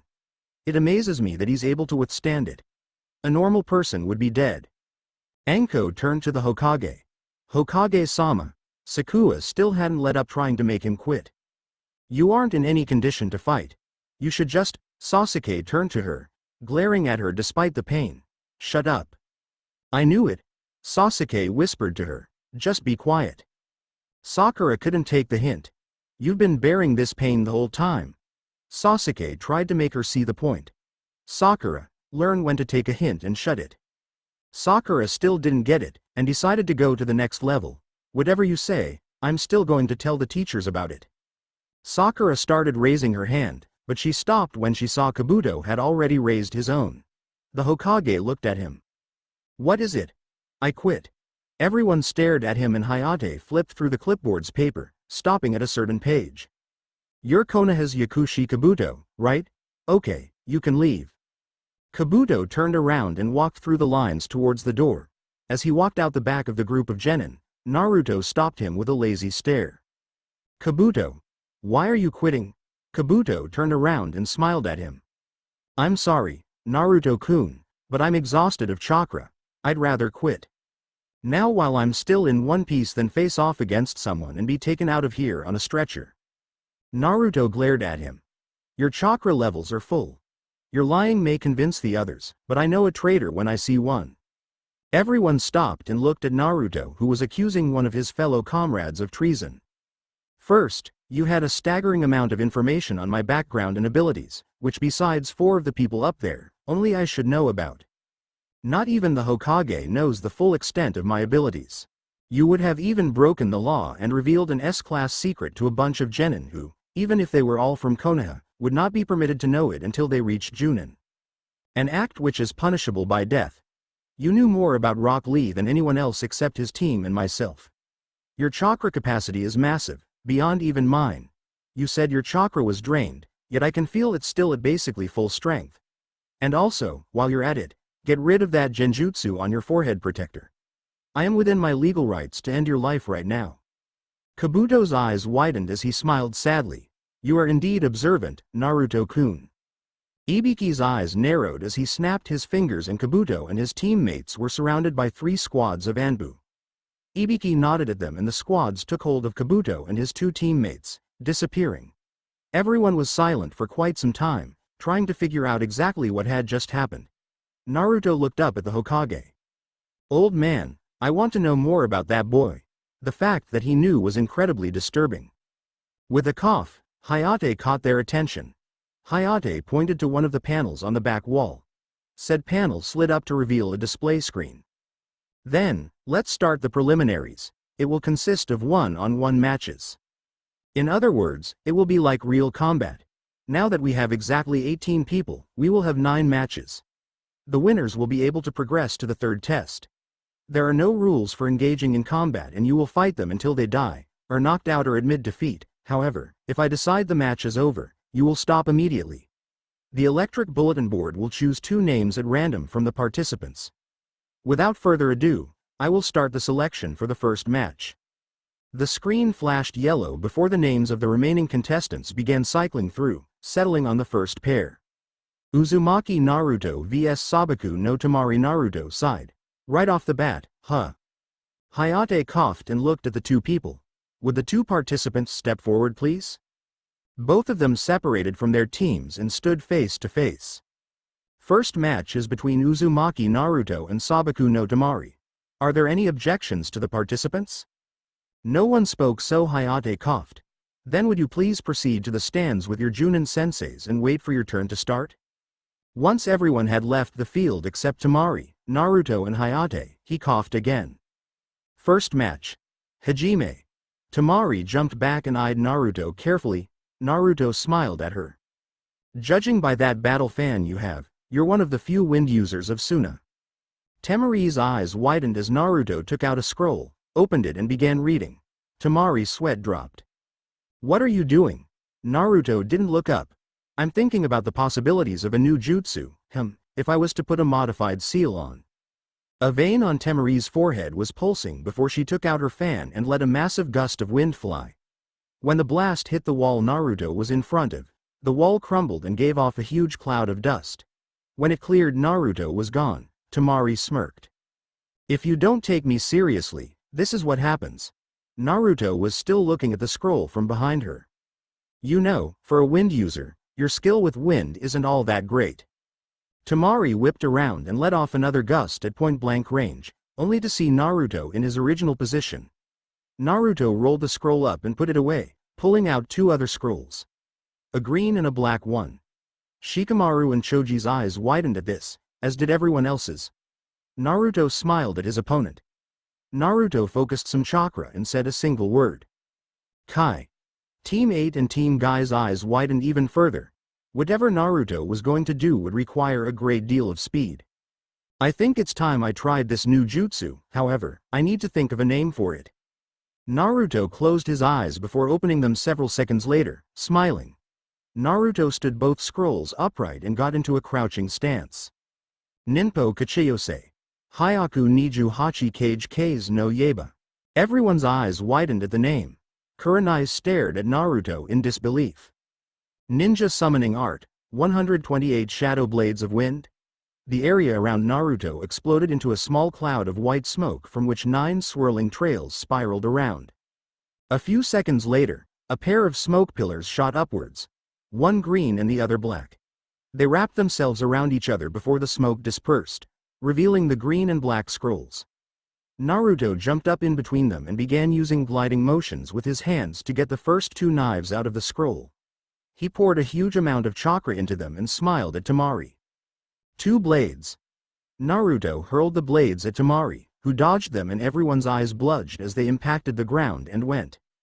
Though it, completely disappearing from view, leaving nothing but a slit in the ground where they had impacted.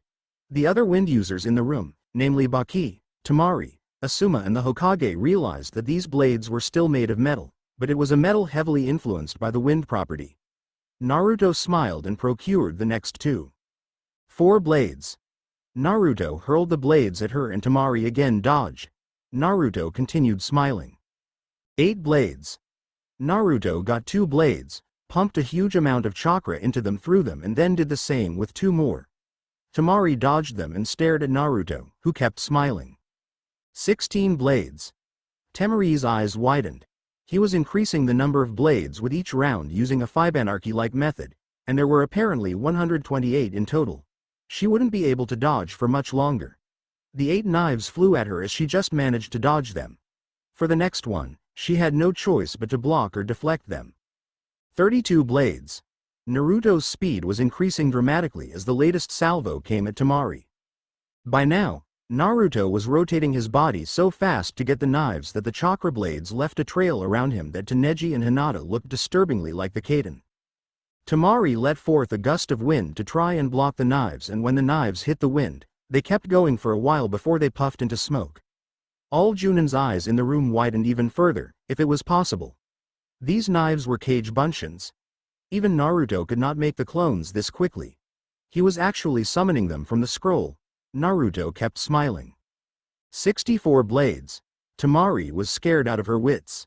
Even her best wind attack would not be able to defeat the number of knives remaining.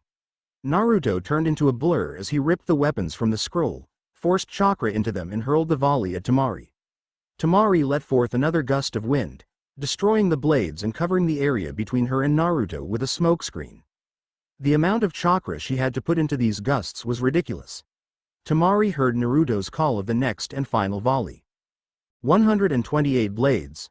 Temari didn't have time to react as the blades ripped through the smoke, and she closed her eyes and waited for the end. When it didn't come, she opened her eyes slowly to see 64 knives hovering in front of her. Naruto dropped back to the ground with the scrolls piling around him, smiling cheesily at her. If I wanted, I could have killed you by letting those knives travel for another fraction of a second. There is no blade in the world stronger than a blade of wind. True blades of wind cannot be stopped by anything. The fact that all of those knives were cage buncheons and they still lasted as long as they did against your wind attacks is surprising. Sorry, Temari-san, but you lose this one. Hayate pointed to Naruto. Shosha, Uzumaki Naruto. Choji pumped his fist into the air and cheered while everyone else was trying to pick their mouths off the ground. Naruto narrowed his eyes as the knives hovering in front of Temari poofed out of existence. Naruto shook his head. I can't believe how much chakra that took. I'll have to make this a novelty jutsu. Everyone's eyes practically popped out of their head. He was making something like this a novelty jutsu? Naruto rolled the scrolls up and walked up the stairs, stopping behind Team Guy, or more specifically, Neji and Tenten. Since I trained with your team, seeing you use the Hake Rokuju Yanshu and Soshoryu gave me the idea for the manifestation of that jutsu. Thanks, guys. Neji and Tenten nodded dumbly as Lee's eyes caught fire. Your overflowing youth is an example to us all, Naruto-kun. Naruto smiled. Thanks, Lee. Naruto made his way over to his team where Choji offered him a bag of chips, which Naruto accepted gratefully while Shikamaru smiled at Naruto. Kurenai was smiling widely at her student as she placed a hand on his shoulder, which Naruto noticed. That was great, Naruto. How did you come up with that jutsu? Well, I knew that sealing scrolls can be used to put things in stasis, so I theorized that if I was able to put shadow clones of items into them, the same should hold true for weapons. Then it was a matter of actually trying it out. It seems to work a little too well. Few of the genin here would have enough chakra to even use it, which is why I'm making it a novelty jutsu. It requires a lot of work before I can even use it, as the enemy won't just sit and watch me create 128 knives and seal them one at a time into the scroll. Kurenai smiled at Naruto as he turned back to the others to see that everyone's eyes were still on him. Naruto looked lazily at Hayate. Hayate-san, are you going to announce the next match? Hayate coughed and the bulletin board began cycling through the names. Akamichi Choji vs Uchiha Sasuke. Choji smiled as he started shoveling in chips by the handful. Sakura stared at him. Why is he eating chips at a time like this? Naruto looked at her lazily. You'll see. Sasuke was about to be schooled. Naruto thought about which way Choji was going to flatten the Uchiha. As Choji finished the bag, he ran down the stairs following Sasuke and they stood face to face. Once Hayate made sure they were ready, he brought his hand down between them and jumped back. Second match. Hajime. Both Ino and Sakura started cheering for their teammate. Choji smiled as he pulled out his weapon scroll. Naruto's not the only one who's been learning new jutsus. Choji put his palm to a particular pair of symbols to reveal a mass of kunai that were threaded through a pair of wires by the pommel. Choji wrapped the wires around his chest and smiled. Naruto smirked. Inventive. Very clever. Everyone around Naruto looked at him waiting for an explanation. Watch. Choji put both arms in front of him and started with a clan jutsu. Baika no Jutsu. Choji's size increased dramatically and the kunai stretched around Choji. Naruto had a fair idea of what was coming next. Choji drew his arms, legs and head into the body, letting out plumes of chakra as he announced his combo jutsu. Nikuden Hari Sensha. Naruto smiled as Choji started spinning rapidly, rolling forward far faster than ever before. Naruto had been right. As I thought. Choji used the kunai to improve his family jutsu, dramatically increasing not only his destructive power, but also his speed and maneuverability. They looked back to see Choji rolling all over the field, chanting his usual mantra. Roll, roll, roll, roll, roll, roll, roll.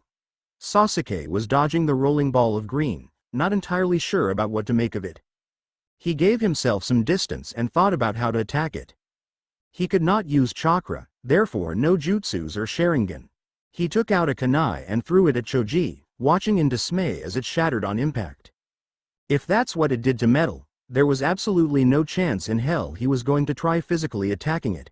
He was pretty sure even if he managed to stop the rotation, punching him would be like punching the wall of a padded room. He'd just bounce right back. He just had to wait until Choji wore himself out. However, Naruto knew something Sasuke was forgetting. Akamichis do not tire easily. Choji was no exception. Naruto sighed. Sasuke's had it. If he could, he would have used jutsus by now or the Sharingan, but he hasn't. There is no way Sasuke can win this unless Choji gives up. And trust me, Choji will not. Shikamaru agreed with Naruto's assessment. Back in the arena, Sasuke seized up and Naruto detected a slight spike of a very disturbing chakra signature coming from Sasuke. Choji didn't stop and rolled into him, slicing Sasuke severely before Sasuke managed to half limp, half jump to the side and collapsed, panting heavily as people saw strange markings work their way over his body. The markings withdrew, but Sasuke did not get back up. After coming to a stop and returning to his normal size, Choji awaited the outcome of the match. Hayate coughed. Shosha. Akamichi Choji. Choji was extremely pleased with himself as he ran back up to his teammates. Shikamaru patted him on the back and Naruto pulled out his food scroll and brought forth a packet of chips, which he handed to Choji. Choji smiled and took them, ripping into them. Both Sakura and Ino were gobsmacked that their precious Sasuke-kun had been defeated. Kakashi looked at them. Sasuke was unable to use any chakra.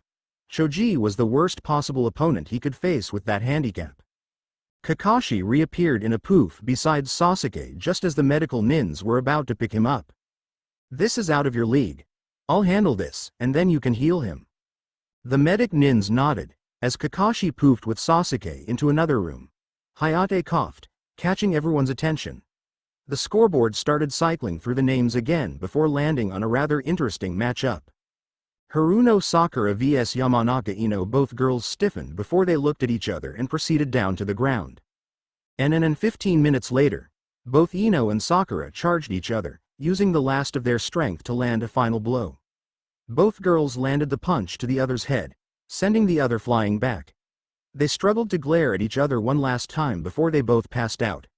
Hayate surveyed both girls closely before straightening up. Both competitors are unable to continue, meaning it's a double knockout. No one from the third match will progress to the third test.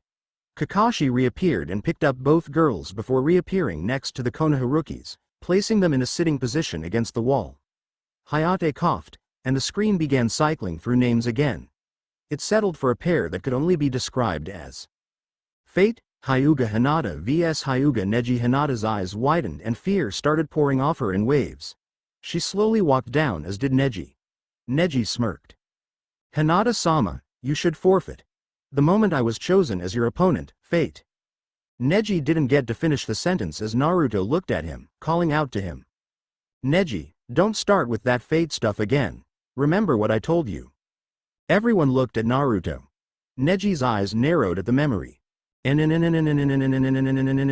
Flashback.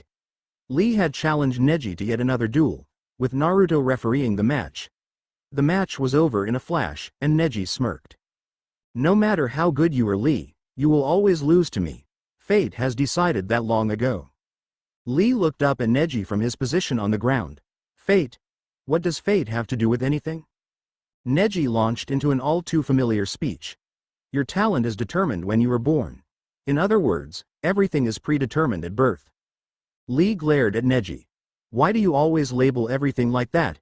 Neji smirked. Are you saying that anyone can become a genius if they try hard enough? Lee's eyes widened as Neji continued with his speech. Only a few will ever be geniuses. Look at reality closely. Those who are geniuses are born with that fate. It's not something that you can become because you want to. It's already determined by fate. People are different. They can only live in the indisputable flow of life. But there is just one fate that everyone possesses, and that is death. Lee's spirit had been almost broken when Naruto interrupted. Neji, do you believe that? Neji turned to Naruto as Naruto explained himself. If a single man hadn't saved me on my 4th birthday, even if I had survived, I wouldn't be a genius, as you call them, now. I would have been the Dobi of the academy instead of the Rookie of the Year. I would have lived my life shunned by everyone. Neji smirked as he closed his eyes. Fate intervened on your 4th birthday, Naruto nodded. It did. It dictated I would die at the age of 4. Both Neji and Lee looked at Naruto shocked as he explained. For the first 3 birthdays of my life, the Hokage saved me from death. However, on my 4th birthday, fate determined that I would die. The Hokage did not show up after I was cornered and beaten to near death. The only reason I survived was that another boy proved to me that this was not normal, that I had the ability to change the direction my life was taking. If he had not intervened, I would never have been able to learn from the best Junin specialists in the village. Neji, it is true that people share one fate, the fate of death.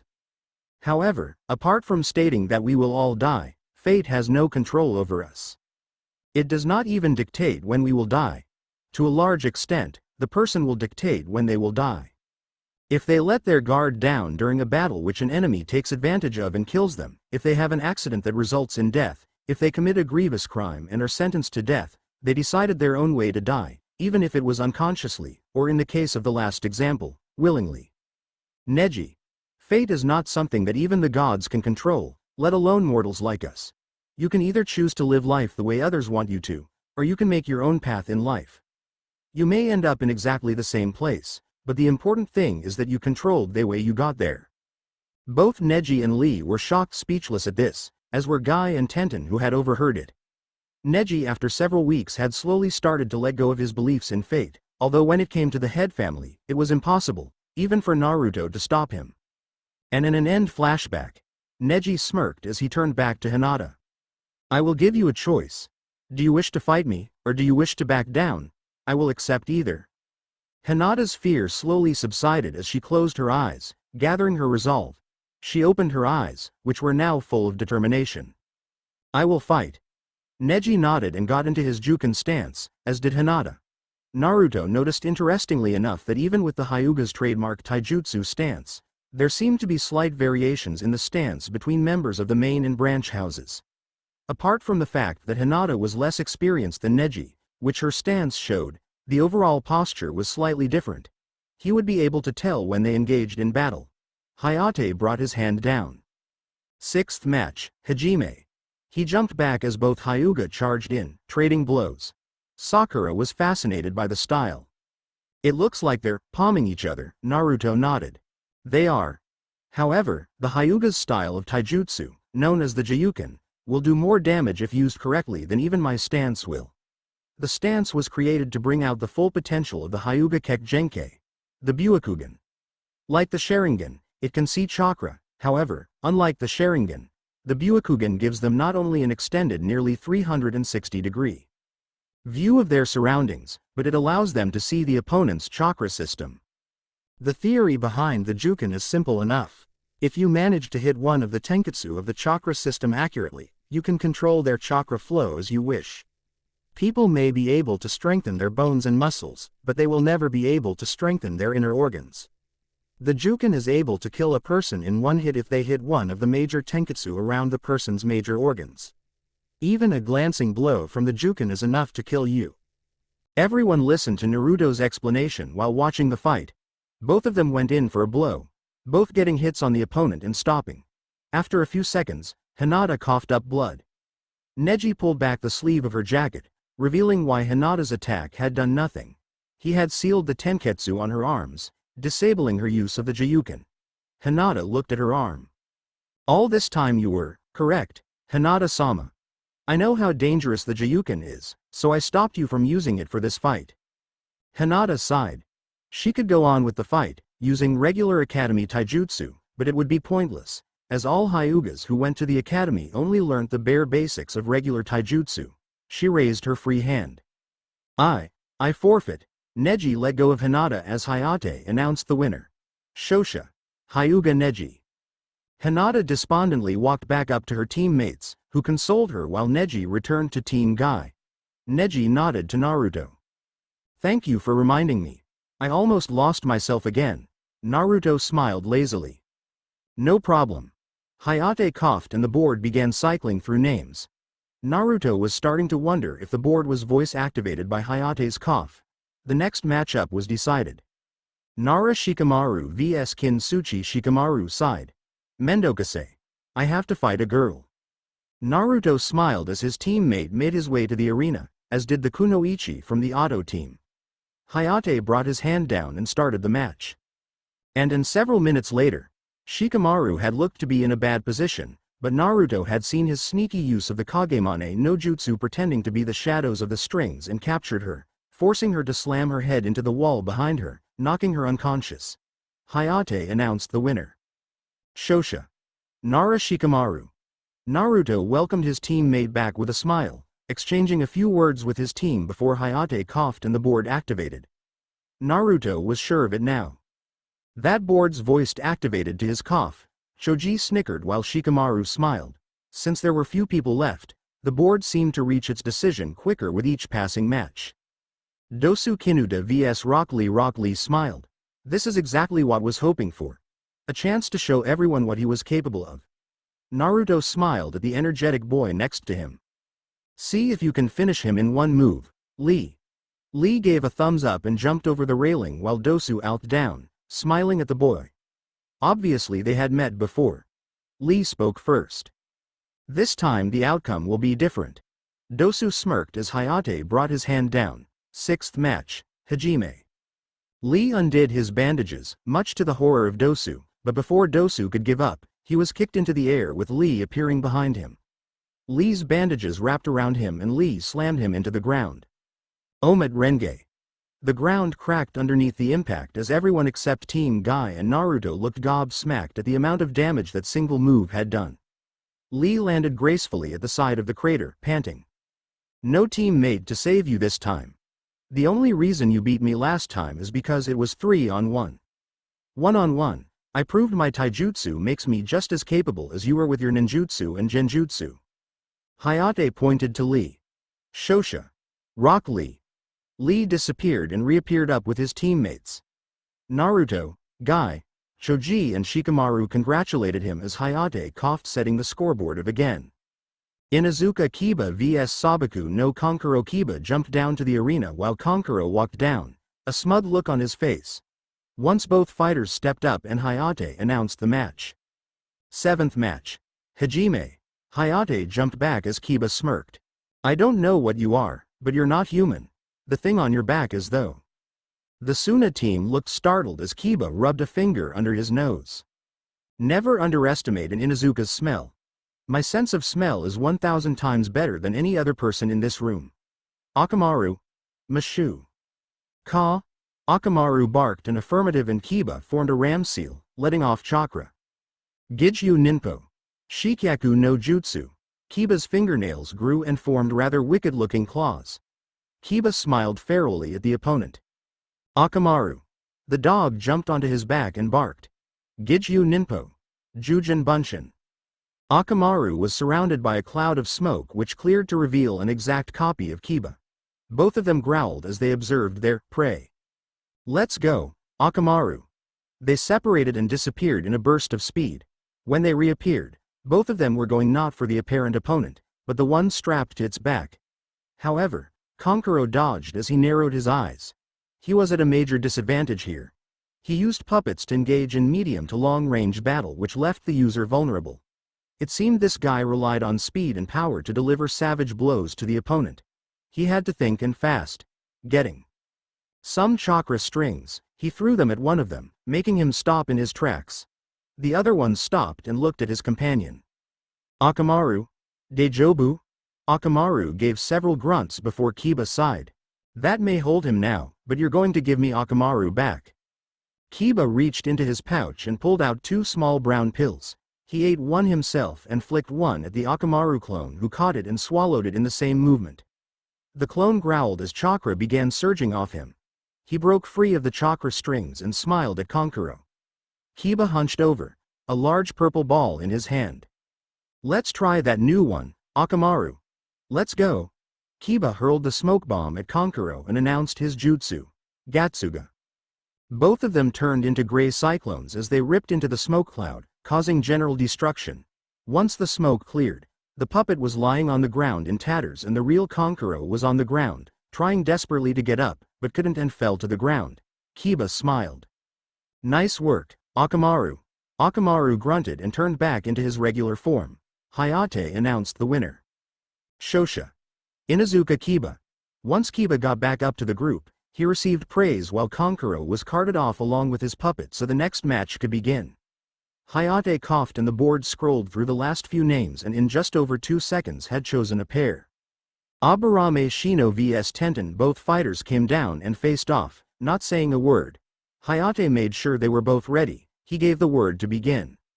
8th match. Hajime.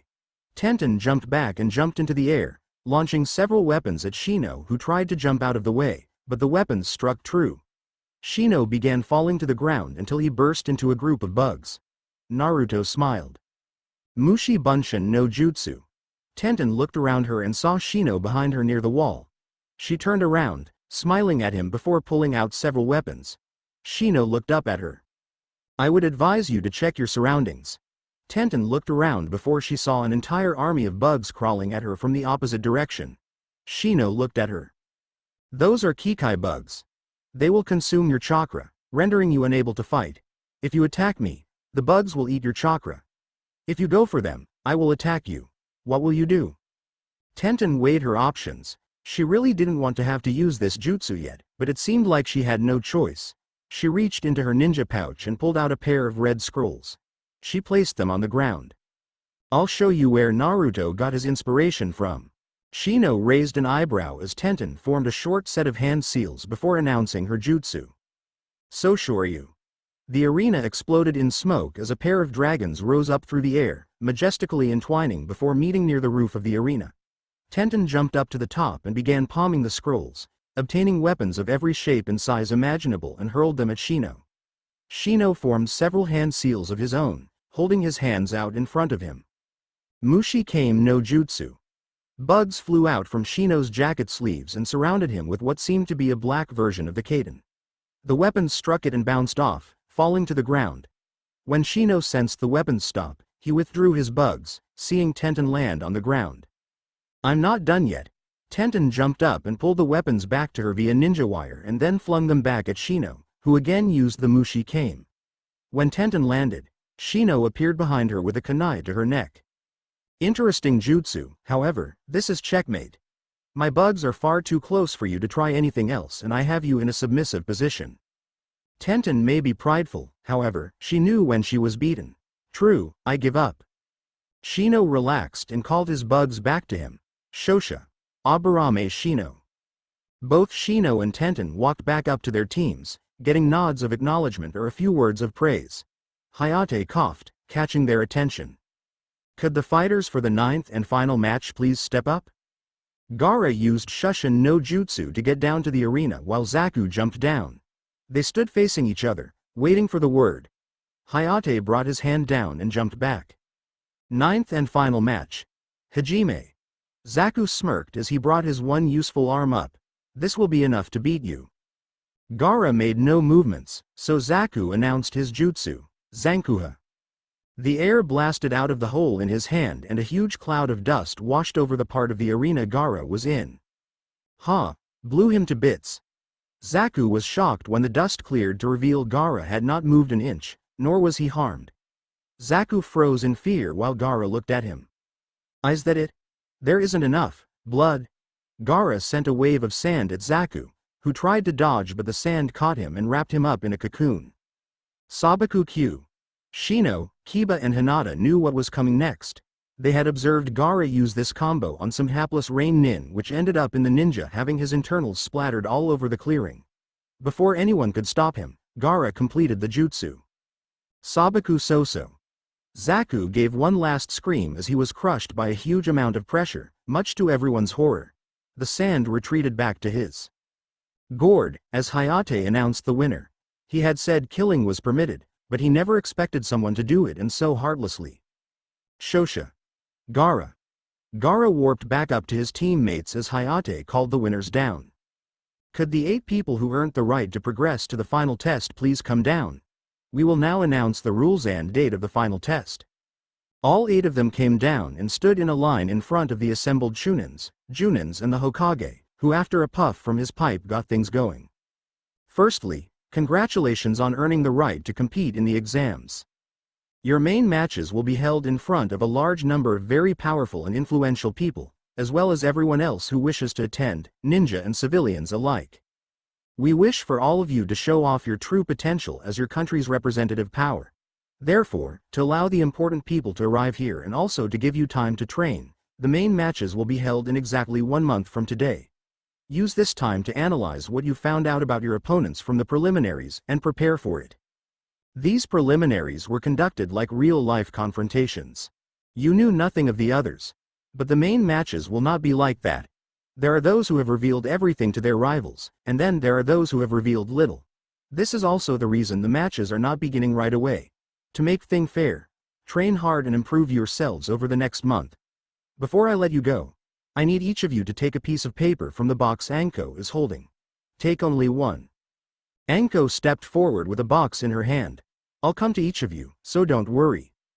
Anko went down the line, starting with Gaara, and finishing with Neji. Once Neji had picked a piece of paper, Anko looked at them. I need each of you to tell me what number you got, starting with you.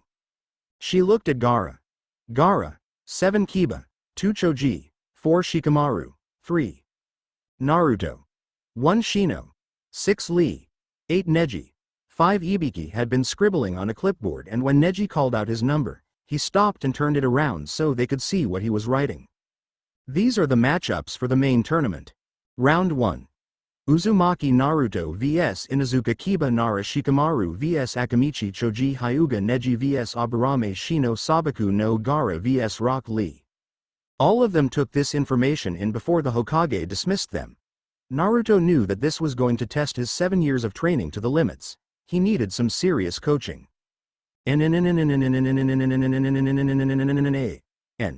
Holy cow. I think this is officially the longest chapter I've ever done. Sorry if you feel I left stuff out, but after the length of the chapter, are you really going to complain? Well, until next time my avid readers. Yane, Specula. Super Pervert's Bloodline Jutsus and Finals. A.N. Yo, I suggest every person who reads this chapter reads the VIN below. It contains some information that will stop people making stupid mistakes, calling me an idiot for grouping Shushin and Hireishin under their correct category. Also, I'm really sorry, but I stuffed up the finals matchups. I put Kiba and Shino the wrong way around. Kiba is number 2 while Shino is number 6. Apologies again. Note: several people have asked if I know any good Japanese, English translators. In the year I have searched the net, I have only found one that is free, easy to use, extensive, accurate, translates both ways and gives alternatives to the word you want translated. If translating from English to Japanese, it will give you not only the definition of each of the results, but also translates them into not only Romaji, which is Japanese written with English characters, but also gives the kanji, hiragana for most of them. I have put a link to it in my profile if you need it. A little hint though, don't try putting in an entire phrase or jutsu name like Rising Twin Dragons, because it's a dictionary and thesaurus, not a block text translator. Special note. Yes, I'm aware that Naruto is strong, as I said low Junin level. Does that mean he's Sannin level yet? No it doesn't. He's going to get his ass whooped by one Orochimaru. And then by Akatsuki. FFS people, if my other stories are any indication, I don't let Naruto live a sheltered life. That's stupid. Very important note. I just wanted to get something out of the way before it causes confusion. In this chapter, Naruto will be learning bloodline jutsus. Beware though, bloodline jutsus and bloodline limits are very different things. A bloodline limit, as you know, would be something like the Sharingan or the Buakugan. A bloodline jutsu, on the other hand, are moves such as the Akamichi's Baika no Jutsu, the Nara's Kagemane no Jutsu, the Kazama's Hiraishin no Jutsu or their version of Shushin no Jutsu. Meaning that people outside that family, clan cannot learn them, however, they are not considered powerful enough to be bloodline limits. Final note. Naruto is going to learn the Rasengan in one day in this FIC. Don't like that? Too bad. If he could learn it in under 1 month as Adobe while it took Jiraiya a month and a half, he can learn it in 1 day as a genius. Comments, reviews, suggestions. Fanfiction section. Demon Sword. Thanks for the review. Yeah, I personally hate it when Naruto practically has nothing to do with Sasuke, yet he goes and saves him from Orochimaru. Personally, I think Sasuke can be emo all he wants, as long as it's not in my story. And if Sasuke had jutsus, he would have won against Choji, but no chakra means no jutsus or Sharingan. I'm really only going to get Naruto to learn some moves from Ero Sennin and one from Kakashi. Bounty Hunter AWL. Check the links section of my profile. Artemis to run. Well, since the entire Team 8 made it, it was eventually either going to be Naru vs Shika, Naru vs Cho or Shika vs Cho. There would be absolutely no way of avoiding it, so I got it over with in the first round. DUNLM1T3D. Sorry about that. I got Shino and Kiba's positions around the wrong way. It's Naru vs Kiba, not Naru vs Shino. Sorry about that. Keymaster. Hey, sorry about the confusion, but read the reply directly above this one. All hail Chibi Itachi. Thanks for the review. Well, one person says chew her out, another says don't, what to do. Shuawai. Well, Orochimaru only gives the seals to people who will seek him for power. The whole idea is that Orochimaru gives them a sample of his power by giving them a fraction of his chakra, leaving them wanting more. Naruto would want nothing to do with it, so it'd be a waste. Anti-assassin guy.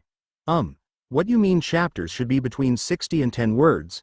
Anyway, I really don't like separating the first 2 tests and prelims for the Chunin exams.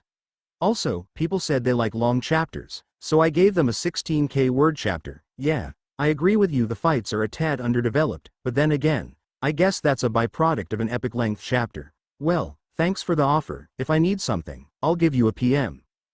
Ferrerith 3. In each of those situations, Naruto did the smartest thing he could. 1.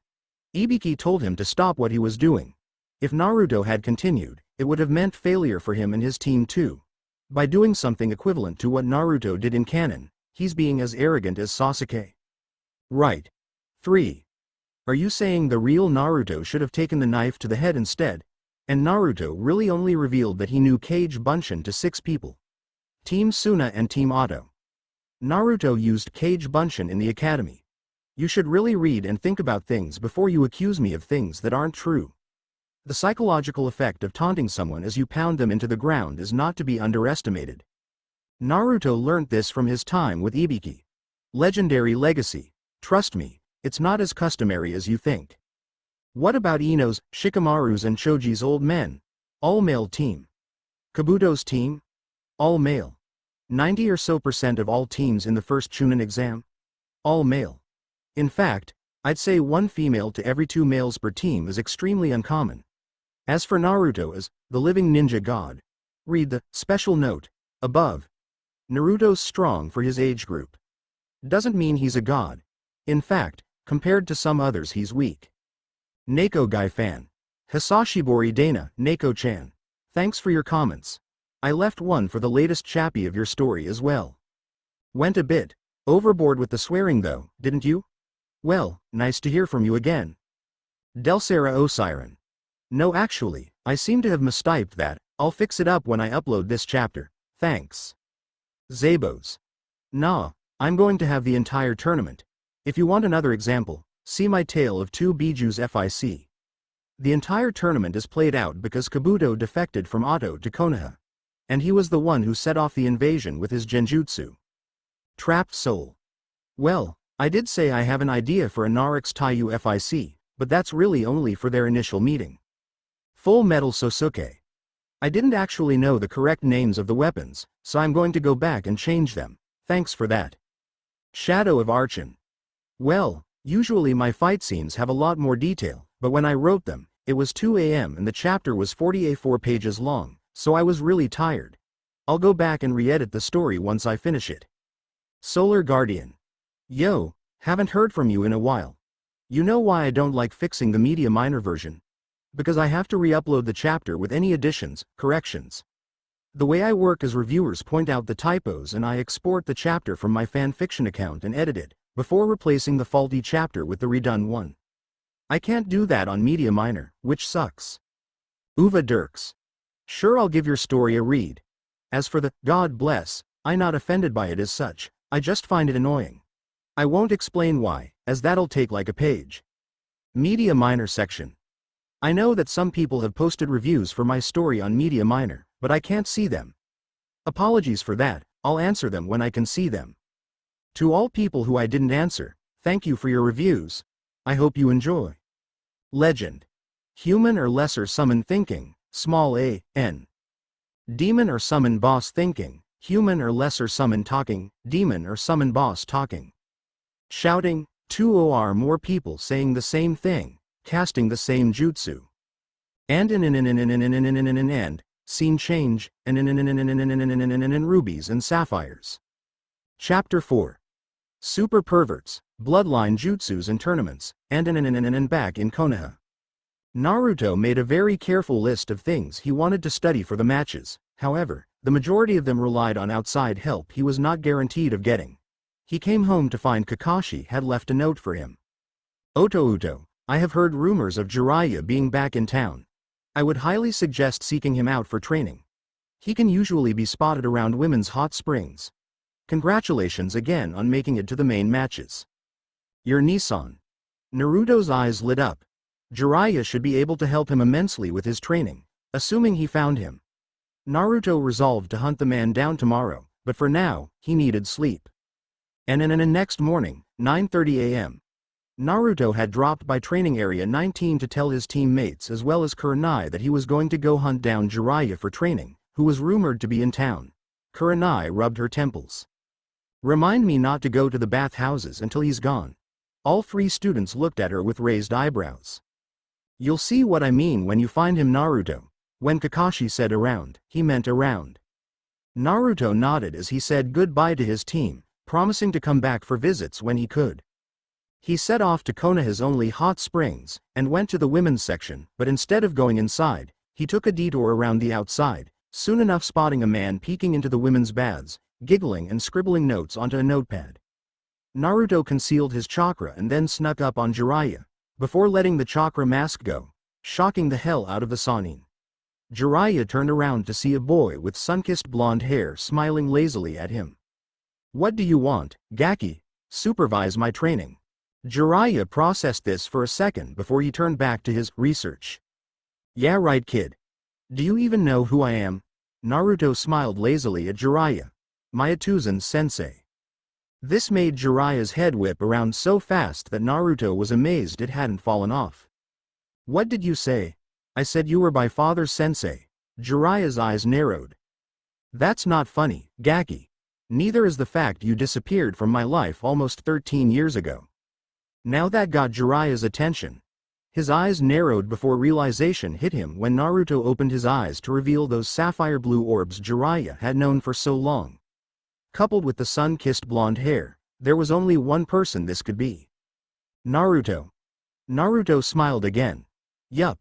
Jiraiya wasn't sure about what to do. He'd been told that Naruto had died on the day of his birth, yet here he was, standing in front of him in the flesh, very real. Naruto saw the myriad of emotions wash over Jiraiya's face. Disbelief, confusion, anger, and finally, happiness. Jiraiya smiled at Naruto. Sorry about leaving you. I was told you died on the day of your birth. I took leave of Konoha because I had nothing left there for me. So, how's your life been? Naruto looked thoughtful. The first 4 years were hell. But Kakashi Nisan adopted me after I turned 4, and from them on, life's been pretty good. Jiraiya nodded. Okay. Well, I guess I could teach you a few things, however, not here. Jiraiya put his pen and notebook away, leading Naruto somewhere less populated. And in an outside Konoha, Jiraiya had led Naruto to a waterfall not too far from the west gate of Konoha. Once they arrived, Jiraiya turned to Naruto. So, tell me what you can do. Naruto nodded. Well, after Kakashi Nisan adopted me, I got training from the 4 Junin specialists. I learned from them for 7 years. I can open 3 celestial gates. My nin, general, tai, armed tai and fuinjutsu are all extremely accomplished for my age, and I have 3 elemental affinities which are fire, lightning and wind. I graduated from the academy with a perfect record. I have 8 D-class missions, and a class that was disguised as a C-class and an ongoing S-class. The only thing I have no skill in is bloodline jutsus, but then again, I've never been taught one. Naruto became aware that Jiraiya's jaw was hanging down. Naruto looked at him in a bored fashion. Something wrong? Jiraiya closed his mouth and shook his head. No, I assume since you know about Arashi, you know about Kyuubi? Naruto nodded. Jiraiya though for a moment. How would you like to learn some bloodline jutsus? Naruto's eyes lit up and he nodded. We'll start you off with a relatively simple one. It's not so much a bloodline jutsu, as a jutsu handed down from student to pupil. The Kachiyose no Jutsu. Naruto nodded. Which species is the contract with? The frogs. Naruto nodded. He'd heard about one of the other Sannin summoning slugs, so frogs couldn't be too bad. Naruto nodded. Sounds good. Jiraiya bit his thumb and formed the seals before summoning an orange frog that had a necklace on, with multiple swirling tattoos on its body. The frog unrolled its tongue and gave Naruto the summoning scroll. Naruto opened it to see several names in some sort of very traditional Japanese which he couldn't read. Naruto looked 2 spaces back from the one he would use and saw the name of Jiraiya there. The one closest to Naruto's spot had the name of Kazama Arashi. Naruto smiled sadly at this before he bit his thumb, writing his name with his blood before leaving his fingerprints before standing up, looking at Jiraiya. Seals, boar, dog, bird, monkey, ram. Remember to bite your thumb before the seals. Naruto nodded. He decided to start off with something small, so he bit his thumb and formed the seals. Kachiyose no Jutsu. Naruto slammed his palm onto the ground and when the smoke cleared, there was a small orange frog with some tattoos on it in a navy blue GI. The frog looked up at him. Who are you? Never seen you before. Naruto smiled at the frog. Name's Uzumaki Naruto. Gamakichi. If you want to play, give me a snack. Naruto smiled as he pulled out a scroll and pulled a packet of chips out of one of the seals, opening it and handing it to the frog. The frog looked up at Naruto. When I said a snack, you didn't have to give me a packet of them. Still, you seem like a nice guy. Catch you round, Naruto. Gamakichi took the chips and poofied out of existence. Naruto decided to try something bigger, so he bit his thumb and started forming the seals. With the amount of chakra Naruto was channeling, Jiraiya warily stepped back. Naruto slammed his palm onto the ground. Kachiyose no Jutsu. The entire area was covered in smoke and Naruto found himself on top of one very big frog. The frog had a scar running over its left eyelid. He had a navy blue GI with a sword strapped to his side. Naruto looked at the frog, and the frog looked at him. "What are you doing on my head, Gaki? Where's Jiraiya?" Naruto looked lazily at him. "I'm on your head because I summoned you. As for Jiraiya, he's down there somewhere." Gamabunta narrowed his eyes at Naruto before he burst out laughing. "You summon me, the great Gamabunta-sama? Dream on, Gaki." Naruto smiled lazily at him. He knew how to deal with arrogant people like this. "You're pretty stupid for a summon boss." The frog's eyes narrowed again at Naruto. "Nanjato? Do you have any idea who you're talking to, Gaki?" "Yup. Someone who is unable to accept the fact that I summoned you. If you don't believe me, how about we make a bet to prove it?" The frog smiled. "A bet? What are the conditions?" "You have to do your best to throw me off your head by sunset. If you do, I'll accept your judgment on whether I summoned you or not. And if you win, you will allow me to summon you when I need to and you will listen to my orders." "That's stupid. Afraid you'll lose?" After having his credibility doubted like that, he decided to prove just how weak this kid was. "Fine. Don't blame me when you die, Gaki." Gamabunta proceeded to try and get Naruto off his head in every way he could. He shook his head from side to side, jumping up and down, going underwater, resurfacing and taking a leap before resubmerging.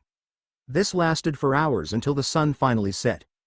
Naruto looked down at Gamabunta, trying just managed to hide his exhaustion. "I win, Gamabunta." Gamabunta had to admit, this kid was good. He wasn't your average kid. He looked up at him. "Fine. I'll listen to you and you can summon me whenever you want. Don't let it go to your head, Naruto." Naruto nodded and hopped down and Gamabunta disappeared. Jiraiya came out and looked at Naruto. "Naruto, we're done for the day. Come back here same time tomorrow." "Sure thing." Naruto walked off as Jiraiya went back to his research.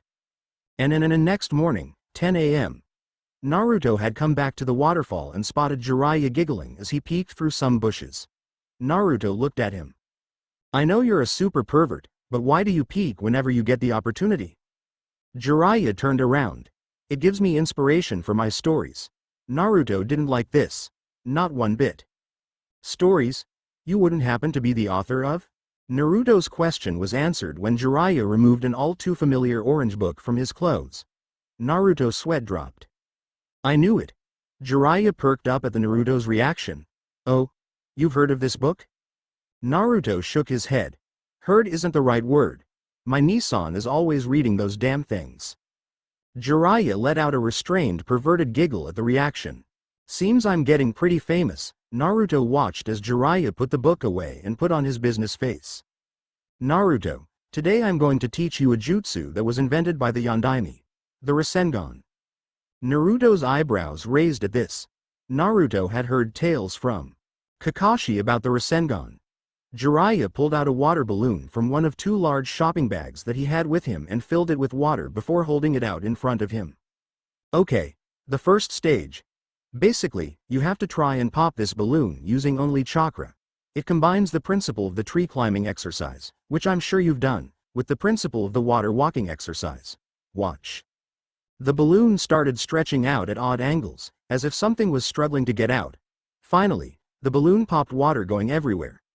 Naruto looked on, trying to analyze what had just happened. To further explain it, like with the tree climbing exercise, you must maintain a constant amount of chakra by focusing your mind and keeping that concentration. With the water walking exercise, you were taught to release a fixed amount of chakra continuously. So, to do the first step of the Rasengan training, you have to combine those two exercises by creating a continuous flow, and once you have released it, control it. Anyways, I'll leave you to figure out how to apply it. Good luck, Naruto. Jiraiya had given Naruto another filled water balloon and turned around when he heard the balloon pop. He stopped and slowly turned around to see that the balloon had indeed popped. Naruto smiled lazily.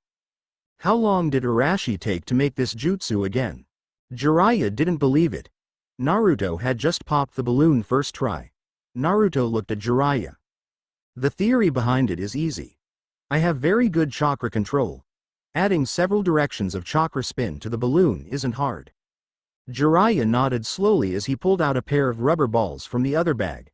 Jiraiya passed one to Naruto. For stage 2, you have to use 100% of your power to pop the rubber ball. Jiraiya demonstrated this as the rubber ball mutated hideously before exploding. Naruto raised an eyebrow. He held his ball and concentrated before the ball morphed hideously and then exploded, sending rocks and sand flying. Naruto smiled at Jiraiya, who sweat dropped. This kid was scary. Jiraiya took out an empty water balloon and filled it up with air before sealing it. He threw it to Naruto and made another for himself. The third stage requires you to use all of the power from the second step and add the rotation from the first step. To successfully complete this level, you have to maintain the Rasengan without the balloon popping. Naruto nodded and concentrated. Jiraiya could sense that the Naruto had formed the Rasengan and was maintaining it perfectly. Jiraiya felt ashamed. It had taken him 1.5 months to learn the Rasengan, and Naruto had learned all 3 steps in 3 goes. Naruto hadn't even broken a sweat. Naruto looked at Jiraiya. 3 years? I assume he spent the majority of that time doing something else. Jiraiya sighed. Arashi had only been inventing the Rasengan part-time during those 3 years, but he had definitely not done it first try. Jiraiya had expected this to take up a good chunk of the time between now and the main matches of the Chunin exams. Arashi, you created a genius, didn't you? Jiraiya was fast running out of options. He decided to teach Naruto Swamp of the Underworld. Naruto, how do you think you can handle the Doden Jutsu I invented? Naruto raised an eyebrow. I don't have much skill for Doden Jutsus, but I can try. Jiraiya nodded. This should hold him off for a while. It's called Doden. Yomi Numa. Seals are boar and tiger. Give it a try. Naruto nodded and formed the 2 seals, announcing the jutsu. Doden. Yomi Numa. The ground in a 30-meter diameter area darkened in color before turning into a clay-brown colored liquid. Jiraiya smiled. It was going to be a long time until he mastered this one. Jiraiya watched over Naruto part of the day, spending the other part researching. By the end of the day, Naruto had extended the swamp to 50 meters in diameter. As the final rays of sunlight diffusing through the atmosphere's many layers, which is usually associated with the red of a sunset or sunrise, turned a deep crimson, Jiraiya got up. Naruto, I'm going to get some rest. You coming? Naruto looked up, sweating and panting. I'll stay at this for several more hours. Same time? Jiraiya nodded. Don't push yourself too hard. Naruto smiled lazily at Jiraiya. If I don't push myself to my limits, I can never improve. I'll see you tomorrow. Jiraiya nodded. He's even got your guts, Arashi. This kid's going to surpass even you. After another several hours, which resulted in expanding the swamp by another few meters, Naruto noticed that the stars were out and the moon was hanging low in the sky. Naruto stretched and headed back to his apartment, dead tired from today's workout. When he got back, he had a short shower and crashed into bed. A week later, by the end of the following week, Naruto had increased the diameter of the swamp to several hundred meters and to a depth of about 100 meters. Jiraiya admitted Naruto had satisfactory mastery over the jutsu and started to teach him the basics of Yondaimi's modified Shushin no Jutsu. After several hours of explaining, Naruto tried it. He partially achieved it, however. Naruto was still partially disappearing with a regular burst of speed, but the barest flicker of yellow was seen when he activated and deactivated it. Naruto kept training for the rest of the day and well into the night after Jiraiya had left. By the end of the week, Naruto could do it to Jiraiya's satisfaction. Jiraiya had one jutsu that would help Naruto immensely. Naruto, I'm going to teach you one more jutsu and then introduce you to another one, which I will leave you to learn. This jutsu is called Harijizu. The reason I'm teaching you this is because your hair is long enough for it. To do it, just channel chakra to the roots of your hair and force it to grow into a hardened shield of spikes that will protect you from most taijutsu attacks. This is how it's done. Jiraiya formed a half-ram seal and his hair exploded out in all directions, covering him in a way a hedgehog or echidna would if they rolled up into a ball.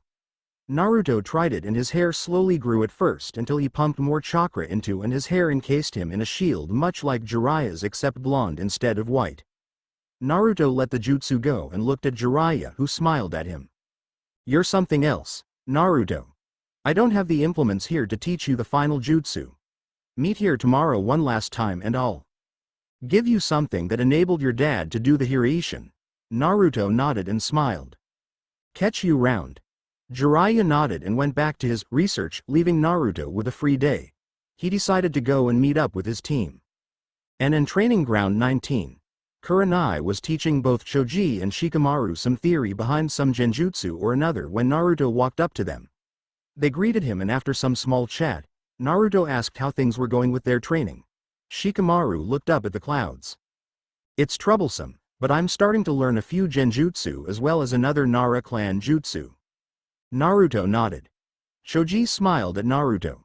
"I'm really not that good with genjutsu, but I'm learning the next Akamichi clan jutsu." Naruto nodded as Kurenai looked at him. "So, what have you learned from Jiraiya, Naruto?"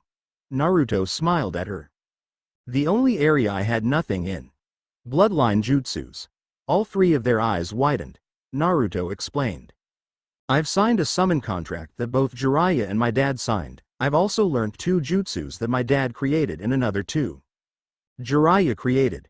Tomorrow, I'm to learn a jutsu that might earn my dad his name as the Yellow Flash of Konoha." At the last part, their eyes widened considerably. "Hirishin?" Naruto nodded. "I won't have it ready in time for the exam though." Shikamaru sighed. "Mendokase, despite the fact that in the upcoming exam we're opponents, I still think you're friends before that. I need to speak to Nissan though, so I'll catch you round."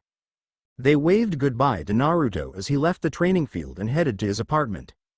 And in Naruto's apartment, Naruto got home to see Kakashi taking a snooze in the chair. When Kakashi heard the door open, he looked up. "Hey Naruto. You're back early." Naruto shrugged. "Jiraiya's not going to teach me anything until tomorrow." Kakashi nodded. "So, want some help?" Naruto nodded. "Is it possible for a person to sign more than one summoning contract?" Kakashi raised an eyebrow. "There's no strict rule against it, however, it's not common practice. I take it you signed the contract with the Toads?" Naruto nodded. "Well, I have no qualms about letting you sign the canine contract, however, it's up to them to accept you." Naruto nodded as Kakashi led Naruto outside to the enclosed garden of the apartments, which was really nothing more than a square patch of lawn. Kakashi bit his thumb and formed the seals. Kachiyose no Jutsu. The smoke cleared and a fairly large dog was there. He wore a navy blue GI and wore sunglasses as well as a Konoha Hite 8. The dog dropped the scroll and Kakashi opened it. Naruto didn't recognize any other names apart from Kakashi. Naruto bit his thumb and signed his name next to Kakashi's, ending in his fingerprints. Naruto realized his problem. If he summoned the boss of the canines here, he'd destroy several of the apartment complexes. So he looked to Kakashi, who smiled. "Go summon him where there's a bit more space." Naruto nodded and walked off to a training ground that was usually empty. Today was no different, so he went into the center and bit his thumb, molded a massive amount of chakra and slammed his palm onto the ground. Kachiyose no Jutsu. After the smoke cleared, Naruto was looking into the eyes of a rather large wolf with gray fur that had a hint of blue in it. The wolf looked at him. "Who are you? You better have a good explanation as to why you're on my head, Gaki." Naruto smiled in his lazy fashion. "I summoned you." The wolf narrowed its eyes. It grinned before letting loose a barking laugher. "You summon me? Do you expect me to believe that?" Naruto's sweat dropped. "We're all summon bosses like this." He decided to show this boss just who he was dealing with. "I'll prove I summoned you." Naruto jumped off the wolf's head and bit his thumb, forming the seals. Kachiyose no Jutsu. A huge cloud of smoke wrapped around the new figure, before revealing Gamabunta. The two summoned bosses stared at each other. Naruto smiled at the wolf. However, he was almost completely exhausted of chakra. Summoning two summoned bosses was not a feat to be sneezed at. The wolf looked at Gamabunta. "Hisashibori Dana, Gamabunta." "Indeed it has, Fenrir. Almost 200 years. Let me guess, Naruto summoned me to prove he summoned you." Fenrir smiled in that feral manner that all canines did. "I know who summoned me, I just wanted to see if the Gaki was worthy of summoning me." At that point, Naruto fell to his knees, panting and sweating. Fenrir looked at Naruto. "I'm amazed a human his age can summon two summoned bosses at all, let alone not dying from complete chakra exhaustion. Listen Naruto, canines pride themselves on their loyalty. Remember that. As you humans say, scratch my back and I'll scratch yours." I'll let you summon my pack for now, but until you prove your loyalty, you may not summon me, are we clear? If you do, your signature of the canine contract is void. Naruto nodded. Sure thing. Fenrir poofed out of existence, leaving Naruto with Gamabunta. Gamabunta looked up at Naruto. I'm getting out of here. The kids are waiting for me back home. Naruto nodded and jumped down as Gamabunta raised a webbed hand. Yeah. Gamabunta disappeared as Naruto collapsed, panting. Little did Naruto know that there was a very livid Uchiha staring at him from the edge of the training field. Where does Naruto get so much power? Naruto lay there, recovering his chakra for the better part of the day. At about nightfall, Naruto got up and headed home. He really needed to prove his loyalty to the canines. He didn't know when he might need Fenrir's help. Naruto opened the door to see Kakashi smiling at him. I'm sure most of the Junins of Konoha felt that Naruto. No wonder you look like that. I suggest taking it easy for a while. Naruto nodded as he made himself a cup of instant ramen, too tired to make anything fancy. Once he'd eaten it with Kakashi eating his miso soup, Naruto excused himself and took a shower before throwing his clothes into the laundry basket in his room and hit the sack. 2 weeks and 4 days later, it was the day of the Chunin main matches. There were a few clouds in the sky. Apart from that, it was a perfect day. Everyone was living the hype usually associated with such a big tournament. People specifically wanted to see how both years' top rookies would do, namely Hyuga Neji and Uzumaki Naruto. People still had some reservations about Naruto, but they would see what he was capable of before passing their final judgment. The examinees walked in through the large gate at ground level and stood facing the stands of people which were packed to capacity. Everyone's favorite Senbon Chuing Junin, Shiranui Genma, stood facing the examinees. You guys are the reason everyone has gathered. Like with the preliminaries, the rules are the same, even if the terrain is different. You will fight each other until one gives up, is unable to fight or dies. Remember, if I decide to stop the match, you will listen to me. They nodded as the Hokage welcomed the crowd. Welcome ladies and gentlemen to the first biannual Chunin exam finals. We will now begin the main matches between the finalists. Please enjoy the show. Genma turned back to the Chunin hopefuls. First match is between Uzumaki Naruto and Inuzuka Kiba. The rest of you, go up to the waiting room until it's your turn. The other 6 left the arena for the waiting room. Kiba smiled at Naruto. It's been a while since we went against each other in anything but a friendly spar, Naruto? Naruto smiled. Yup. Genma made the announcement. Then, first match, Hajime. The crowd roared their approval as the two competitors stood stone still, gauging each other's reactions. After a full minute of tension-filled silence, Kiba smirked and hurled 4 kunai at Naruto, who dodged to the left, letting them impact the wall. Kiba formed a ram seal and used one of his clan jutsus, Gijyu Ninpo, Shikyaku no Jutsu. Kiba's fingernails extended as his chakra morphed his body. Kiba disappeared in a blur of speed and reappeared next to Naruto, engaging in a ferocious taijutsu match. Naruto noticed Kiba's speed had improved dramatically, and Naruto had to block about half the punches and kicks while he dodged the rest. The crowd was captivated as Naruto danced through the air, avoiding Kiba's blows and blocking the ones he couldn't. Kiba knew that by himself, he wasn't going to get anywhere with this, so he disappeared and reappeared next to Akamaru. Akamaru. The dog barked and jumped onto Kiba's back before transforming into a clone of Kiba. Jujin Bunshin. Both of them charged in, reappearing in front of and behind Naruto. Naruto saw his predicament. Blocking one Kiba's blows was hard enough. 2 would be impossible. Before either of them could land a punch, Naruto formed a single-hand seal. Kage Bunshin no Jutsu. A lot of the crowd's eyes widened as a perfect copy of Naruto appeared beside him and took on Akamaru while the real Naruto took on Kiba. Naruto was trying to slowly separate the pair, as together they were a force to be reckoned with. The 4 fighters on the field continued to exchange blows until Akamaru got lucky and punched the clone in the stomach through a hole in the clone's defenses, dispelling it. Akamaru went back to help his master with the real Naruto. Naruto saw his predicament, and just as they were about to land a blow on him, he turned into a flash of yellow light and just vanished. Both Kiba and Akamaru stumbled before gaining their footing to see Naruto reappear with the same yellow flash at the other end of the field. Everyone just stared. Murmurs of Hirishin and Yellow Flash could be heard throughout the audience. Kiba looked at Naruto with wide eyes. Wah! What was that? Naruto smiled at Kiba. A modified version of the Shushin no Jutsu unique to Konoha. Kiba tried to regain his senses as both he and Akamaru took out 8 shuriken each. He hurled them at Naruto to prepare for the next attack. Every time I see you, you just get faster, Naruto. Akamaru. Let's go, Gatsuga. Naruto dodged the shuriken as both Kiba and Akamaru turned into gray cyclones as they crisscrossed the field, ripping up the ground as they tried to confuse Naruto where they would attack from. After a few seconds, they broke off and tried to hit Naruto from 2 different directions. Naruto jumped out of the way only to see both of them come at him again while he was still in mid-air, unable to block. I see a weak spot. Both cyclones slammed into Naruto and then broke out as Naruto fell to the ground, not moving. Gotcha. Naruto poofed into a log that had one of the larger varieties of explosive notes attached to it, and Kiba's eyes widened as the note fizzled down to its last part and exploded, sending Kiba and Akamaru flying back into the stadium wall. The impact dispelled Akamaru's henge and they both looked at Naruto, who had reappeared in the middle of the stadium.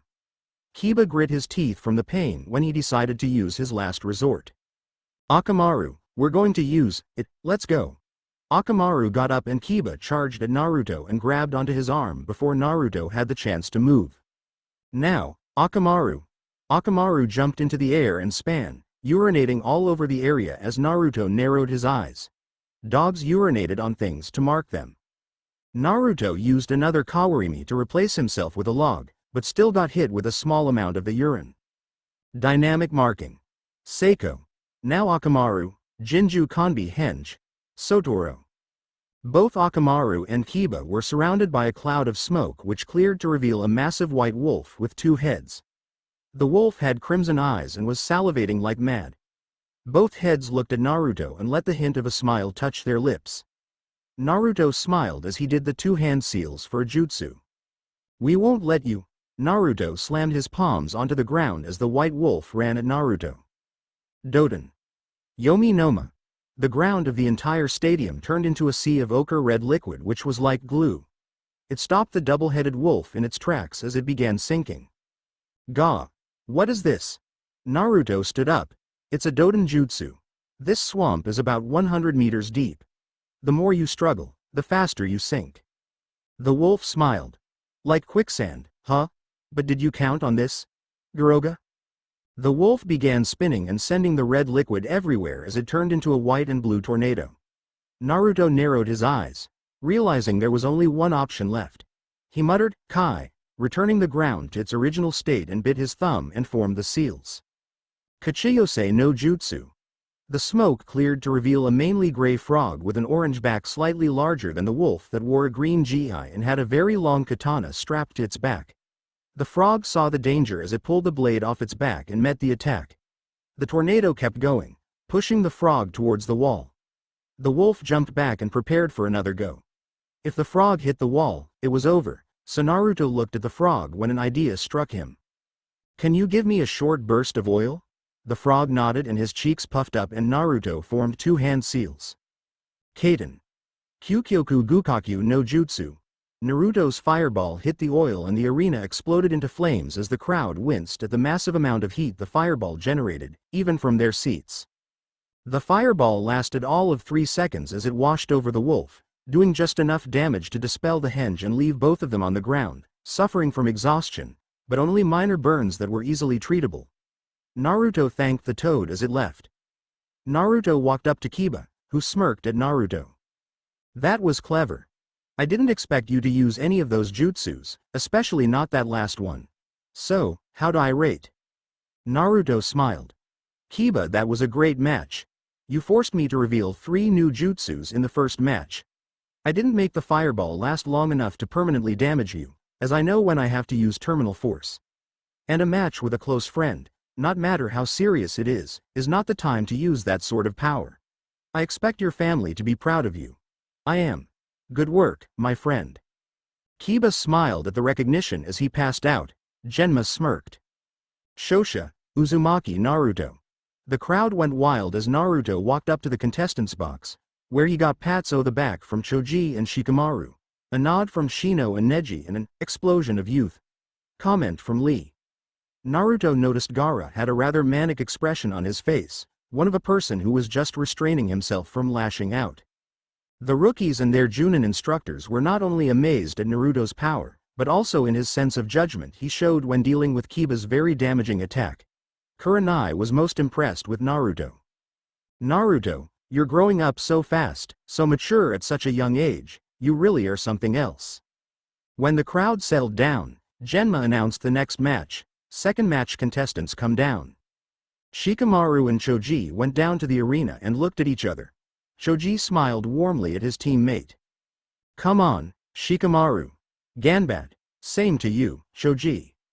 Second match is between Nara Shikamaru and Akamichi Choji, Hajime. Choji started off as he formed a seal and used a trademark family jutsu. Baika no Jutsu. Choji pulled his limbs and head in, letting out plumes of chakra as he announced the next part of the combo. Nakuden Sensha. Choji flew up into the air and began spinning. Shikamaru looked scared as Choji came rolling at him with his favorite mantra. Roll, roll, roll, roll, roll, roll, roll. Shikamaru leapt out of the way and into the trees nearby as Choji rolled past him, clearly enjoying himself. Shikamaru sighed. Mendokase. Choji came straight back at the tree and Shikamaru dodged as Choji snapped the tree like a twig.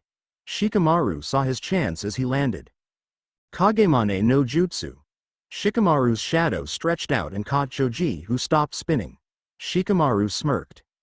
Knowing you, Choji, you wouldn't let me catch you like that unless you had a reason. Choji smirked as he returned to normal size. Choji had found that the Nara's Kagemane no Jutsu may stop your body's movements, but it did not stop you from channeling chakra. Choji was surrounded by a wave of chakra which concentrated around his arm as he announced his jutsu. Buban Baika no Jutsu Kanbi. Shikamaru lost control of his Kagemane from the rather large aura of power coming off Choji while his right arm and hand grew to a disproportionate size, bringing the appendage around in a fast sweep of the area. Ude. Shikamaru jumped above the sweep and Choji returned his arm to normal while he started the next part the combo. Hagi. Choji brought his right leg up and it grew in size as he brought it down on Shikamaru's prone airborne form. Shikamaru's eyes widened as he realized he was about to be flattened.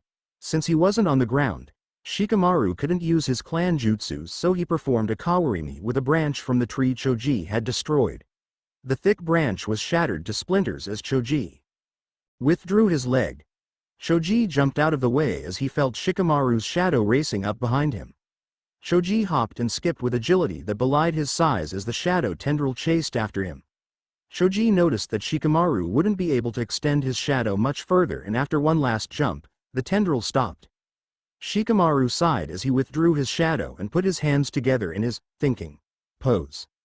Choji used this time to pull out a scroll and procure a bag of chips, which he hurriedly ate to regain his chakra, and pulled out a special Akamichi food pill, increasing his chakra capacity temporarily. Shikamaru finished his thinking and gave Choji his shugi face. Choji smiled. Are we going to get serious now, Shikamaru? Yeah. Choji smiled as he prepared his new jutsu by releasing a massive wave of chakra that surrounded him in a blue shell and announced his jutsu. Cho Baika no Jutsu. Shikamaru's sweat dropped, as did the majority of the audience, as Choji grew absurdly huge and pulled out a scroll that was not one Naruto had given him, procuring a rather large wooden pole from it. Choji flipped the scroll back up and put it away before he proceeded to use the pole to slam it onto the ground when Shikamaru was.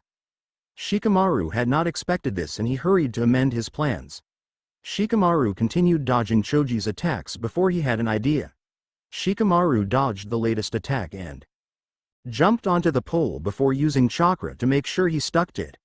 Choji's eyes widened in surprise as he tried to shake Shikamaru off it, which he almost succeeded in doing as Shikamaru slapped a number of explosive notes to it and jumped clear as Choji brought the weapon around for a final swing. During this time, Choji was aware that Shikamaru had placed something on his ankles and looked down to see several explosive notes and stopped the pole above his head. Shikamaru chuckled. My clan jutsus are useless against you in this state. However, in exchange for size and power, You sacrifice a great deal of agility. While you brought it around for the final swing, it gave me several seconds to attach explosive notes to your ankles. You would have killed me and I would have killed you. Good match, Shoji. Shoji smiled as he returned to regular size and Shikamaru diffused the notes. Genma smiled. This match has ended in a tie. No one progressed to round 2 from this match. The group cheered and applauded the pair as they left the battlefield. Up in the stands, Kakashi turned to Kurenai. All your students are progressing rapidly. It's not surprising they made it this far. Kurenai nodded in acknowledgement as they exchanged a few more words before Genma announced the next match. Next match's contestants, get down here. Both Shino and Neji came down and faced off. Both of them calm, cool and collected. Shino with his hands in his pockets while Neji had his hands at his sides. This was one of the two fights the majority of people had come to see. Genma looked at each of them. Seeing they were ready, he started the match. Third match is between Hyuga Neji and Aburame Shino, Hajime. Both of them remained still. Everyone in the crowd held their breath before Neji smirked. Naruto has a lot of confidence in your abilities, from what he has told me of you. I wish to see why. Shino didn't move a muscle as he spoke. Naruto also speaks quite highly of you. Neji smiled as he got into his Jiyuken stance, but Shino did not get into any stance. Neji activated his Buakugan and charged Shino, leaving afterimages behind him. Shino raised hands to let his bugs free, but he could not do so in time as Neji struck his heart with his extended hand. Shino collapsed to the floor and burst into bugs, making Neji jump back. Neji saw Shino behind him sending a wave of bugs at him. Neji knew from his research that these bugs ate a person's chakra, so he decided to test the theory in the most extreme circumstances. He got down and released chakra from all his tenketsu spinning like a top. Hakesho Kaden. The bugs collided with the spinning wall of chakra and consumed a small amount of it before they were shredded to pieces. Eventually, both parties stopped their assault, defense to minimize their losses. Neji knew that these bugs lived on chakra, and with his Buakugan could see that the bugs were eating Shino's chakra as well, leaving him with minimal chakra to use for jutsus. Neji saw a weakness in the Aburame method. As long as the bugs could not feed on chakra, they would not listen to him. So, Neji prepared for his clan's ultimate jutsu. He got into a stance which the Hyugas in the audience recognized immediately. This is it. You are within range of my divination. Shino raised an eyebrow at this claim as Neji prepared for the jutsu. Jukanao. Hake Rokujuien Sho. Neji charged in and delved the first two strikes with blinding precision and speed. Hake. Nasho. Shino stumbled back as Neji danced acrobatically, delivering the next two. Yanshu. Shino continued to stumble back as Neji pounded him with the next wave. Hashu. Juarokasho. Sanjunasho. Rokujuiensho. Neji pumped a lot of chakra into the combo and sent Shino flying back as he smirked. However, Neji was suddenly aware that his chakra was declining far more rapidly than it should. He looked at his hands and arms to see them covered in bugs. He also saw that from his legs came a trail of bugs that led to a small mound in the arena. Neji gasped. When did you? Shino got to his hands and knees, obviously in a lot of pain as he answered. Each time you sealed a tenketsu, I placed a large number of bugs onto your fingers. My clan not only have control over the bugs within us, but also bugs in the area that we have communicated with before. I came here for the past month almost every day to communicate and form a treaty with the nest of Kikai bugs living here. As long as they have some chakra to eat, whether it is my own or my opponent's, they will do as I ask them. Both of our clan techniques are ill-suited for each other. We both rely on chakra. Both of our clans concentrate on stopping the opponent's chakra flow. The best we could have hoped for was a tie, which is what happened. Neji fell to his knees as his chakra dropped to dangerously low levels. Shino continued panting as they both dropped to the ground, unconscious. Genma observed them before announcing the result. Neither opponent is able to fight. No one progresses from this round. Despite the result, the audience was content. Genma called the last contestants of the first round forward. Gaara used Suna Shushin to get to the arena while Rock Lee jumped over the railing. Rock Lee got into his Guken style while Gaara stood motionless. Genma started it off. Fourth and final match of round 1 between Rock Lee and Sabaku no Gaara, Hajime. Lee's eyes widened as he caught the cork of Gaara's gourd which Gaara had flung projected at him very discreetly. Please don't be too hasty. Lee crushed the cork and dropped it to the ground as he charged forward and launched into a taijutsu assault. Gaara's sand rose to protect him and Gaara never moved. After several more kicks and punches, Lee leapt into the air and launched several shuriken at Gaara, whose sand caught it and turned into a Suna Bunshin. The Suna Bunshin threw them back at Lee and Lee threw 2 more to cancel the attacks out. Lee ran in and tried several more attacks. Before he confirmed his suspicions, he would not be able to land a hit at this speed. Lee looked up into the crowd and saw Guy, who nodded. Lee smiled and jumped backwards before reaching into his orange leg warmers and pulled out weights. Naruto smiled. The looks on everyone's faces would be priceless. Lee held the weights up. Displaying each weight had the kanji for guts on it. Yosh. I can move much easier now. Lee dropped the weights and the section of the arena around Lee was surrounded in a cloud of smoke as the weights hit the ground. Naruto saw everyone's expression and laughed. He only wished he had his camera here with him. Naruto stopped his laughter and mentally groaned when he heard Guy shout out to his student. Ike. Lee. OSSU. Lee charged at Gaara with blinding speed that shocked everyone. Lee punched at Gaara's Suna no Tate, breaking through it and disappearing, leaving a whistling noise in the air from the speed he was moving. He proceeded to smash the sand shield in places, leaving Gaara wide-eyed and looking frantically for Lee. Finally, Lee aimed a straight punch and smashed Gaara in the face, sending him sprawling. When he got back up, Guy could be heard with another one of his cheesy lines with matching genjutsu that even Kurenai couldn't make sense of, making everyone in the general vicinity rather afraid of the man. Seishoha.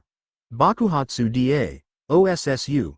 Lee's eyes caught fire as he charged in again and proceeded to land several more hits on Gaara before Lee noticed that his attacks were having little effect, possibly because of the fact that Gaara had sand covering his face.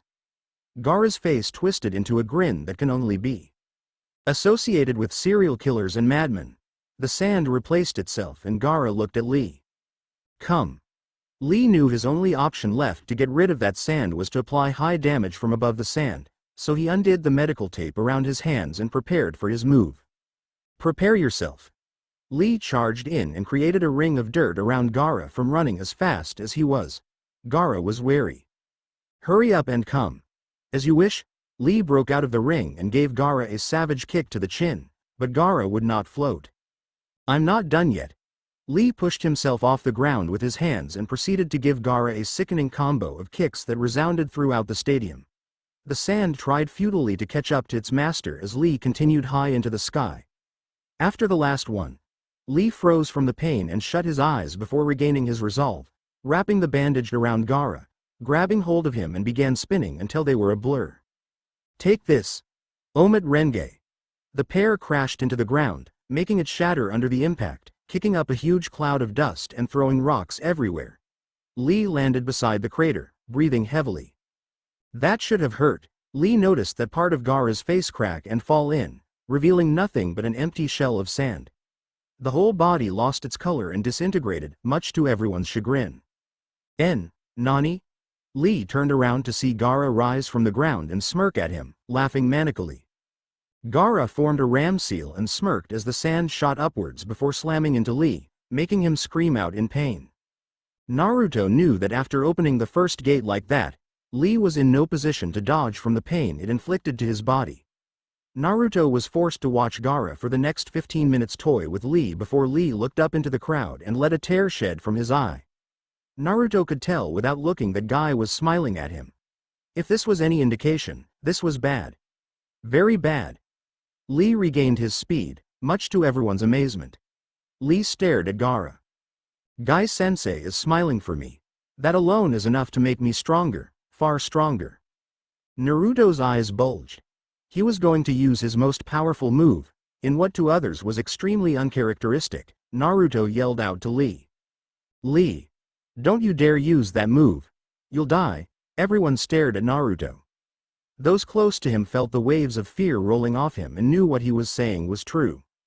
I'm sorry, Naruto-kun, but I have to. The condition to use it has been met. Lee focused himself and was surrounded by a column of chakra-infused wind. Gaara was unfazed. I don't know what you're doing, but this is the end for you. True. Either way, this move will decide everything. Gaara straightened and his hair began to rustle from the amount of wind Lee's chakra was displacing. Naruto-kun, I cannot be the only one who loses here. Guy-sensei, please acknowledge this, now is the time. The rocks on the ground began lifting into the air and breaking as Lee concentrated further. Naruto saw that Lee's body was undergoing the transformation of the second gate, the energy gate. His body was turning red. Chakra began surging off Lee uncontrollably as he revealed himself in all his glory. Pupilless white eyes, hair standing on end and red skin. To abide by, and protect my way of the ninja, the third gate, the life gate, Kai. Lee began growling as his body was covered by a green aura and the chakra wind surrounded him turned blood red, while regular blue chakra surrounded him in a double helix shape. Lee squatted as he opened the next gate. Now, for the fourth gate, the wound gate, Kai. Lee was now screaming an unearthly scream as his body pulsed with power. He ducked and then charged at Gaara, ripping the ground up from under him as he kicked Gaara, and the stadium was covered in dust which cleared to reveal Gaara flying up into the air with Lee nowhere to be seen. Naruto focused chakra to his eyes to assist them in seeing Lee's movements as a lot of Chunins and Junins in the audience were doing. The armor of sand again. Then how about this? Lee used a modified version of Shushin unique to him and Guy to reappear in front of Gaara and smashed him towards the ground, releasing a visible shockwave before using the Shushin to get behind Gaara and smashed him gain up into the air again. This process repeated for well over 3 minutes until Lee got above him and prepared for the final attack. This is the end. Fifth gate, the forest gate, Kai. Lee was surrounded by a faint blue glow for a second before he charged at Gaara. Gaara tried to block, but Lee used the Shushin one more time to get under Gaara's guard and punch him in the stomach, sending him to the ground, but caught him from the bandages he had wrapped around his waist to pull him back up. Take this. Ura Renge. Lee slammed his right fist and foot into Gaara with all the strength he had left, watching him as he plummeted to earth, letting off cloud of dust and rock that again covered the stadium, and Naruto saw Lee roll out of the cloud and come to a complete stop. When the cloud of dust dissipated, everyone saw Gaara surrounded by a small shield of sand that had protected him just enough to save his life. He was breathing heavily as he raised his hand shakily at Lee and sent a wave of sand at him while Lee tried pitifully to get out of the way. He couldn't even get out of the way with his muscles ripped and the sand closed in on Lee when it exploded outwards. When it cleared, everyone saw Naruto there, glaring at Gaara. Gaara looked at him. Why? Why did you save him? Because, unlike you, I know when to stop a fight. Lee's muscles have been completely ripped to pieces. He is incapable of defending himself and you try and kill him. To me, Lee is an important friend I am willing to die for. If that means killing you to ensure he'll live, so be it. Gaara stiffened as he clutched his head and moaned in pain. Naruto stared at Gaara as he shakily got up, the gourd reforming on his back. Gaara started walking off as Genma announced the winner. Shosha. Everyone gasped as Naruto turned around to see Lee standing, his knees shaking, standing in his Guken style. Naruto ran to Lee. Lee, Yamera. You've done enough, Naruto gasped as his eyes began water before he saw what had really happened. Lee, you're still trying even after you've lost consciousness? I don't believe it, Lee, you're stronger than I could ever be. Shosha. Gaara. Guy appeared on the field and hugged Lee gently as he laid him on the ground. Naruto saw the medics rushing onto the field as they began checking Lee. After about 30 seconds, they made their analysis. Guy-san. Lee's injuries are severe. It's amazing he's still alive. If Naruto-san had not stopped that attack, this boy would most likely be dead now. With these injuries, it will take several months to heal with all of our current specialists working on him. Guy nodded solemnly as they carted Lee off to the medical facilities of the stadium to stabilize him before moving him to the hospital to receive emergency treatment. Genma turned back to the crowd. Ladies and gentlemen, as with all Chunin exam finals, we will now have a 1-hour recess between the rounds. Slowly, people started getting up and leaving the stands to go to the bathroom, buy food and drink and stretch their muscles. All talk was of Naruto and Lee. Naruto left to check up on Lee when he got there, The medics saw him and one came over to him. Naruto-san, thank you for stepping in for Lee. If he had been hit with that sand, he would never have been able to be a shinobi. Again. Naruto nodded solemnly. Can I see him? The medic nodded and led Naruto into the room where Neji, Tenten and Guy were watching the medics working on Lee. They turned to Naruto. Guy began crying as he hugged Naruto, who stiffened. Naruto-kun. You are the epitome of youth. Thank you for saving Lee. Naruto nodded. No problem, Guy-sensei. Is there anything I can do for you to repay you for such a glorious display of youthfulness? Naruto could think of one thing and only one thing. How about letting go of me? It's kinda hard to breathe. Guy let go of Naruto and he gasped for air. Guy smiled at Naruto.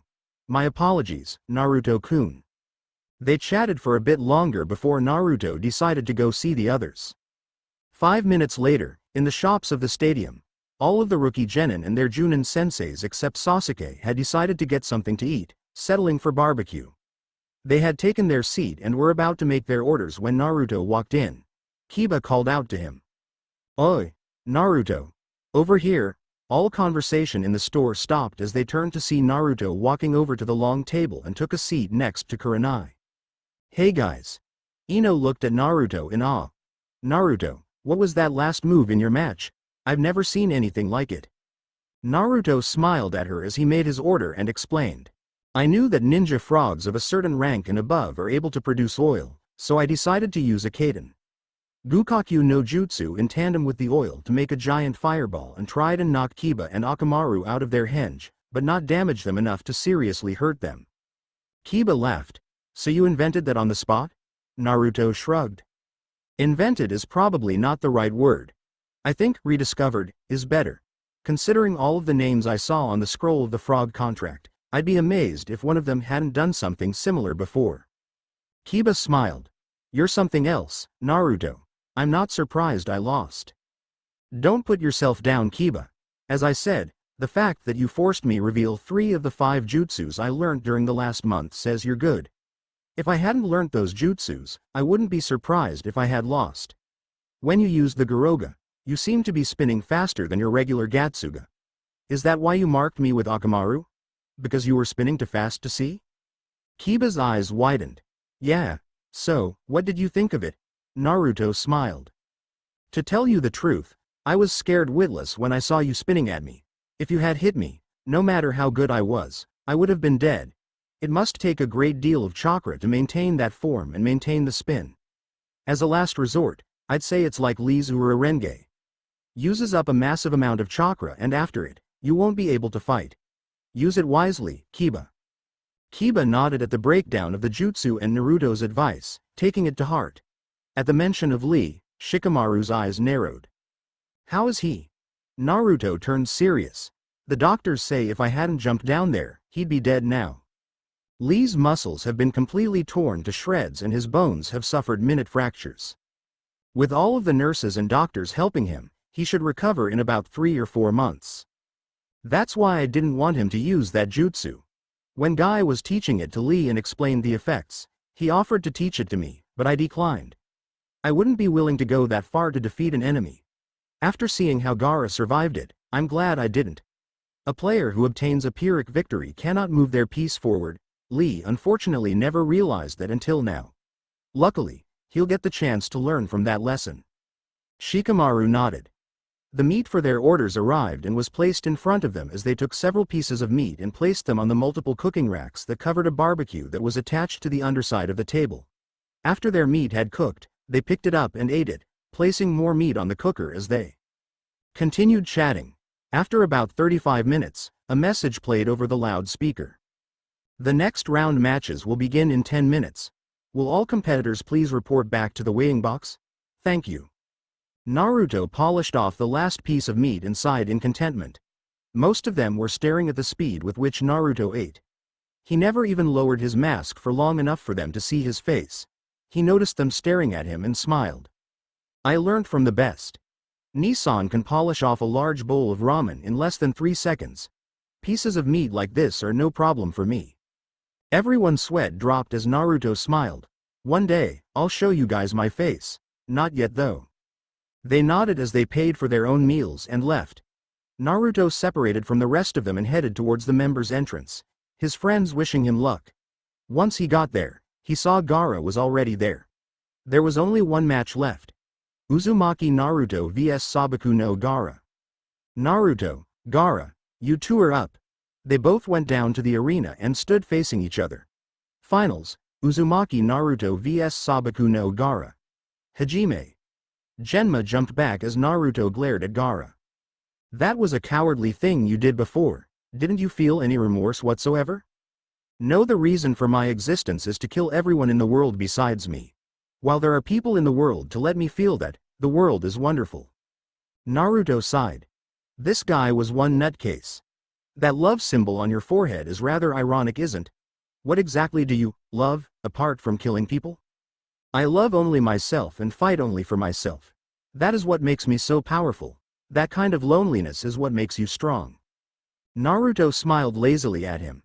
You're not the type of guy to see the truth unless I beat it into you. Try me, Uzumaki Naruto. With pleasure. Naruto used his modified version of Shushin to slug Gaara in the face, sending him flying into the wall of the stadium. Gaara, I know that I will have to show you jutsus that I have never shown people before. You are indeed strong, but not because of loneliness. You are strong because of what you are. Gaara's eyes widened. Naruto was going to call him a monster. You are strong because you are the container for a greater demon. It took a while to figure out that demonic chakra was, and I finally identified it if your fight against Lee. You're the container for the Ichibi no Shukaku. It's a sad fate, one that the containers get no say in. However, if you truly want to become strong, use the demon's destructive powers to defend your friends.